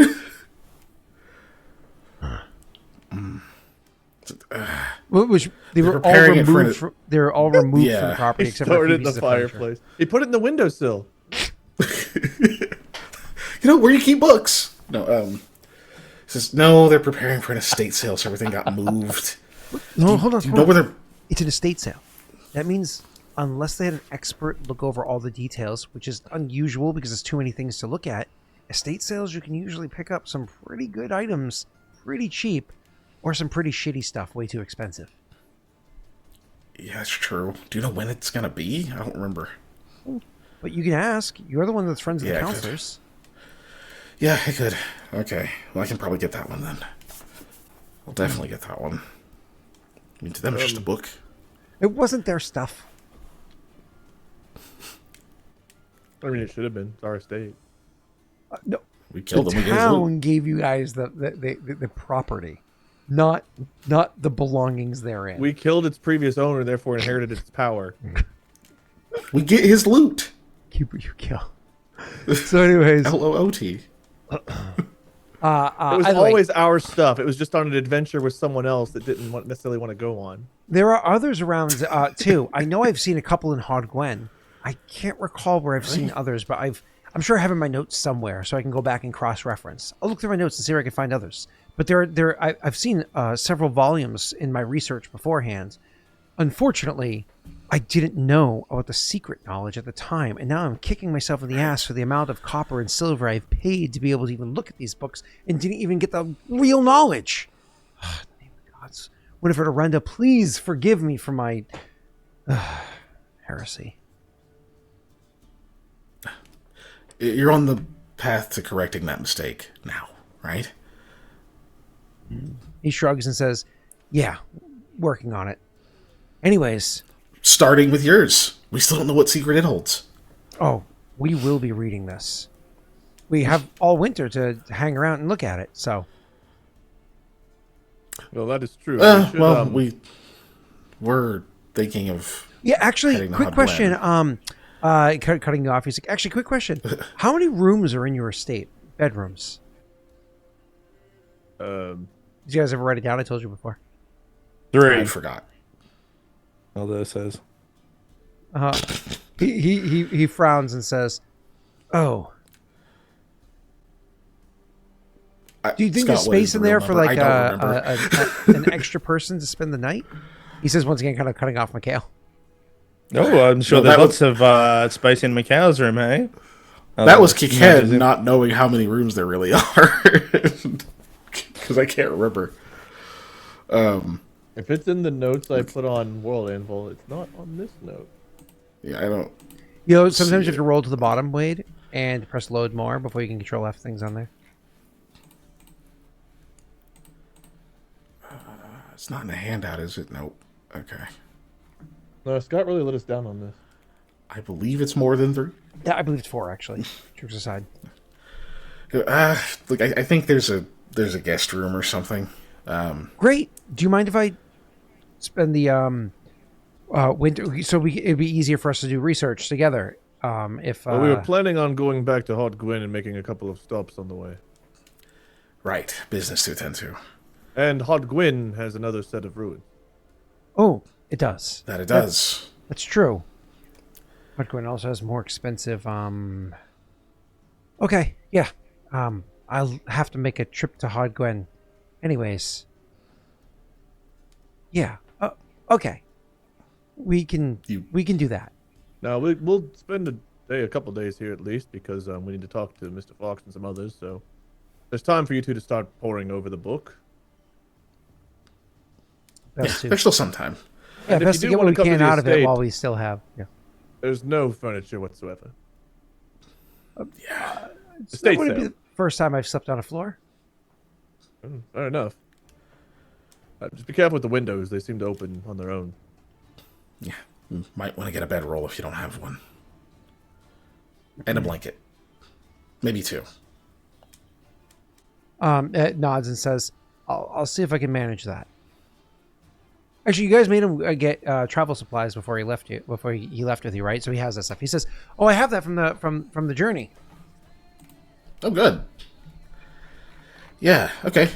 Then that should be fine. Studying with... Yeah, no table. Again. Great. Oh, we'll make it work. It'll be just like cramming for exams, he says playfully. Yeah, fond memories of that. Yeah, he goes, Aldo, you bring the wine. Realizing with the earlier joke he made a couple hours ago, once again, it would have been fine, but now it's like overstepping because the joke he made a couple hours ago. Yeah. He flushes a little bit for anybody who's actually paying attention. Elder says, "Oh, but now that the expedition is over, I guess it's time for payment, right?" Payment? Yeah. He just looks a little confused. What payment? Just you're paying us to go and do this. I said I would fund the expedition. We need to go back to No. 0. No, I said I would fund the expedition, and then we would split the rewards from within. We can do this that- negotiation drunk. I don't think you did. I remember you saying something about a gold, and I was like, "Oh, a whole gold piece," and all that. I'm pretty sure there's actual money involved.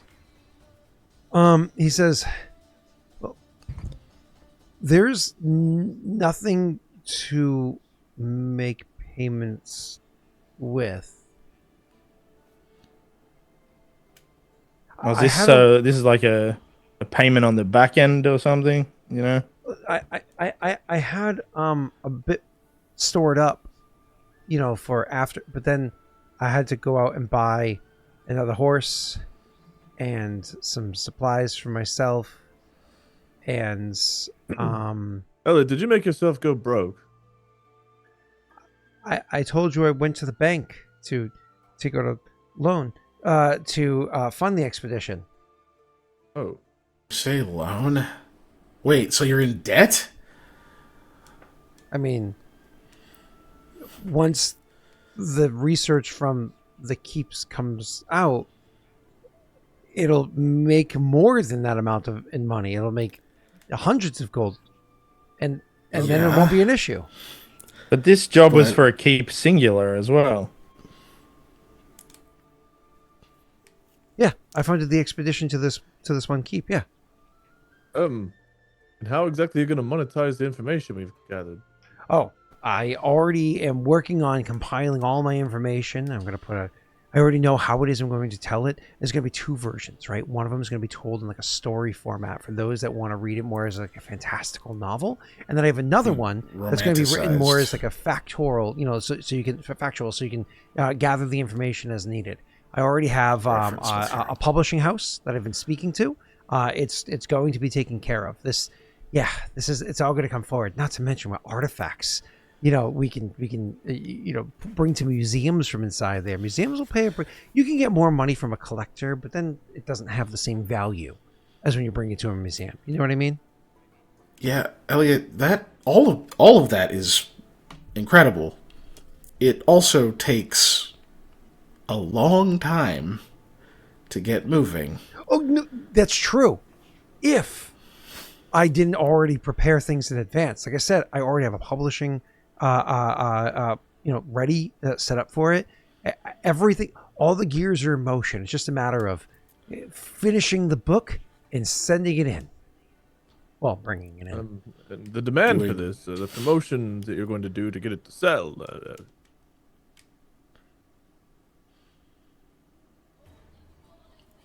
You can. I know the kind of places that would pay for this. However, it's not. How do you eat until that's paid? Oh, I do work. That's what I'm doing here in Forvin. As a scribe? Yeah.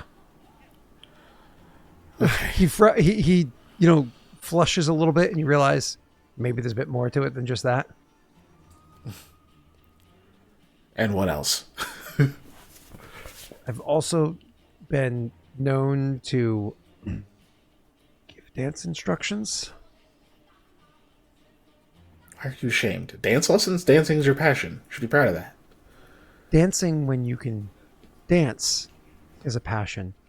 Dancing when you're teaching is doing the same count over and over again to people who can't count. I mean... The other horse that you bought, are you going to use it for anything?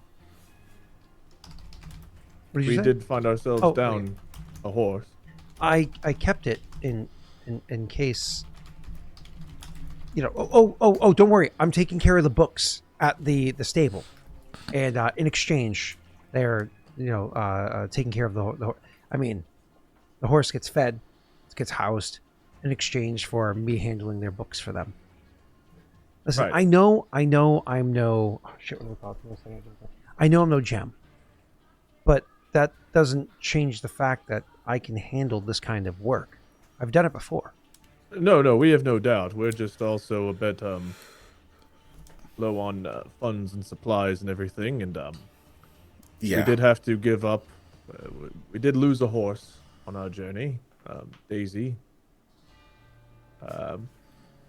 So I was just trying to think of something. Perhaps we could take the horse off your hands, and that way Aldo would have some sort of payment, and also you would have one less debt there. But I think our intention, looking to the other two, is to continue on these excursions and finding more of these books.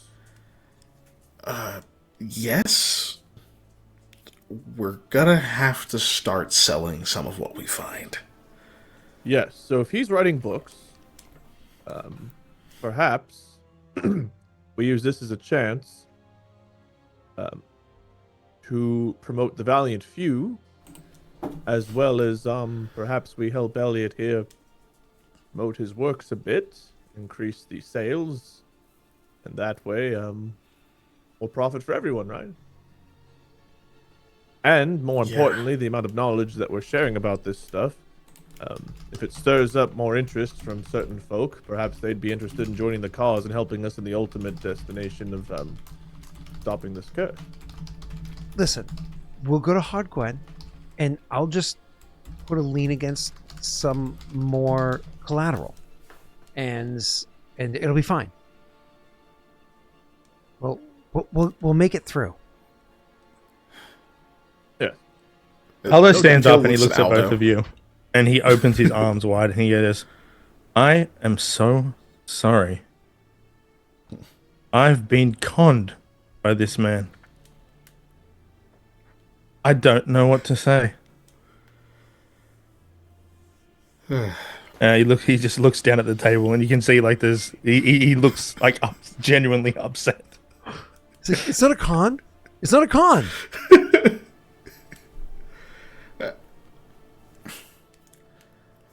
I guess maybe a misunderstanding. You know what? It's fine. Listen, it's fine. We have made historic discoveries. We do still have things that we can. What about that book? Find Points at buyers Elliot's for. book. Yeah, he Do you nods. have the book? He nods and he goes, "Yeah, no, the book. It's probably one of the things I'll have to put collateral against." No. Can we have the book as payment? His eyes widen, and he like puts his hand on it and like slides it close to him, and then immediately grabs his two composite books as well. Let me just roll to see if he accidentally knocks down the ink when he does that. No. Okay, he doesn't. And he pulls the others over and he goes, No. How am I going to write if I don't have my material? What's wrong with you? What's wrong with me? You're drunk. You promised. Aldo, like, he has a glass in his hand and he like just throws it to the ground. It probably shatters, which gets the attention of probably everybody. Everybody, yeah. Yeah. He looks at him and he says, "I'm drunk, am I? You are a con artist. You promised us pay at the risk of our lives. What's your life worth? A book? More than? More than, okay. But our lives aren't worth that. That's not Our what I lives said. are expendable. That's not what I said. You want access to everything we find so you can write your book, but you won't part with that one." He says, if I give you this, how am I going to be able to bring the value to everything? Because we're going to keep getting more of them. We're going to go to the rest. You benefit from the information that we procure, that you're supposed to pay for, but you haven't paid, Elliot. Get him out. You funded the expedition there, but you haven't paid. And I'm calling in your debt. He's like, He looks down at the book and he looks at you and goes, This book, even its condition, it's worth at least 12 gold. You probably shouldn't have said that out loud with the whole bar being quiet. Yeah, Mikhail goes, okay, in that condition, of course it isn't, but I see what you're saying. It like gives him a look like, what the fuck? Look. These guys, right? He'll say, like, clapping Aldo on the back. Not even enough people can read to give it that value. Now, listen, gentlemen, perhaps ownership aside, clearly, Mikhail and Elliot, you both would benefit from being able to access and read all of these tomes. And where they are kept when we are on our excursion, so to speak, would make most sense to either be in a vault or with someone's care, like Elliot, who cares for them. Giving him access, giving us access, so on and so forth. Now, perhaps we did expect to be paid for putting ourselves on the line, and I understand that funding the expedition was not cheap. We went through a lot of supplies, a lot was needed. There were some unexpected expenses with you getting another horse, so on and so forth. But typically, just moving forward, when you do hire someone for a job, and you offer to cover the expenses of the job, that is not exactly pay for the job in and of itself. I think we all thought something else of this. But Yeah, You get to keep what you find inside there. we're gonna have unwrap to his sell hands it. again. Yes, that's wonderful. Stop. Poor Colin. Sorry, He's gonna Mikhail, yell but I at have to show him. Daddy was mad. I won't show you my Would you wanna go thighs on or camera? other places that were wounded, but Silly dog. You have access to everything we learned. You wouldn't have even known about the true meaning of what's in these books. I think tensions are a bit high at the moment. And rightfully what you so, want? he'll say, looking to Aldo. Perhaps we all, take a bit. We go and speak with Mr. Fox or whoever else. We'll meet back up at the estate later and continue this conversation in a more private setting. Aldo, everyone is listening. Aldo looks around. And then he just raises his eyebrow at you and he'll sit.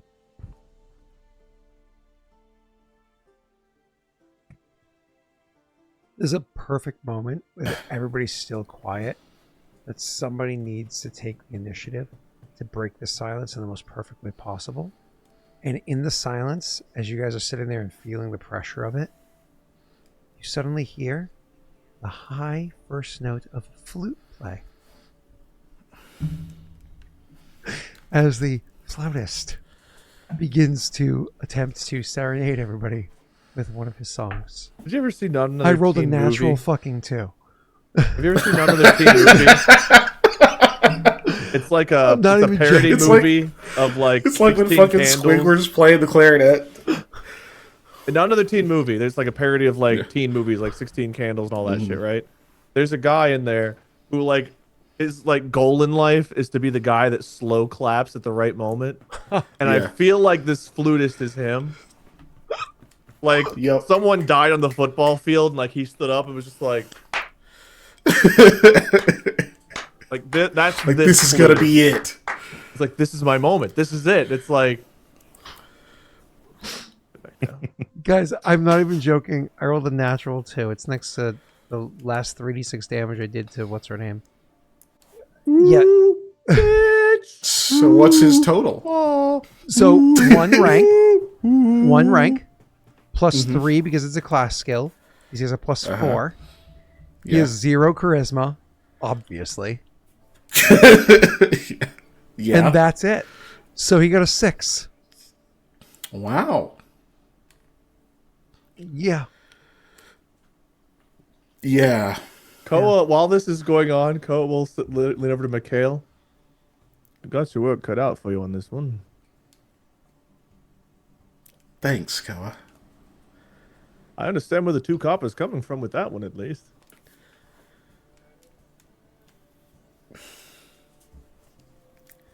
You need a C sharp here. What are you doing? You yell that across the mostly quiet bar.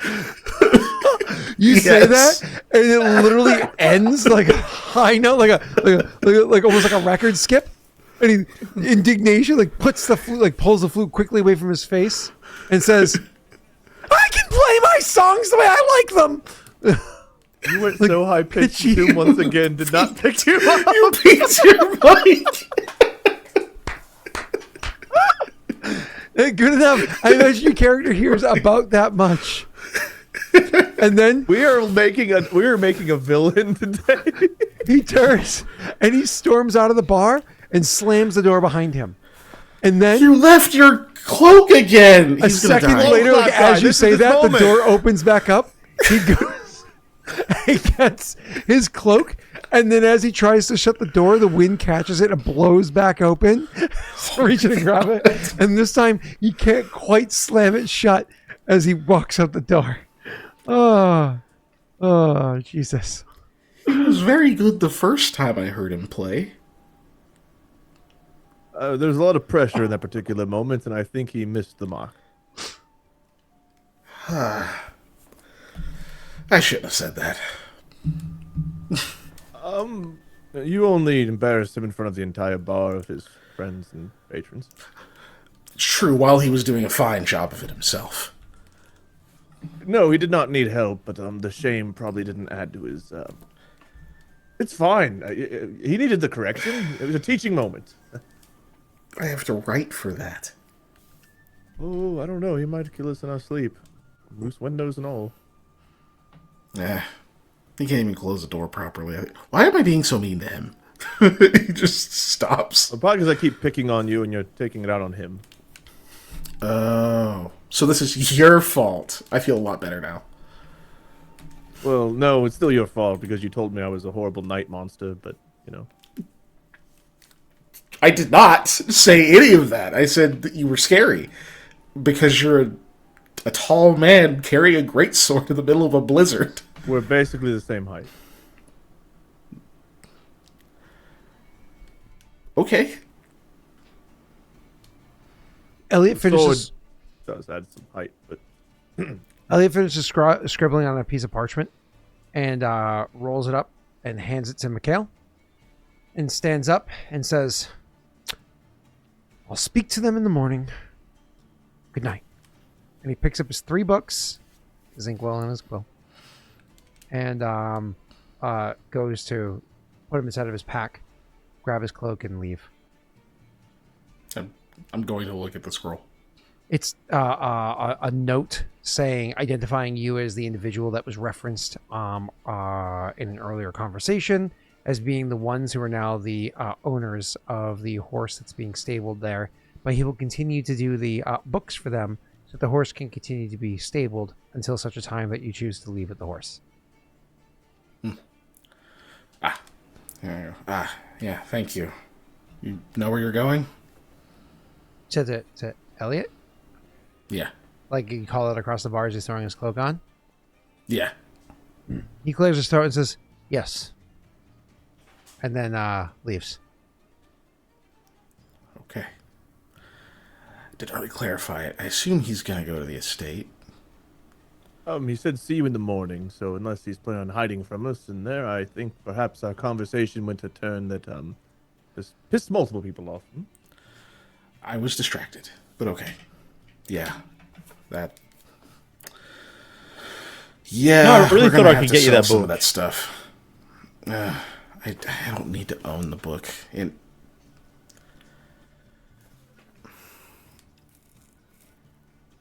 We're gonna have to sell some of those items, swords or something. Well, about that, I was hoping to perhaps take a coin or two to the blacksmith here that you'd talk to, and if we're going to continue this, I would like to be a bit more prepared next time we go diving into trouble. As, Right, my hands and yeah. thighs and body probably can't take this beating forever. Interrupting your conversation at this point, you start to hear like 2 people, no, 4, okay, no, more. It's rolling across the bar. A bunch of people are chanting, C sharp, C sharp, C sharp, C sharp, as they're all turning their attention towards Mikhail. And like when you're looking around or whatever it is, eventually the bartender catches your eye and gives you that look like you wanted to make a point. It's your stage. Okay. He's just, it's like, I'll be back. Grabs his loot and walks up. As you stand up grabbing your loot, there's like some clapping and cheers or whatever. The same guy starts to slow clap, but it doesn't. That makes people are already clapping. Yeah, He's here. I knew he would be here. Yeah. He is here. His name's Wade. He's probably going to follow us now. Actually, his name's George. George. Do you want me to roll, or are we just moving? What George do you know that is what you thought of? Which way did he go, George? Which way did he go? Oh, okay. You know what I'm talking about? Bottom. Yeah, you're referencing Looney Tunes. Whereas I think of like George of the Jungle or Curious George. Yeah, the Looney Tunes that referenced of Mice and Men. Yeah. I'm gonna squeeze him and call him George. Yep, exactly. Anyway, so and the rabbits, Lenny. Oh, for those of you here that are under 30, there used to be a cartoon called Looney Tunes. Anyways, back to Google Bugs Bunny. It's Bugs. Bugs. all right. Weirdo. So, What? Dog is being silly. Like he needs to go out. oh, sorry. For Americans under 30, if you're from a different country, you got our cartoons like 10 years later. So, Enjoy them right now. They come in color next year. I'm gonna go let my dog out real quick. You're welcome for culture. So, Thank God America's the best nation in every way in the world, right? that's right. Absolutely. While Mikhail's performing for the bar, I guess Koa will talk to Aldo to buy some time. Aldo, you weren't wrong for addressing Elliot about the pay. I think we all expected to be paid, but we're in a bit of a predicament now, right? A little bit. Yeah, I'm not actually as bothered as I made out to be. I really wanted to get Mikhail that book. That's fair, and perhaps with some time and conversation, be sharp. That could still happen at the very least. I'm sure Elliot's willing to share information with us as long as we keep sharing information with him. So I'm sure we can still access and learn what the book has in it. True, but what do we need Elliot for now? Well, I know Mikhail managed to figure out the stuff in there pretty quickly, but Elliot is likely still more knowledgeable about the mold than we are in a lot of ways. And we got the information that we got, but there might be other things he knows. Writing and such. If we have Mikhail performing song and Elliot putting things to pen to paper, perhaps more ways to get our name out there or our stories told. And if he's paying us based on the profits of things we found in there, and we found information and we gave information to him, then perhaps some of the profits from the novel sales would in fact help us. Maybe it would be beneficial to actually help him promote his book sales. Yeah, but it leaves like a bad taste in my mouth. You know what I mean? I negotiated with him. He was funding the expedition and paying. And whether he bought his own equipment and went to do whatever, he didn't fulfill his end of the deal. Well, you know what I mean? Perhaps if he'll give the horse or something else, that would cover more than a gold each, which is about what we expected, right? It would, but the fact of the matter is that he was willing to give us nothing until, he'd been called out for it and asked for the book. I agree. I think it would be beneficial, right? But I don't think this... I think it needs a new working relationship going forward. We're not so much partners where he's entitled to everything from anything we find. But if we do choose to share whatever we share, then the new deals can be worked out. But can he adhere to his own deals. That's the issue. Uh, I got a feeling, Koa, that he'll write a book. It won't be anything to do with us. We'll get nothing from it. He'll write his book, and I just don't think you'll get out of it what you think. the fact that he thought that funding an expedition was the same thing as paying for us to risk our lives to go on it is alarming. And it is not at all what we actually agreed to. And whenever you first presented us with this expedition, as he called it, well, you had said he promised money as well as to fund the expedition then too. That was always Yeah, the he did. terms that we had believed. But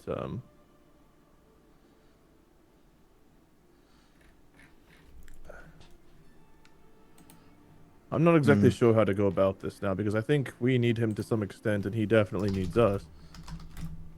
And he's clearly a bit of an idiot, but he has put himself in, unless he's lying to us, complete financial debt for this knowledge. But just put that much coin to something, to spend the amount of gold he did to fund this expedition, to trust us to go on it, and to have the thought that we would come back, provide him with stuff that he would put into a book, as well as find great treasures inside that we'd be able to sell for profit and everything else. He's a bit of a fool to put that much risk into the complete unknown. What if we died on the expedition? He'd be left with absolutely nothing except for money lost on it. He'd be that far in the hole with nothing but a horse and alone. Mm, And I that is do true. worry about working with someone that is that foolish and that deceitful.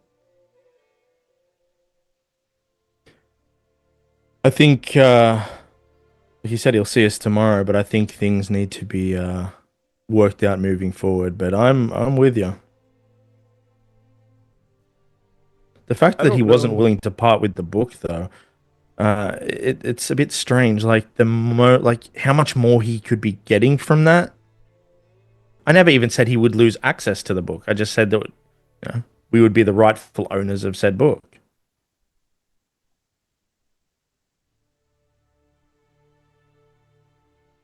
I'm not sure. I don't like it.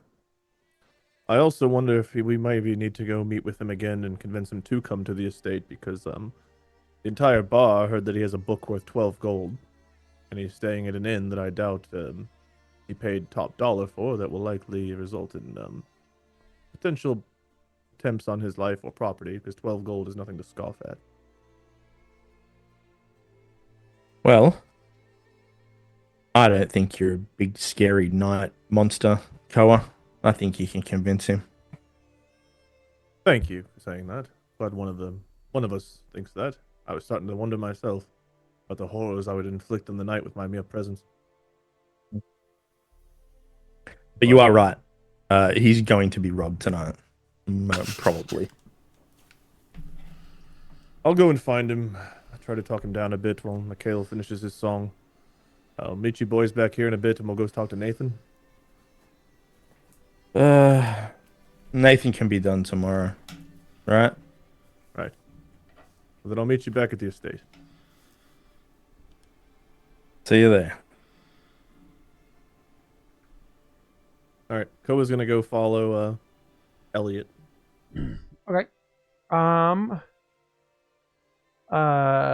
So I just saw Keegan's funny response in Discord. Room spoilers. Do you think I'm Drake? Anyways, so you go looking for him. Pretty easy to find him. He's the last person to leave the bar, so look for the most recent footprints. Well, we also know the name of the place he's staying at because of the. Yep. So you head that direction. You move quickly. I would try to move at a quick pace. To catch jog up with. after him. You catch up to him. About halfway there. Elliot. He looks Elliot. after you. He turns around, sees you coming, stops courteously. Look, perhaps we should get inside somewhere to chat. But you shouldn't stay at the hotel tonight. You should stay with us. All my entire stuff is bar already had- there. It's fine. Yes, but the entire bar. Yeah, heard the I two already knells. know that I made a mistake. Okay, I get it. It's not that. Listen, we don't want you being robbed and potentially killed for a valuable book. Fine. But on top of Then that, hold on to it. It's the way it's going to end up happening, anyways. Here you go, he says, and he takes his satchel off and just goes to hand you the satchel. Elliot, we still need each other. This is not just about getting the valuable book from you. We went through a lot out there. I've got scars that will never quite be the same, as I have on every one of these missions I've gone on, expeditions, bodyguarding. But to say we're disappointed that we aren't actually getting paid for doing it is an understatement, to be clear. However, I understand that you put everything you had on this, and that we came back with a lot of information, but not much tangibly. And I think that's a disappointment to all of us too. But Aldo knows that Mikhail found this information in the book about the alchemy and so on and so forth. And I think he was just trying to rattle you a bit to get the book to Mikhail so he could try to figure all this stuff out, because once we have more of them together, I don't know, it apparently it's good to have more of them together or something. Mikhail hasn't fully explained all that to me. I think Aldo was just trying to push for that to happen. We can still work things out, and we still went on the expedition. There's still more specifics we could probably get into and tell you that you'll want to hear. And obviously, if we're going to Haudh-Gwenn and going into the keep that's there, there'll be even more knowledge to be gained. As well as whatever is in this book that Mikhail has about the alchemy and so on and so forth. I happen to know someone in Haudh-Gwenn there named Gwenivere, and we're going to take her, and if you'd like to join us, to a place where there was an alchemist of sorts who considered himself Mole or affiliated with the Mole or something like that. Maybe there's more information there, so... What I'm trying to say is tempers might be a little high, but we also just got back from a very long trip through the cold where... oh, fuck it all. They'll, like, show him, like, the bite marks on his thighs, like the still wounds. Knowles had moved into the Valley of Doom, as I'd said, and As you they ambushed lift up us. your pant leg, because how cold it is, once you get your pant leg back down, he's like, maybe walk and talk. And, like, we'll turn and... I'm just saying we've been through a lot. That place, the keep, it was not a kind place. The amount of things in there that tried to kill us, not living, but traps, machinations of sorts. I'm not even sure how they constructed it. Mikhail and I were talking, and it must be something to do with some sort of magic or something, but the entire place was designed for pain and death. The entire excursion was of one of pain and death. Yara, who we brought back with us, lost both of her companions. And it's just been a hard time, and tempers are a little high. And coming back to find out that we're, well, hurting and broke, just sucks a bit, you know? But I'm sure you feel a similar way. Yeah. He says. You see there's like a lot of like that he's not saying. Look. This will all blow over. But let's not make foolhardy decisions in the short term. Gather your things. I'll stay with you. Come to the estate. Prepare a room for you there. And that way we're all together. And no one's getting their room broken into and murdered over some pages. That I think is in the benefit of all of us to be seen by you, Mikhail, us, whatever, so we can all solve this puzzle. Ultimately, the most important thing, I think, from all of this is bigger than us. It's that we now know what caused the downfall of the Mole Empire, and we know that this curse over Adir is something that it can be stopped. We can change the course of history and slow down Paradel and all the madness, and we can stop things here from being the way they are. Every city in this place is awful, isn't it? Not we, Koa. Yes, we, Elliot. No. We need your knowledge. We need Not your we. ability. You're the one that was the chosen one. And how many times have I nearly fallen or died and been saved by Aldo shooting an arrow? I couldn't or even some make bit it of there. knowledge? Made it one day outside of Le Chef. Couldn't even make it there. We don't know because you didn't go with us because we knew it wasn't smart. We Yeah. barely made it there and we barely made it back. One bite from a hyena almost ended me. But didn't. But you didn't even get diseased from it. Well, we did try to treat it right away, and Mikhail with his whatever it is he does, perhaps stopped that. I don't know. Maybe it was a very clean hyena. It wasn't. Is that hygienic? Don't put that in the book. Oh. But, Chapter 3, a very clean hyena. your strengths and my strengths are different. You and Mikhail understand all the things in these books, and you can see these codes and whatnot. I can swing a sword very well, and apparently take a bite.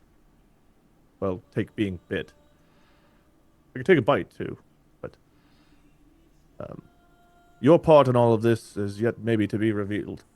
But I think that your knowledge, your passion for this, is going to be crucial.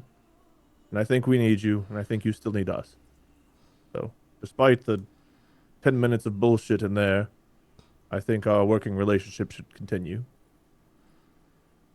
And I think you would be safer with us tonight. Fine. I'll do so. Obviously, it's the better choice besides... If I'm gone before late morning, I don't have to pay for another night at the inn. That's why I wanted to stay at the estate anyways. Save coin. I spent most of it on that damn horse. I got ridden for 2 days. Yeah. The horse... you say you got rid of the horse? I got ridden. I rode it. He only rode it for 2 days. Well, it's still your horse. Yeah. Yeah. Well, no. Actually. As of the morning when I have a conversation and the note that I gave to Mikhail. It's Mikhail's now. Oh. You asked for the horse to be given to Mikhail, and I wrote the... Elliot, I understand everything that you went through financially for this. Don't tell the others, but the horse is worth more than what you had promised us. So here. I'll hand Elliot a gold piece. He looks down at it and looks up and says, "No. Please, I insist. I don't want there to be any more bad blood. I don't think you understand how many debts I already owe.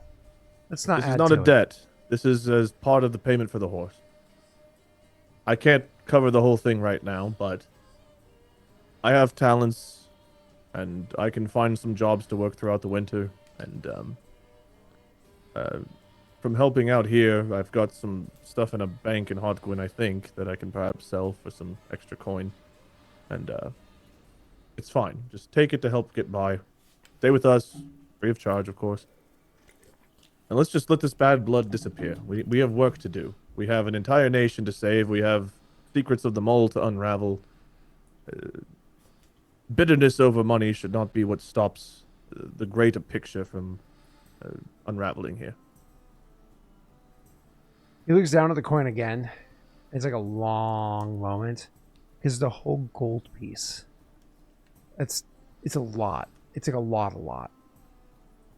It's like a long moment. Is it? He'll like take his hand and physically put it in there and like start to close it over it just to be like, again, make nothing of this. This is me. Do you? It was even before I knew that Mikhail had gotten a horse, but Your passion for this is inspiring. And I think that we can all be heroes, and it's a wonderful thing when you're in a bar and everyone's chanting about you and stuff, but it's different when you're out there, Elliot. I tried to tell you this when we were bringing you back, but the glory afterward, of course, is fantastic, but some scars haven't healed yet. Not even just from this journey, but from slavers and losing Phil and everything else. It's we sitting there and you hear the songs of Dan and the Valiant Few, and you hear us tell the tales of what we experienced. But it's different whenever at every moment you think you might die. Whenever you see a boulder rolling down the staircase, it's a great story when you know we made it out, but in that moment,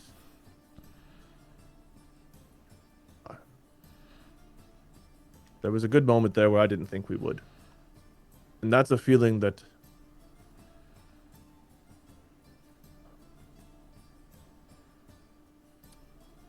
not everyone should be an adventurer, because not everything about being an adventurer is great. It just sounds great.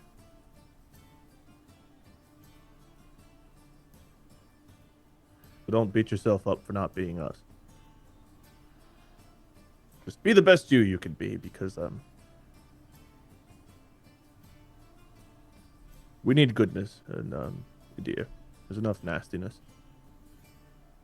Between Ashtar and the slavers and everything else, it's all just a disgusting nightmare. And I'm really hoping that perhaps by breaking this curse, if we find a way to do it, that things might change. Well, he'll finally close the coin in his hand.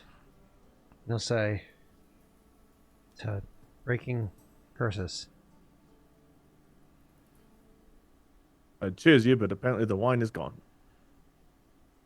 I didn't actually drink, did I? No, Aldo finished all of it. He thinks for a second, and you can see the look in his eye. He opens his mouth, doesn't say anything, closes his mouth.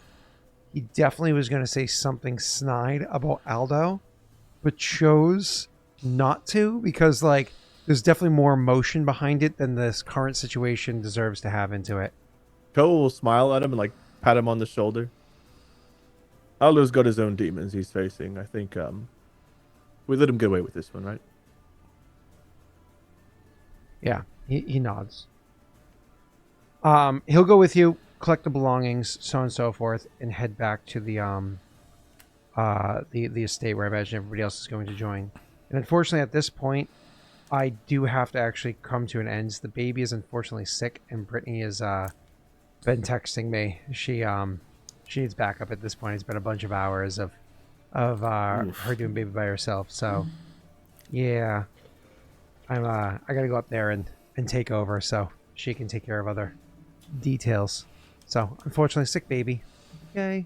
It is what it is. This is what the lake is for. This is the earliest we've stopped in a long time. Yeah, It's still 45 minutes over. Yeah, exactly. So Yeah. Sorry for our peeing so long. yeah, we'll stop peeing for so long. Technically, we never finished. We never even got to B of the options, and because we haven't finished all the. Well, we were about to, but think- somebody had to open our windows, and somebody had to stop us because the storm had to hit the day we got back. If I remember right, I want somebody to go back like 3 sessions to whenever like the snow was like 3 weeks out, and then 3 days later it was like the snow's here. I remember a specific moment where it was like, no, it'll probably be weeks before the snow arrives. Yeah, but then your check is only so high. All right, so all right, yeah. Thanks, everybody. It's a lot of fun. Yeah. We have it's funny is I spent most of my last 2 weeks prepping for when you guys get to the keep in Haudh-Gwenn. I probably have like 4 more weeks before I have to worry about that. Well, So realistically, I think that we're gonna talk to Nathan here, talk to Hinta here, and then really Forvin doesn't even have to be much RP, right? We're just like, how's things? unless Mikhail has a thing, yeah. Yeah, I don't know. I don't know if you do. It was like asking about Jaden and making sure the one dude was gone. Yeah. Jack again doesn't really need to be a thing. It's just like he would check in and see this, and then it's like Haudh-Gwenn. Mm-hmm. So unless there's a bunch of other random bullshit, Scott, that happens along the way, I think I'm not I'll going be to say pretty quick, yay or nay. Scott. I'm not going to say. I'm just saying the ball's in your court, and you choose to hit yourself in the nuts with it, then blame us. You remember where the balls are. You hear me? You remember that. It's not hard, man. No. Hero of Leshev, Oakley dokley. leader of the Valiant Few, clearly. Yeah, scary man. Anything you want to say, Wade? Or Keegan? C sharp. Face. Title of the session. C sharp. So, what did they call? I don't remember what I called the session. That's gonna be like Elliot's last words to Aldo as he stabs him in his sleep is C sharp. I used GPT to quickly throw Or together Flutie some stabbing lyrics. Mikhail. I do think Mikhail's making an arch villain. The final boss of Adir is going to be that The flautist. I'll play Like, a I was trying to be samba nice tune to for you him. over your grave. I tried to be nice to him. And we know that Kira will get the name the flutist, and his name's going to be like Ezekiel Jebediah, Right. the flutist. It is I, Pookie. Like, okay. It's actually, that call you, or shitty that's your real GPT name? song is going to be the one that you make for him, just so he has a shitty song to sing and he thinks it's good, but it's really bad. It's like, If come I together make him- round. If I make him a song titled C Sharp about C Sharp, he really will become a fucking villain. After that, yeah. Bye, everyone. Yep. I think you